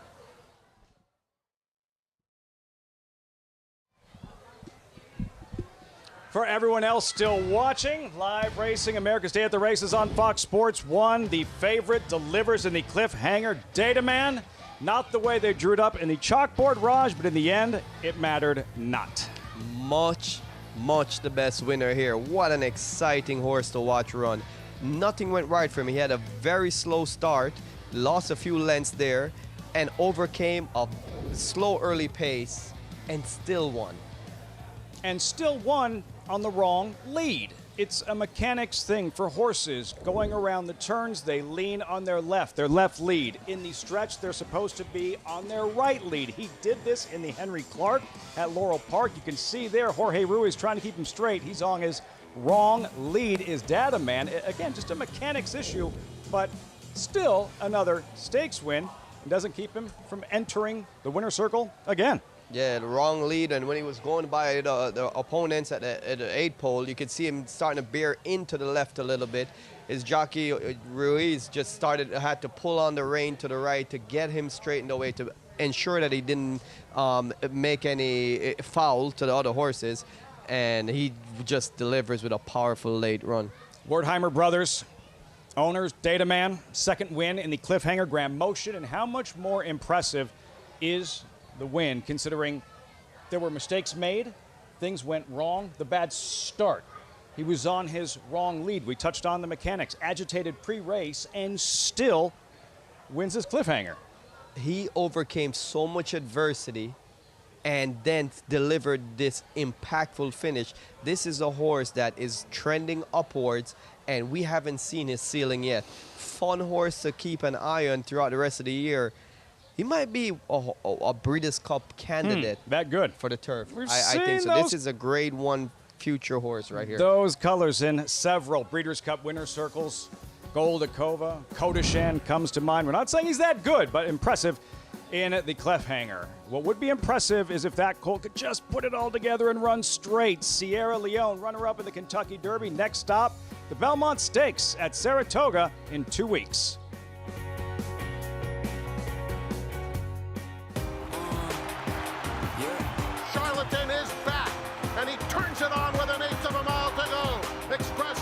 Into second, Nashville dropping out of it, and then Collusion Illusion.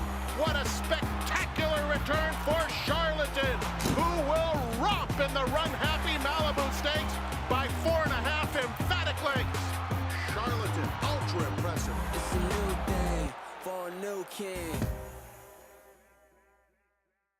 General admission tickets are on sale now for the Belmont Stakes Racing Festival at Saratoga, June 6th through 9th. Admission is just $10 on Thursday as well as on Sunday for this historic event. Visit belmontstakes.com/tickets today. RaceLens is the most in-depth product in horse racing, with unique features found nowhere else. True odds, predictive analysis, and pace projection. RaceLens. It will change the way you follow horse racing and take your game to the next level.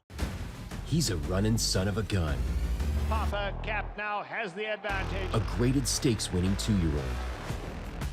Grade 1 Breeders' Cup Juvenile runner-up at 2. Multiple Grade 1 placings at 3. Finished in the top 4 in 11 out of 12 starts. And from here on in, it's just a matter of how far. Papa Cap, an easy winner of the best pal. Papa Cap, standing at Walmack.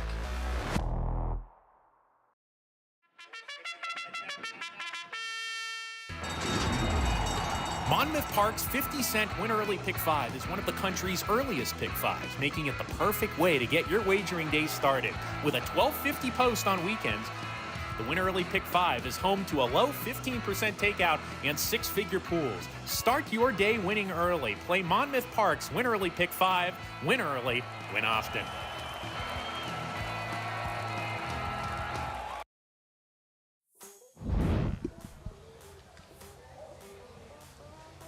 Crowd still stirring, and they're still putting together the sandcastle out front in Monmouth Park. Just watched Data Man in the Cliffhanger. Raj and I spent all morning on that thing. Yeah, we did good, huh? Look at that. Not very artistic. It's awesome. A staple here at Monmouth Park. Right there when you enter the gates at the shore's greatest stretch. Cliffhanger and Jorge Ruiz. No panic when you better have a plan B, C, and D in thoroughbred racing. The way this unfolded, it looked like it spelled doom for the favorite, just getting out of the blocks. Well, you can see that Ruiz stuck with the game plan. He knows he's riding the horse as a closer. He didn't panic when he broke slow. He played the hand he was dealt after that. And that's one of the things about riding for Grand Motion. I raced a lot for this trainer in the past. He has confidence in his jockeys. He let you go out and ride and execute the way you're supposed to and doesn't second guess you. So it makes it easier for a jockey like Ruiz when things like this happens to just take things in motion, no pun intended, and go from there. Big run, there are no words to complete the exacta. Forever Super running third. All that traffic in his last start, a legitimate excuse. I didn't love the trip today, Raj, where, yeah, he was out in the clear, so there wasn't any navigating around other horses, but 3-4 wide, out in the clear with no cover. Why can that be a difficult type of trip? Even though there isn't any traffic to overcome, why can that be a difficult trip, specifically in grass racing, to overcome and win? Well, when you're 3 to 4 wide, there's a horse that is on the inside, and you're giving up a lot of ground loss to those horses that are saving ground. So every time you're perched out, there's someone else that is making the difference by saving ground. And I think that's where it played in the stretch today, where Forever Super looks like, yes, he's in the clear, but he's in the clear way too early. And that ground loss, he paid for it late. Last time they met, you could perhaps argue about who was actually best. No question, Maggie, about who was best on this afternoon with Data Man, as in the 2 stakes races today, Belmont at the Big A and here at Monmouth Park, the favorites deliver in both. It's a good day for the wagering public, Lafitte, when the favorites deliver, JK. And as you were mentioning, feels like Data Man now, as a 4-year-old gelding, is better than ever. Absolutely. He's getting fast numbers too, right? You know, you think about the 94 buyer he had prior to this, and this seems like a fast race. He seems to be going in the right direction. I'd find a fun race maybe in Saratoga in the summer, work backwards from there. Starts with a 4. I love how Raj said he puts trust into Georgie Ruiz, Grand Motion. Grand Motion told me one day, he's like, I can't even give him instructions because he won't understand me and I won't understand him. So it's definitely a trust thing as we have racing on the turf here for the 8th Belmont at the Big A allowance race for the New York bred fillies. Highway Harmony, she kicks things off, stretching out in distance. Yeah, she has tried the turf once. That was sprinting and actually ran pretty well. I love her getting back to the turf. She's a turf horse. Number 2, Smoky Eyes. Same can be said as she had a disastrous beginning in her last dirt start. She did, and she had that one dirt start in between, but if you go 3 back when she was with Christoph, her turf race puts her right there. 3 horses have won out of that race. Second start in the Maker Barn, blinkers on for Stella Mars. Yeah, got a little bit of a setup last time. The pace was pretty quick in front, does get the blinkers on. Long shot at 20-1 is Bella Principessa. Yeah, has tried the turf 13 times, 1 win.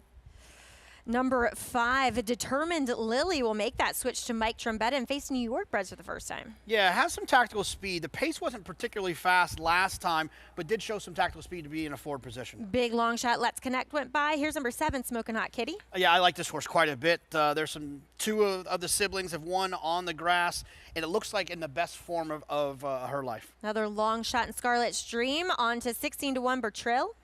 Yeah, gets the Lasix for the first time. Hasn't ever really been bet. Hasn't really done too much running outside of that maiden win a couple of stops back. Artemis Girl going by as number 11, Saratoga Gaze from the outside. Yeah, has some tactical speed from the outside. I think that's one thing you want to have if you draw out there, is you can have some tactical speed to be able to try to work out some position to get over. I think if they send away from there, it's not unrealistic they can't end up in a probably 2 or 3 wide position. Yeah, she's kind of interesting coming in from Tampa. Has done well for Kathleen O'Connell in South Florida. As we'll get down to Richie for his thoughts on number 2, Smoky Eyes. Meg, what do you think about her getting back to the turf? Yeah, I like Smoky Eyes getting back to the turf, Maggie. I just think she's a turf horse. She ran well. They gave her a try heading into the winter when turf season was over. She ran well, and then she came back last time, and that effort was actually better than it looks because she stumbled so severely at the start that she was lucky to even just pick herself up off the ground. She's getting back to the proper surface. She looks terrific today. Jose Lascano is a guy that shows up and rides a consistently good race day in, day out. I think she's going to be a handful to beat here. The 5-horse Determined Lily was interesting to me, too. First time trying New York breds, and you think about how many foals are born every year in North America, roughly 19 to 20,000. 1,100 of those are foaled in the state of New York that are registered New York breds. So it just shrinks the gene pool in which she's got to compete against. I do think she'll be a little better with a race under her belt. I think she'll just tighten up a bit more. And then the 7, Smokin' Hot Kitty. She's in career form. She's already shown that she probably even a little better on the turf than the dirt, and I just think that she got into good form. She is outfitted with an extension blinker on the outside. Horsemen believe that horses won't run to where they can't see. As a rider, that wasn't always my experience, but that was the general thought process behind it. The only thing is Kendrick Carmouche, obviously vast experience. You have to make sure that they're standing perfectly straight looking down the racetrack, because if their head's turned a little bit to the left and that blinker cup hinders them from seeing the brake, seeing the stall doors open, they'll have a tendency to brake a step slow. But again, the gate crew knowing her and the extension blinker and Kendrick Carmouche, as experienced a rider as he is, don't anticipate that being a problem. All right, Meg, is about number 7, Smokin' Hot Kitty. Your selection here. Yeah, look, she got a 98 time form US, is the best race she's ever ran on turf. Prior to that, her best race was like a 96. She just ran a 95 on dirt, which means that, in my opinion, she's in the best form that she's been in, and she's better on the grass. You add all things together, I'm happy to get this 3-1. That's a formula that's been successful. It almost worked yesterday for the Morley Wolfendale family with Solib. Solib yesterday at Aqueduct ran really fast on the dirt, best lifetime figure on the dirt, but better on turf, I think, and ran to that number. Yeah. All right, we'll see what Smokin' Hot Kitty can do. I'm really interested in Highway Harmony as a long shot getting back to the turf. She looks all turf. Ramon Vasquez, an aggressive rider. She could be in a position to try to take them all the way as we head up to Chris Griffin for the call. Smokin' Eyes, your post-time favorite.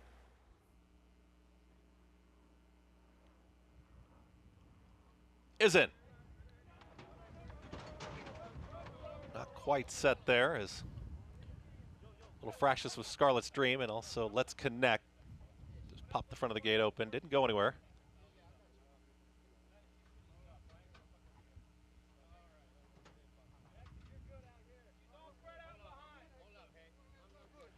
More settled. We're set.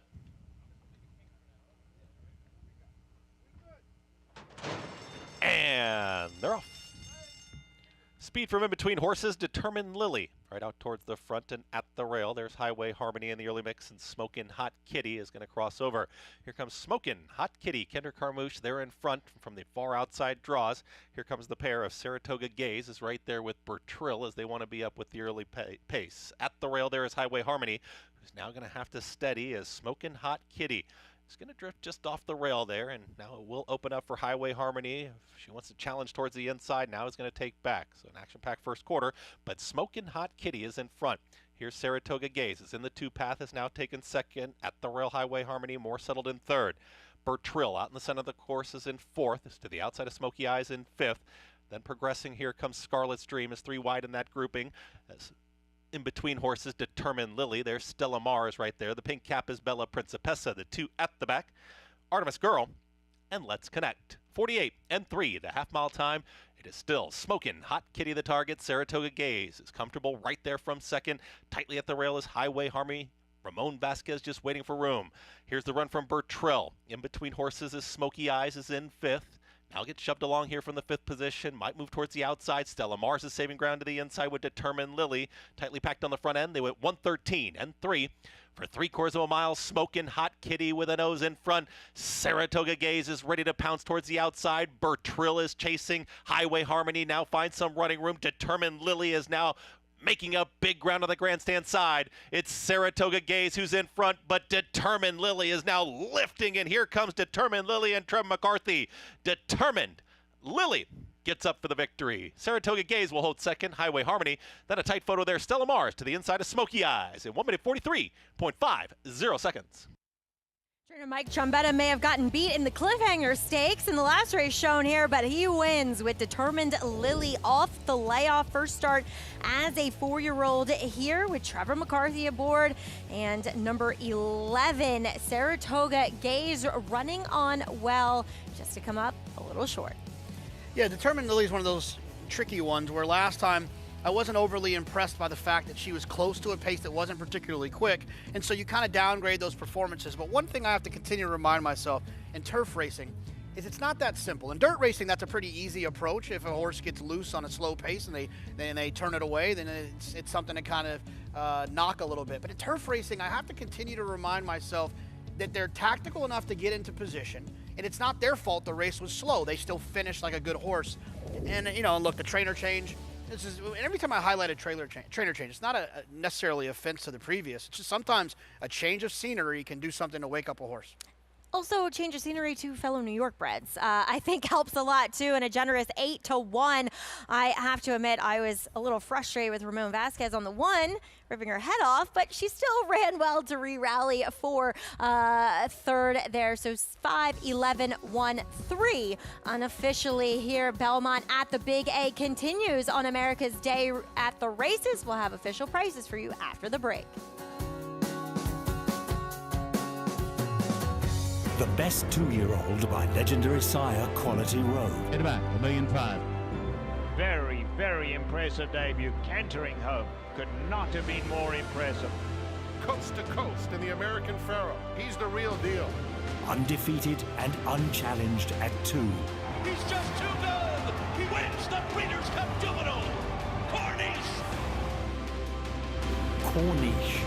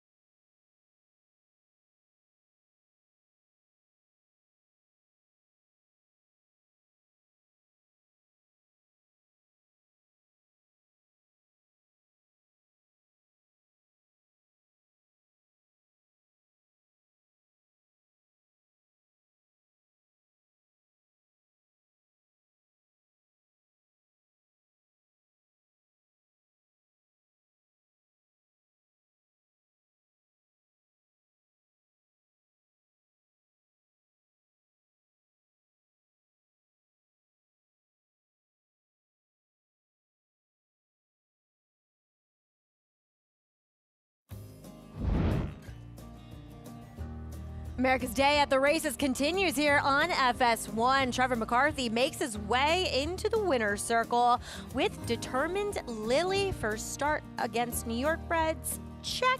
Gets the win. Back-to-back victories actually for her 4-year-old debut here, and she returns a generous 1980 for the third leg of our cross-country pick 5. Nice, healthy trifecta there, $369. We'll catch up with the cross-country pick 5 in a bit here, but we have one more race left on our show here at Belmont at the Big A. That means we have a couple more left at Monmouth Park, and we'll check back in with our crew over at Monmouth. And Raj, I just want to know, when it comes to Grand Motion, what did you guys discuss in the paddock? Well, thankfully we both speak English, so we could communicate. But Step one, we didn't have the language barrier. But Graham was a pretty cool, quiet kind of guy. He was always, he'll do one-liners. Give you a little insight of the horse and pretty much let you take it from there. I'm surprised he didn't discuss like champagne and tea with you or something like that. That was after the race, after we won. If all went well during the race, naturally. You won some big races for Graham and riding an Irish War Cry in the Kentucky Derby for him. And what did that mean to you in your career and having the faith in a trainer that established, that accomplished? Oh, man, that was great. Your dream is to ride for people like that. Grand Motion is a trainer that wins a lot of big races, has a lot of big horses. And for him to give me opportunities, it made me feel very confident in myself that someone of that magnitude was giving me opportunities. All class, Grand Motion, and he has a rapidly improving colt on his hands, a 4-year-old colt in Data Man, back-to-back stakes victories, onward and upward. Interesting to see where he eventually ascends to as we make our way towards the summer and the end of the 24 racing season. Post-parade race 8. Starter allowance sprint 6 furlongs. There's Real Talk, who should be in the mix early. Yeah, it has some early speed. I expect him to be in the mix early. Sometimes Camacho can be a bit unpredictable how he rides, though. Sometimes. The judge and jury, who's rattled off 2 straight in Maryland. Yeah, this Jamie Ness runner run a 93 buyer, highest of any horse in this race in his most previous start. Center Mid Maddie, a Pennsylvania bred, usually in the mix early, not last time. The distractor, you're kind of a distractor, and that horse looks distracted. Yeah, another one with a lot of speed. He's the current favorite right now. Saw Hushin, the vet, 8-year-old gelding, 5 Dreams, first or second in 20 of 41 lifetime. Yeah, very consistent sort, coming off a 3rd place finish at Parks last time after being parked wide on the outside. 6 of them, 6 furlong sprint, race 8 of 10 from Monmouth Park. Another look at judge and jury, who's the 9-5 second choice. Let's revisit his latest, mid-April. This was at Laurel Park in Maryland, Raj. The judge and jury, you'll see he's tracking the leader. He's cut loose. He engages the leader, puts him away, but look at where he winds up out in the center of the racetrack. Yeah, I don't know if this was by design, because he didn't seem like he was drifting out on his own. I think that they just angled him to the outside, the jockey Rodriguez. Today he switches to Jairo Rendon. But this horse has the perfect running style for this race. He tracked the pace and then finishes up. In this race has a lot of horses with early speed. A true rider's race. Whatever these jockeys decide to do early is going to have the most impactful thing on the finish of the race, because if they go too fast early, then they're going to pay for it late. You're talking about a football team, a play comes in. The OC says, we want to run this. And the 11 guys on the field, that's exactly what they're going to do. Of course, you have audibles and that kind of thing that change once you look at the defense. So as a jockey, when you're reading the racing form and you're seeing just what you observe, that other horses have similar running styles as you do, how much would you venture from what the playbook was or what the strategy typically is for the horse you're riding? Well, the first thing you have to assess is your horse dynamic enough to make changes? Because some horses, no matter what, it's a darn if you do, darn if you don't. They're just one-trick ponies. And in those cases, you just have to go with your plan A as your only plan. However, in most cases, the horse, you can deviate from the original plan, call an audible based on what happens coming out of the gate. Those first few steps out of the gate is where you kind of determine how much of an adjustment you're going to make. Sometimes there's things like your main opponent or your main speed rival doesn't break fast enough, and then you can control the pace, you can go a little slower, things like that. So it's scanning the whole landscape when the gate opens, seeing what's happening, and then making adjustments is kind of how we would do it. And confidence has to play a huge role in that decision-making. If you're going well, if you're a Paco Lopez, if you've won 3 races on the afternoon, you're going to feel like you have a lot more leeway, I would think, as opposed to a rider who's struggling a little bit and is just going to ride to instruction, not wanting to irritate connections, the owner, trainer, that sort of thing. Yeah, 100%. And it starts with connections, right? If you have connections that instill confidence in you to make those decisions and give you that open feel that you can make those decisions and not second guess it when you're done, it makes you go in and do what's right, execute what's right. And sometimes if you're a lower percentage jockey, automatically they don't have that confidence in you. They already put you in that bucket of being not that good of a jockey. So that puts a strain on your decision making. And for Jairo Rendon, who's riding the judge and jury after the first couple of weekends here, he was the leading rider with 8 wins. Paco Lopez, 3 wins today. So now Paco with 9 overall, Rendon sitting on 8. Aboard judge and jury, you described the race shape, a lot of speed, a lot of horses that like to be forwardly placed. So Rendon has to feel pretty good about what he saw from the judge and jury in his last race, how comfortably he was willing to wait and just track the leader in front of him. Yeah, if I could pick any horse to ride in this race, I would pick the judge and jury, because he's the horse that has that tactical speed, but he doesn't need the lead. And we talk about calling audible. If the gate opens and the speed doesn't show up as it's stuff, it doesn't percolate the way you expect it to, the judge and jury, he can be right on top of the speed. So I think he has all the adjustments. It's in his wheelhouse. It won't affect him. In case you're just joining us, a story we touched on early in the show. That jockey right there in the green colors, Jairo Rendon, the part-time jockey, spends 6 months riding here in New Jersey, spends 6 months hanging out in Medellin, the Colombia native. Just how rare that is for a rider who takes it like an off season, and I'll come back when I'm good and ready. Tending to his cows. That's on his cow farm in Medellin, Colombia. So priorities. Cow farmer half the year, jockey the other half. Does them both with flying colors. Judge and jury, Jairo Rendon. Post time for the 8th live from Monmouth.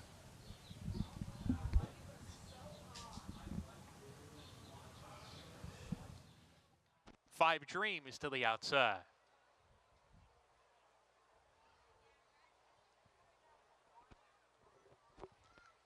We're ready to go.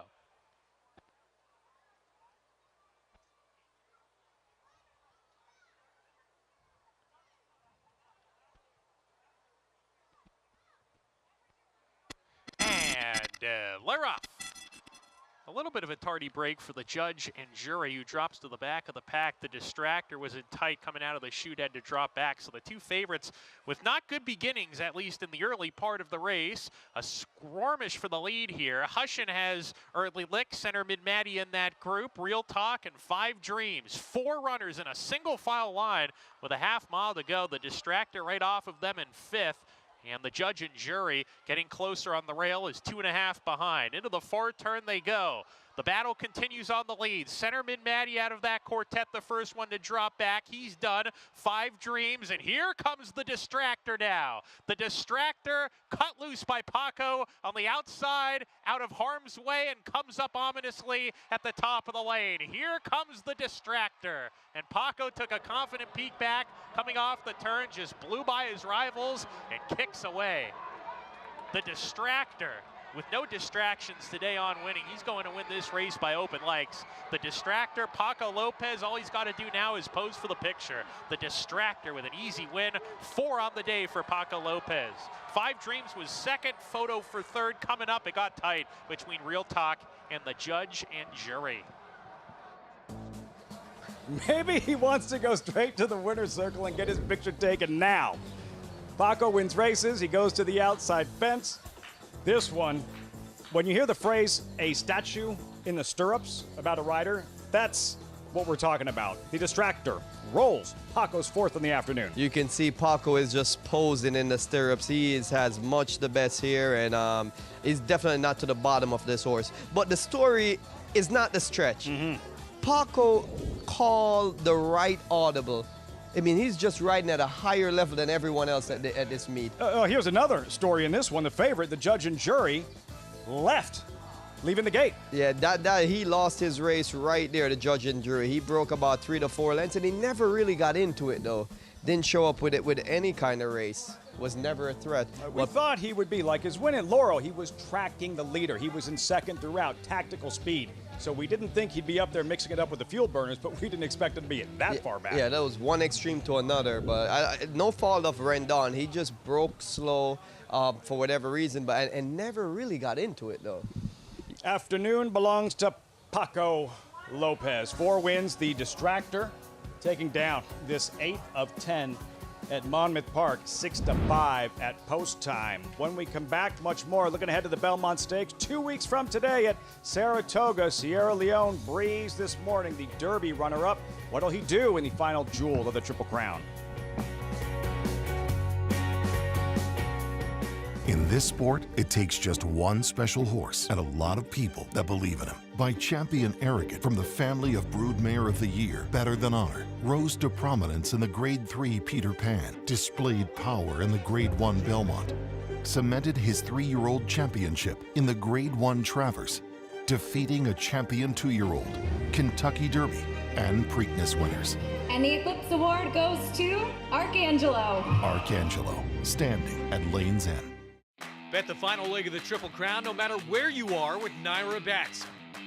Available nationwide, Naira Bets is the official betting app of the Belmont Stakes with video streaming, weekly promotions, and an easy-to-use betting interface. Celebrate the historic first Belmont Stakes at Saratoga Racecourse and be part of the action with Naira Bets. Scan now for your free $25 Belmont Stakes bet, plus a $200 deposit match for new members.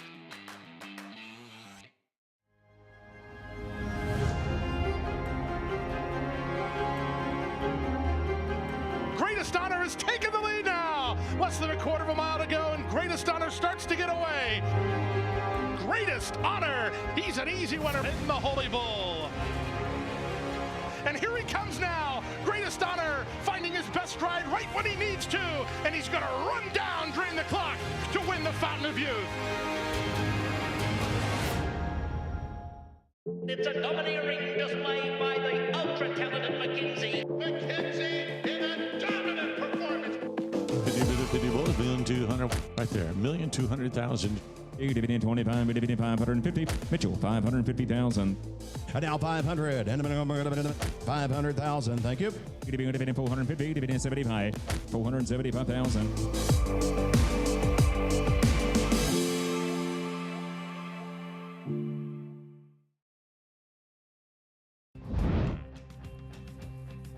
Welcome back to the program, and this is the place that you can find the 156th running of the Belmont Stakes on Saturday, June 8th. Fox, that's right, Big Fox. Also coverage on FS1 and FS2 throughout Belmont Stakes Racing Festival. And oh yeah, it's up in Saratoga this year for the first time ever. I'm Maggie Wolfendale alongside Jonathan Kinchin and the whole cast and crew with us today as we take you through live racing here at Belmont at the Big A as well as Monmouth Park. But, you know, today marks the 2-week out point till the Belmont Stakes, JK. It's too long for me. 2 weeks sounds too long. I'm getting ready for the Thursday of Belmont Festival Week mentally, so it doesn't have to be that long. I'm really excited about this. It's going to be a lot of fun, right? I mean, I think in racing we love the traditions, but the occasional switch up is kind of exciting. It's kind of fun to try something a little bit different, a little bit new, and what better place to do it than Saratoga Springs, New York. I agree with you. And with the track configuration this year's Belmont at the 1.25 mile distance, but getting a head start on all of us has been Acacia Clement, as she was on site to watch Derby runner-ups work out Sierra Leone, his second one back from the Run from the Roses. She also got to catch up with his trainer, Chad Brown.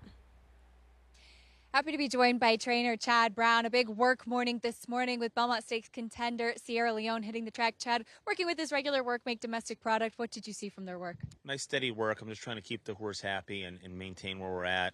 I love the way he went into the Derby, and I'd be happy for him to go into the Belmont the same way. I did notice in his last couple of workouts and today a different bit. Can you talk a little bit about the equipment change and what you've seen from it? Yeah, I know what's called a cage bit, which is a straight bar instead of a snaffle D bit, which he was wearing, just to try to give the rider a little bit more control if he tries to lean in. You know, I tried it on him in the winter, and I wasn't really sold on it. He wasn't particularly happy with it. We just went with the blinkers as the one equipment change, and you know, he started his season off really well with 2 wins, but you know, the way he was coming in a bit more than we obviously wanted in the Kentucky Derby, and it was time to revisit it. I like the way he's gone. He seems to be much more accepting this time around, and more than likely I'll race him in it.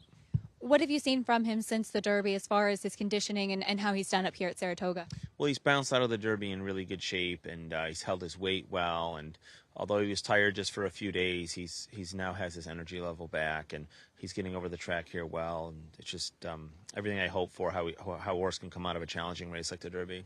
And of course, have to ask, looks like Flavien Prat will be the rider for the Belmont Stakes. Yeah, so we decided to make a little change. Tyler's really done a great job with the horse. You know, it's nearly undefeated on the horse, but I thought maybe it was time for a fresh change, the way that he had some trouble in the lane with the horse and such, and hopefully Flavien gets along with the horse well. He rides a lot of horses for us, and just switch things up a little bit. And I know quickly Saratoga is kind of like home for you as well, and of course we love the tradition, but exciting that we do have an opportunity to have the Belmont Stakes here. Yeah, it's very exciting around the city of Saratoga, and me being able to be up home for this extended period of time this time of year is really new and convenient for me. So it's exciting. Hopefully the weather's good. Absolutely. Well, Chad, thanks for your time. Best of luck with the next few days before the big one. Thank you. Looking forward to what we see from Sierra Leone, a horse that, I don't know about you, but I really liked going into the Derby. We'll see if that lugging in issue can be corrected for the Belmont. Yeah, I mean, obviously, I think a lot of people would agree that he might have been the Derby winner if he would have, found a straight path. And it seems like Chad's kind of pulling out all the stops to try to get that resolved, right? Switching the bit, which he said he tried previously, it didn't go well. And then even the rider change. And I haven't really heard Chad say a whole lot about Tyler necessarily making mistakes on the horse. Sometimes you just got to want to change it up a little bit. I think he did it last year with Blazing Sevens, with Irad. I feel like all of his guys, the riders he used, have been switched and moved around on different horses. And so, we'll see what happens with Flavien. Yeah, I agree. Flavien Prat aboard Sierra Leone for the Belmont. We have one more to bring you from Belmont at the Big A, but more on that after this break on America's Day at the Races.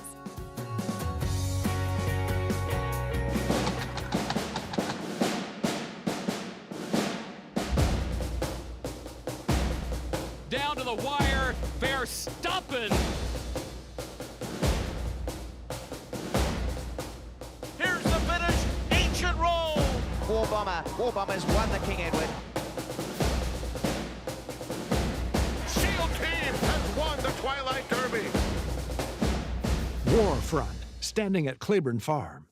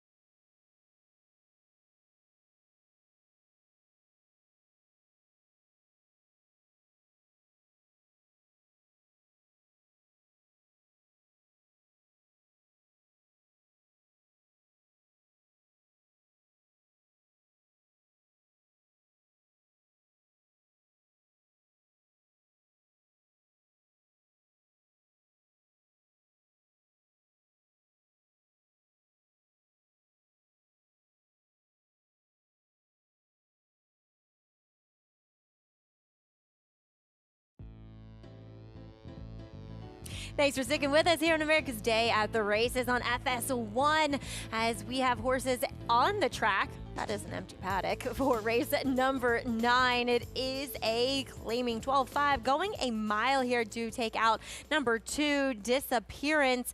And we are left with a field of 9 going post where we'll kick off the post parade with number 1, Prince of Joy. A long shot here, JK. Yeah, this horse was beaten 7 lengths and 6 lengths for 10,000. And I didn't really see any excuses that make me feel more comfortable about running for 12-5. And has been beaten well by many of these in the past. Is number 3, Anything Possible? He's nearly 50 to 1. He is Anything Possible. Yes, yeah, this horse doesn't have any speed at all. If anyone uses their iPad to handicap, I just touched the top of it, so I went to race 1, but I've powered through to find myself again. It's the drawback of the iPad is several have gone by. We'll give it back to them, but there's number 6, Funkenstein Player. Yeah, this is one I thought was a little bit interesting. I thought it had some okay races. Back to David Jacobson. Tommy Gunn went galloping by. There's number 8, Cheeky Tico. Yeah, another one I thought was very interesting. At the price at 7 to 1, likely would be my choice considering I thought the 9 was interesting, but not at 5 to 2. Yeah, big drop down here with Skylander does get Joel Rosario. Yeah, it makes a ton of sense. The price to me, it's not that I needed the 15 to 1 from the morning line. I just need better than 5 to 2. Rounding out the field is number 10, Durkin's Call. He doesn't like to win, but he does like to fill out the exotics. He does. He's one of those horses that kind of runs on late. Little change of scenery for him as well, switching to Wayne Potts' barn. Yeah, off the clean for Wayne as we'll go downstairs and check in with the MIG. Yeah, this is a really interesting, tough group of horses, and we'll start with the 4 Valenzen Day.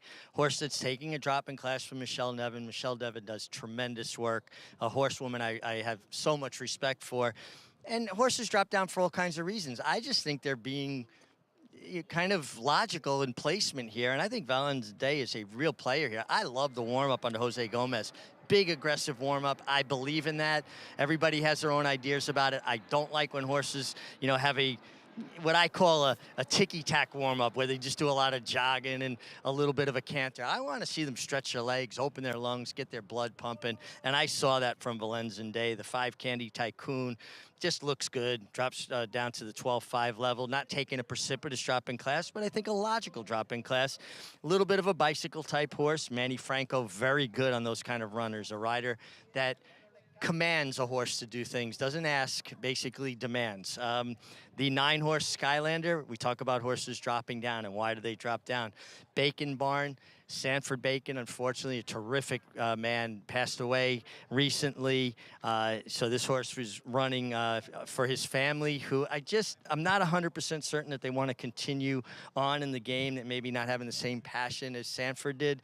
So, put a horse in. If somebody wants him, come and get him. And he's taking that precipitous drop in class. And the 10-horse Durkin's Call will be my top selection. I like the outside draw for this horse. I think he's been running good races.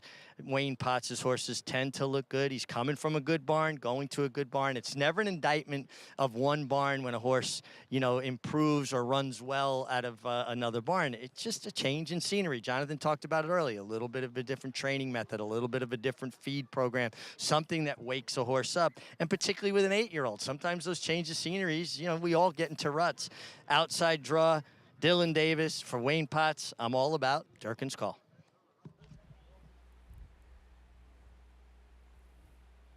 I've tried him many times in the past, and he always just kind of makes his run. Doesn't often win. Like I said, Durkin's Call will be Richie's selection in here, which I can't blame him for. He was wide last time. In these spots, I'm always looking to who's going to make the front. I felt like Cheeky Tico was possible from out there, and at 7 to 1, I'll land on the 8. Skylander's very interesting. I just can't get warm to the 3 to 1. Yeah, dropping out of Allowance Company. 4 back was in the grade 3 toboggan, working on Valenzen Day. Good to hear Richie say that he was warming up well, because when I have seen him sometimes in the past, that's not the case. And also looks as though he has a bit of more of a sweat on today, because sometimes I've seen him and he doesn't look as though he's sweating, which is a bad sign. So we'll see what he does with the drop in class. And there is number 5, Candy Tycoon Player, Skylander, Joel Rosario. Pickup mount here. He is your 2 to 1 favorite. Chris Griffin has your call.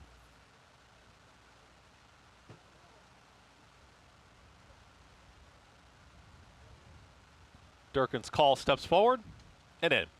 All set. And they're off. Cheeky Tico's got early speed. Towards the inside, there's Valenzuela Day. And now Valenzuela Day is going to be up with the early tempo, but Tommy Gunn wants the front end, and Tommy Gunn now with a neck in front. Cheeky Tico is comfortable enough, is going to take back as they are tightly bunched as they really back off the pace.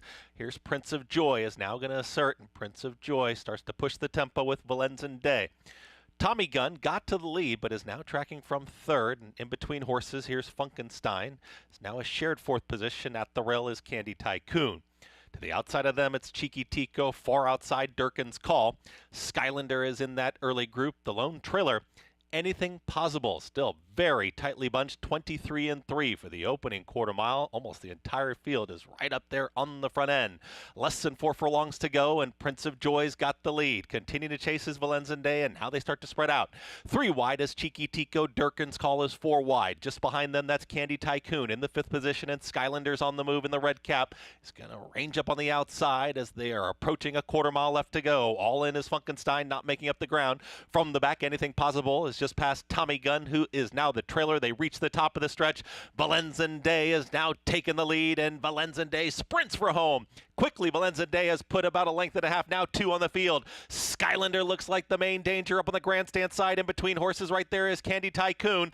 Valenzuela Day keeps finding here as approaching the 16th pole. Is still 3, now 4 widening lengths. It's going to be Valenzuela Day.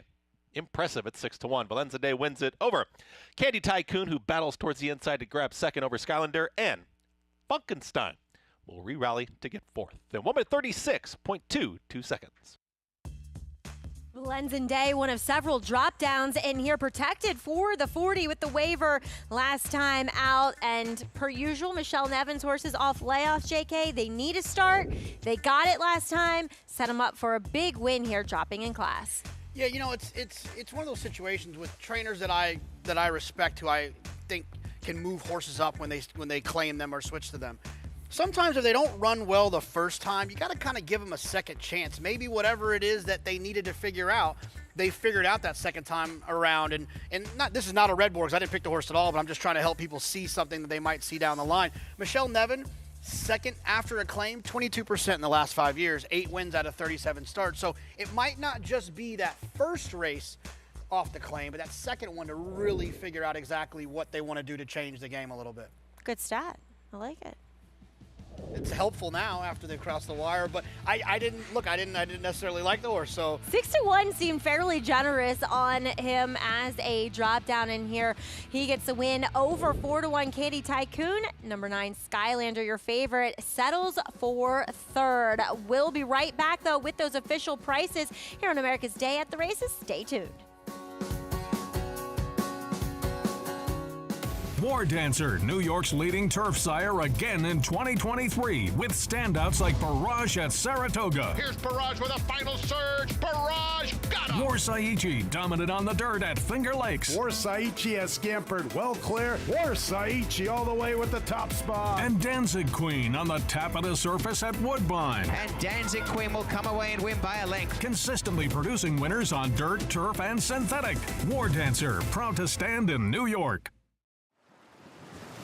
You have to be here to feel the rumble from 40,000 race fans. Mixed with the Pacific breeze, you have to be here to taste extravagance and witness greatness, race after race after race. You have to be here to take home a memory you'll have forever. This November, when the world's best come to Belmont,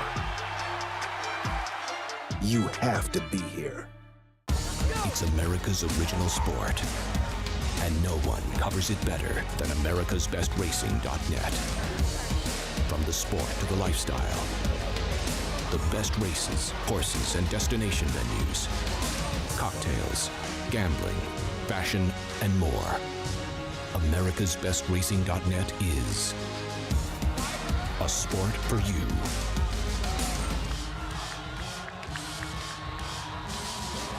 Racetrack Television Network brings you every race, from every track, on every screen, every day.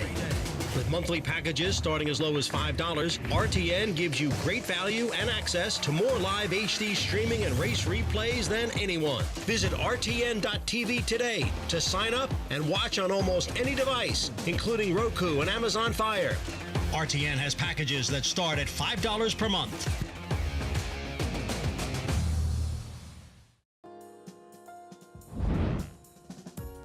Welcome back to the program. It's America's Day at the Races as we see Valenzen Day sporting the Sandy Goldfarb colors worn by Jose Gomez. This one conditioned by Michelle Nevin.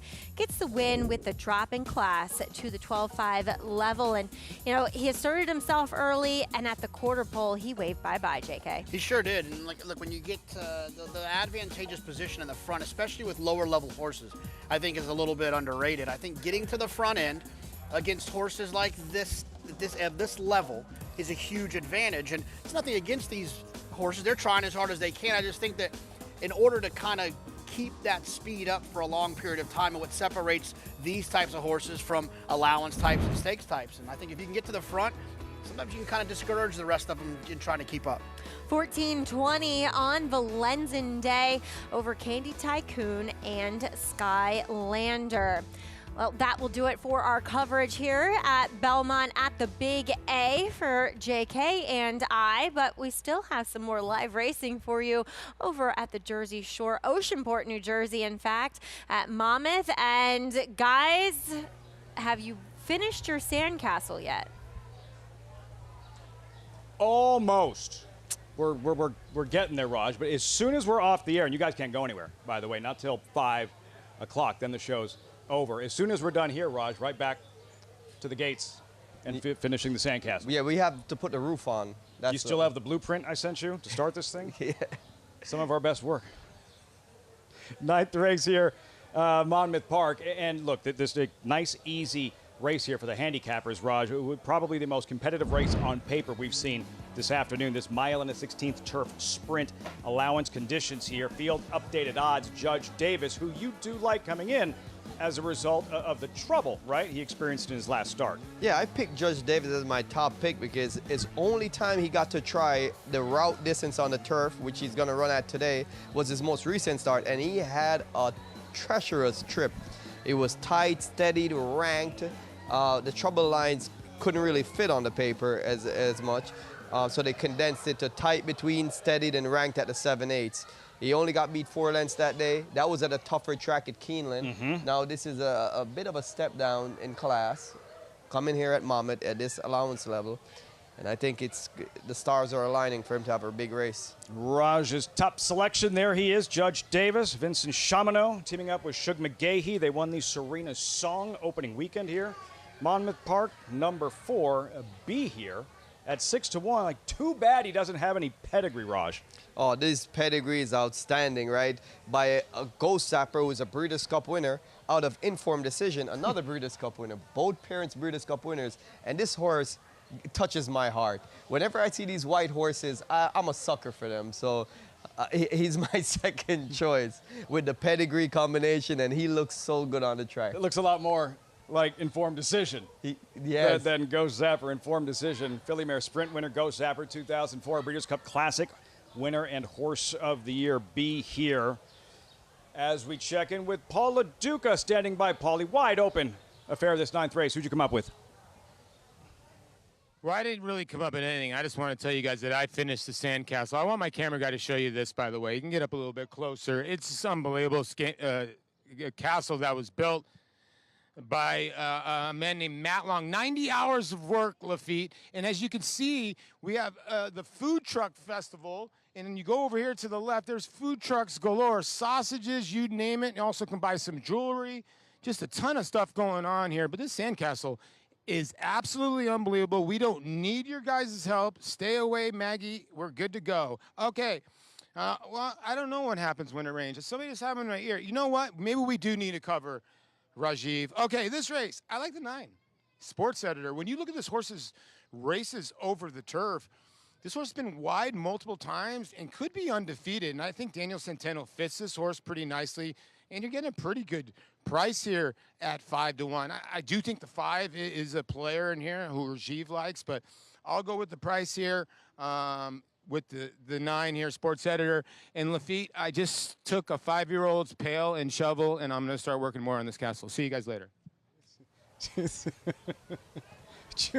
Jewelry, sausages, and sandcastles. Something for everyone at Monmouth Park. I must confess, the last time I tried to make a sandcastle, it looked like a beach shack. Came out really bad, so I'm not going to take credit for that beautiful sandcastle. A staple here at Monmouth Park. Polly's is stealing shovels and pails from 5-year-old little kids, and we have the 9th race here.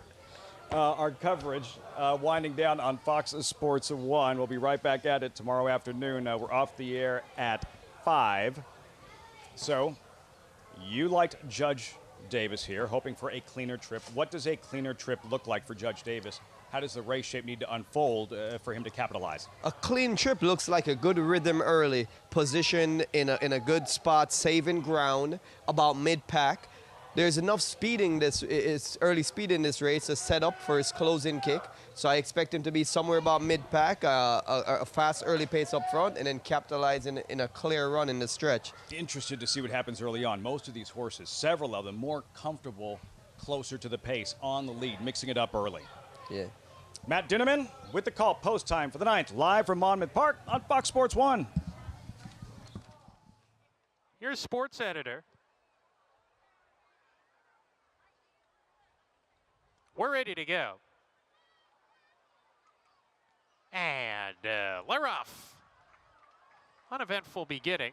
It can be done. The scent for speed coming out of the chute. The gray Be There is also there as they come by us for the first time. It Can Be Done has the lead. On the outside, sports editor takes second with Be Here to the inside. Mailman Money on a stronghold, tugging a little bit. So is Judge Davis right behind him. Tough Tickets to the outside of that rival, more settled down. Ronstadt joins that pair from the inside on the rail as they charge into the clubhouse turn. American Law, Lincoln Hawk, those two trail together. 7 lengths from first to last, and the leaders, It Can Be Done.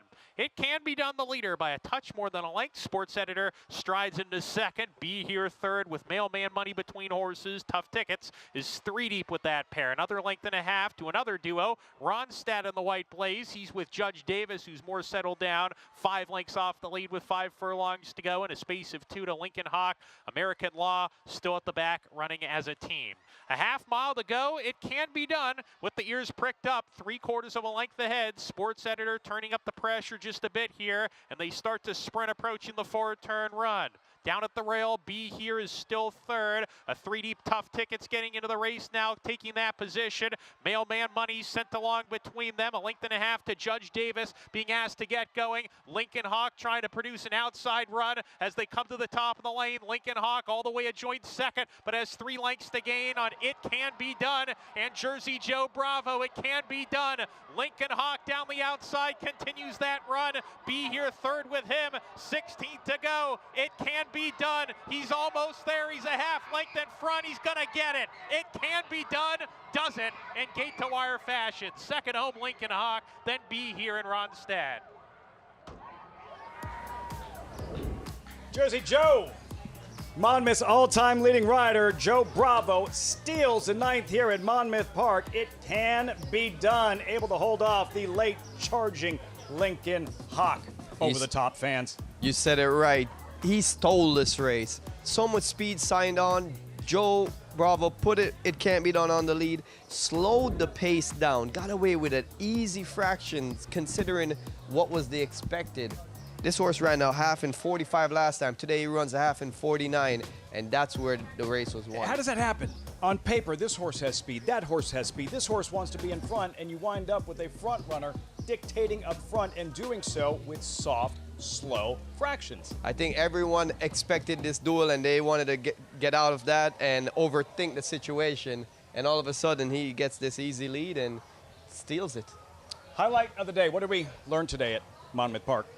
Paco Lopez is riding above and beyond his competition. He is definitely an X factor, and Data Man is a promising horse. Remember his name. Impressive in the Cliffhanger. That'll wrap things up for us here on Fox Sports 1. Coming up next, NASCAR Cup Series from the Charlotte Motor Speedway as we get closer and closer to the Belmont Stakes. Mystic Dan, Derby winner. Will he be there? We await a decision. Sees the gray. We know he's going for Dwayne Lucas, the Preakness winner, and Fierceness out to make amends. Defeated Derby favorite. What will we do in the Belmont Stakes? We'll find out in 14 days.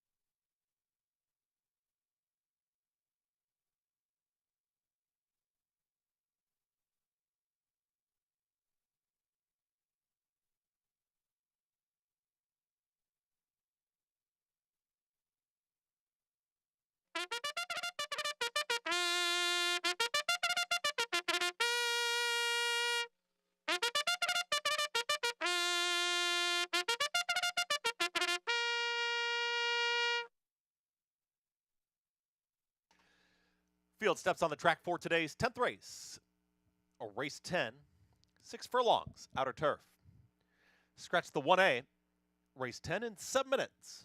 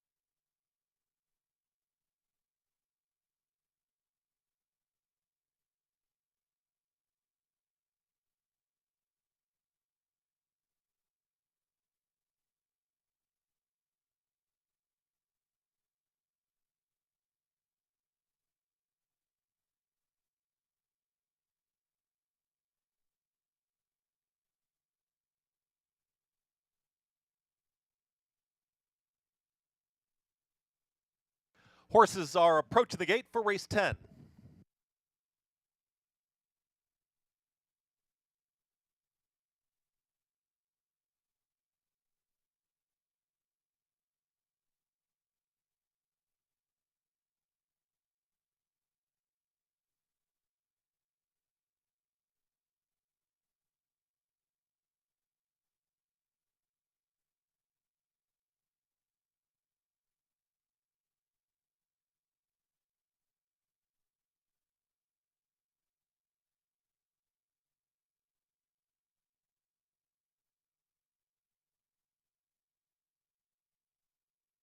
Post time for today's 10th.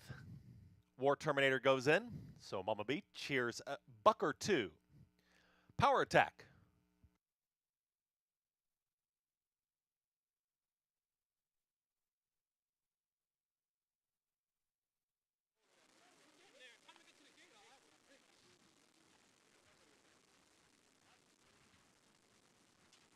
P-Money. Jimmy the Tooth.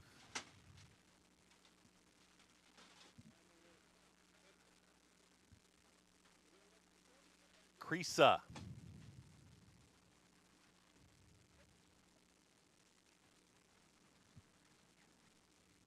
Rusi.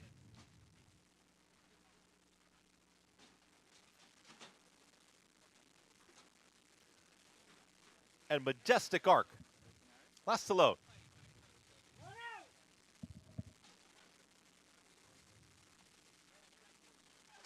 Is in. All set. And they're off. Ask for Speed is Power Attack right towards the front, but Allied Attack is on the move, and these front two hook up. Just off of them is going to be Little Lang, is now in that second group. As progressing is Rusi, who's now going to secure third. Little Lang is back to fourth. At the rail in the red cap, that's War Terminator. Very wide. There's a Majestic Arc from the outside draws, trying to cross over, save some ground. P-Money is in the purple silks, now going to be mid-pack. In behind them, Buck or 2, tightly at the rail. Big Prankster will need a way through. So Mama Beach, second to last, is Creasa and the trailer, Jimmy the Tooth. 22 seconds flat for the opening quarter mile. They're chasing Power Attack and Kender Carmouche. Power Attack is doing it nicely so far. Underdrive is Rusi to the outside. Allied Attack lost some ground, is back to third, but is set to re-engage this leader. It's Power Attack who turns him for home. Still in tight here is Allied Attack looking for a way out. Also charging is Rusi down the center of the course, and Little Lang is now unleashed late. Power Attack is still very strong. Big Prankster from out of the pack is rolling on the grandstand side inside the final 16th. It's going to be Power Attack to get the job done. Rusi is second, then came Little Lang in that late rally from Big Prankster in 1 minute 7.31 seconds.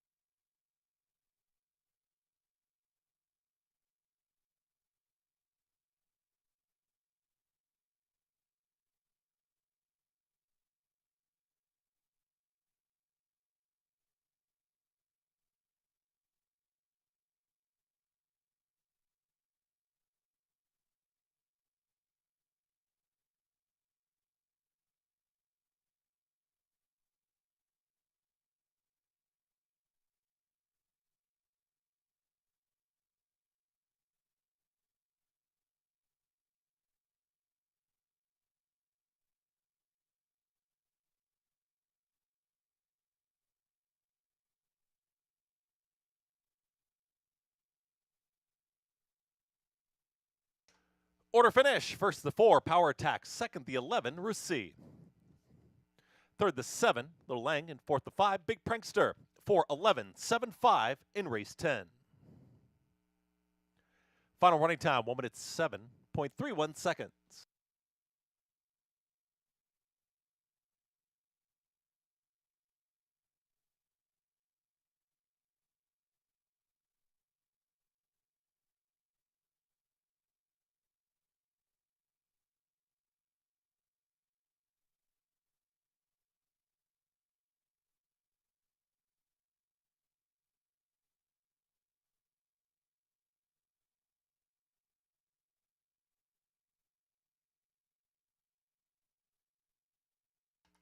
Into the winner's circle. Winner of today's 10th race. The 4, Power Attack.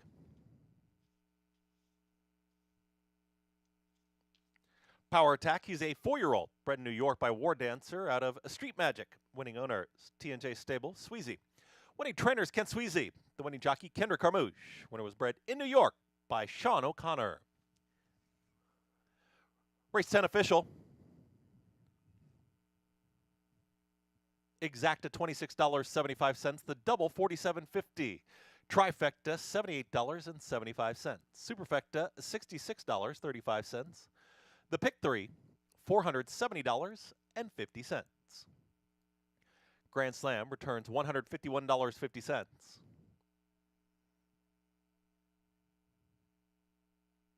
Up next, it's race 11. 11th and final, 24 minutes away, is next.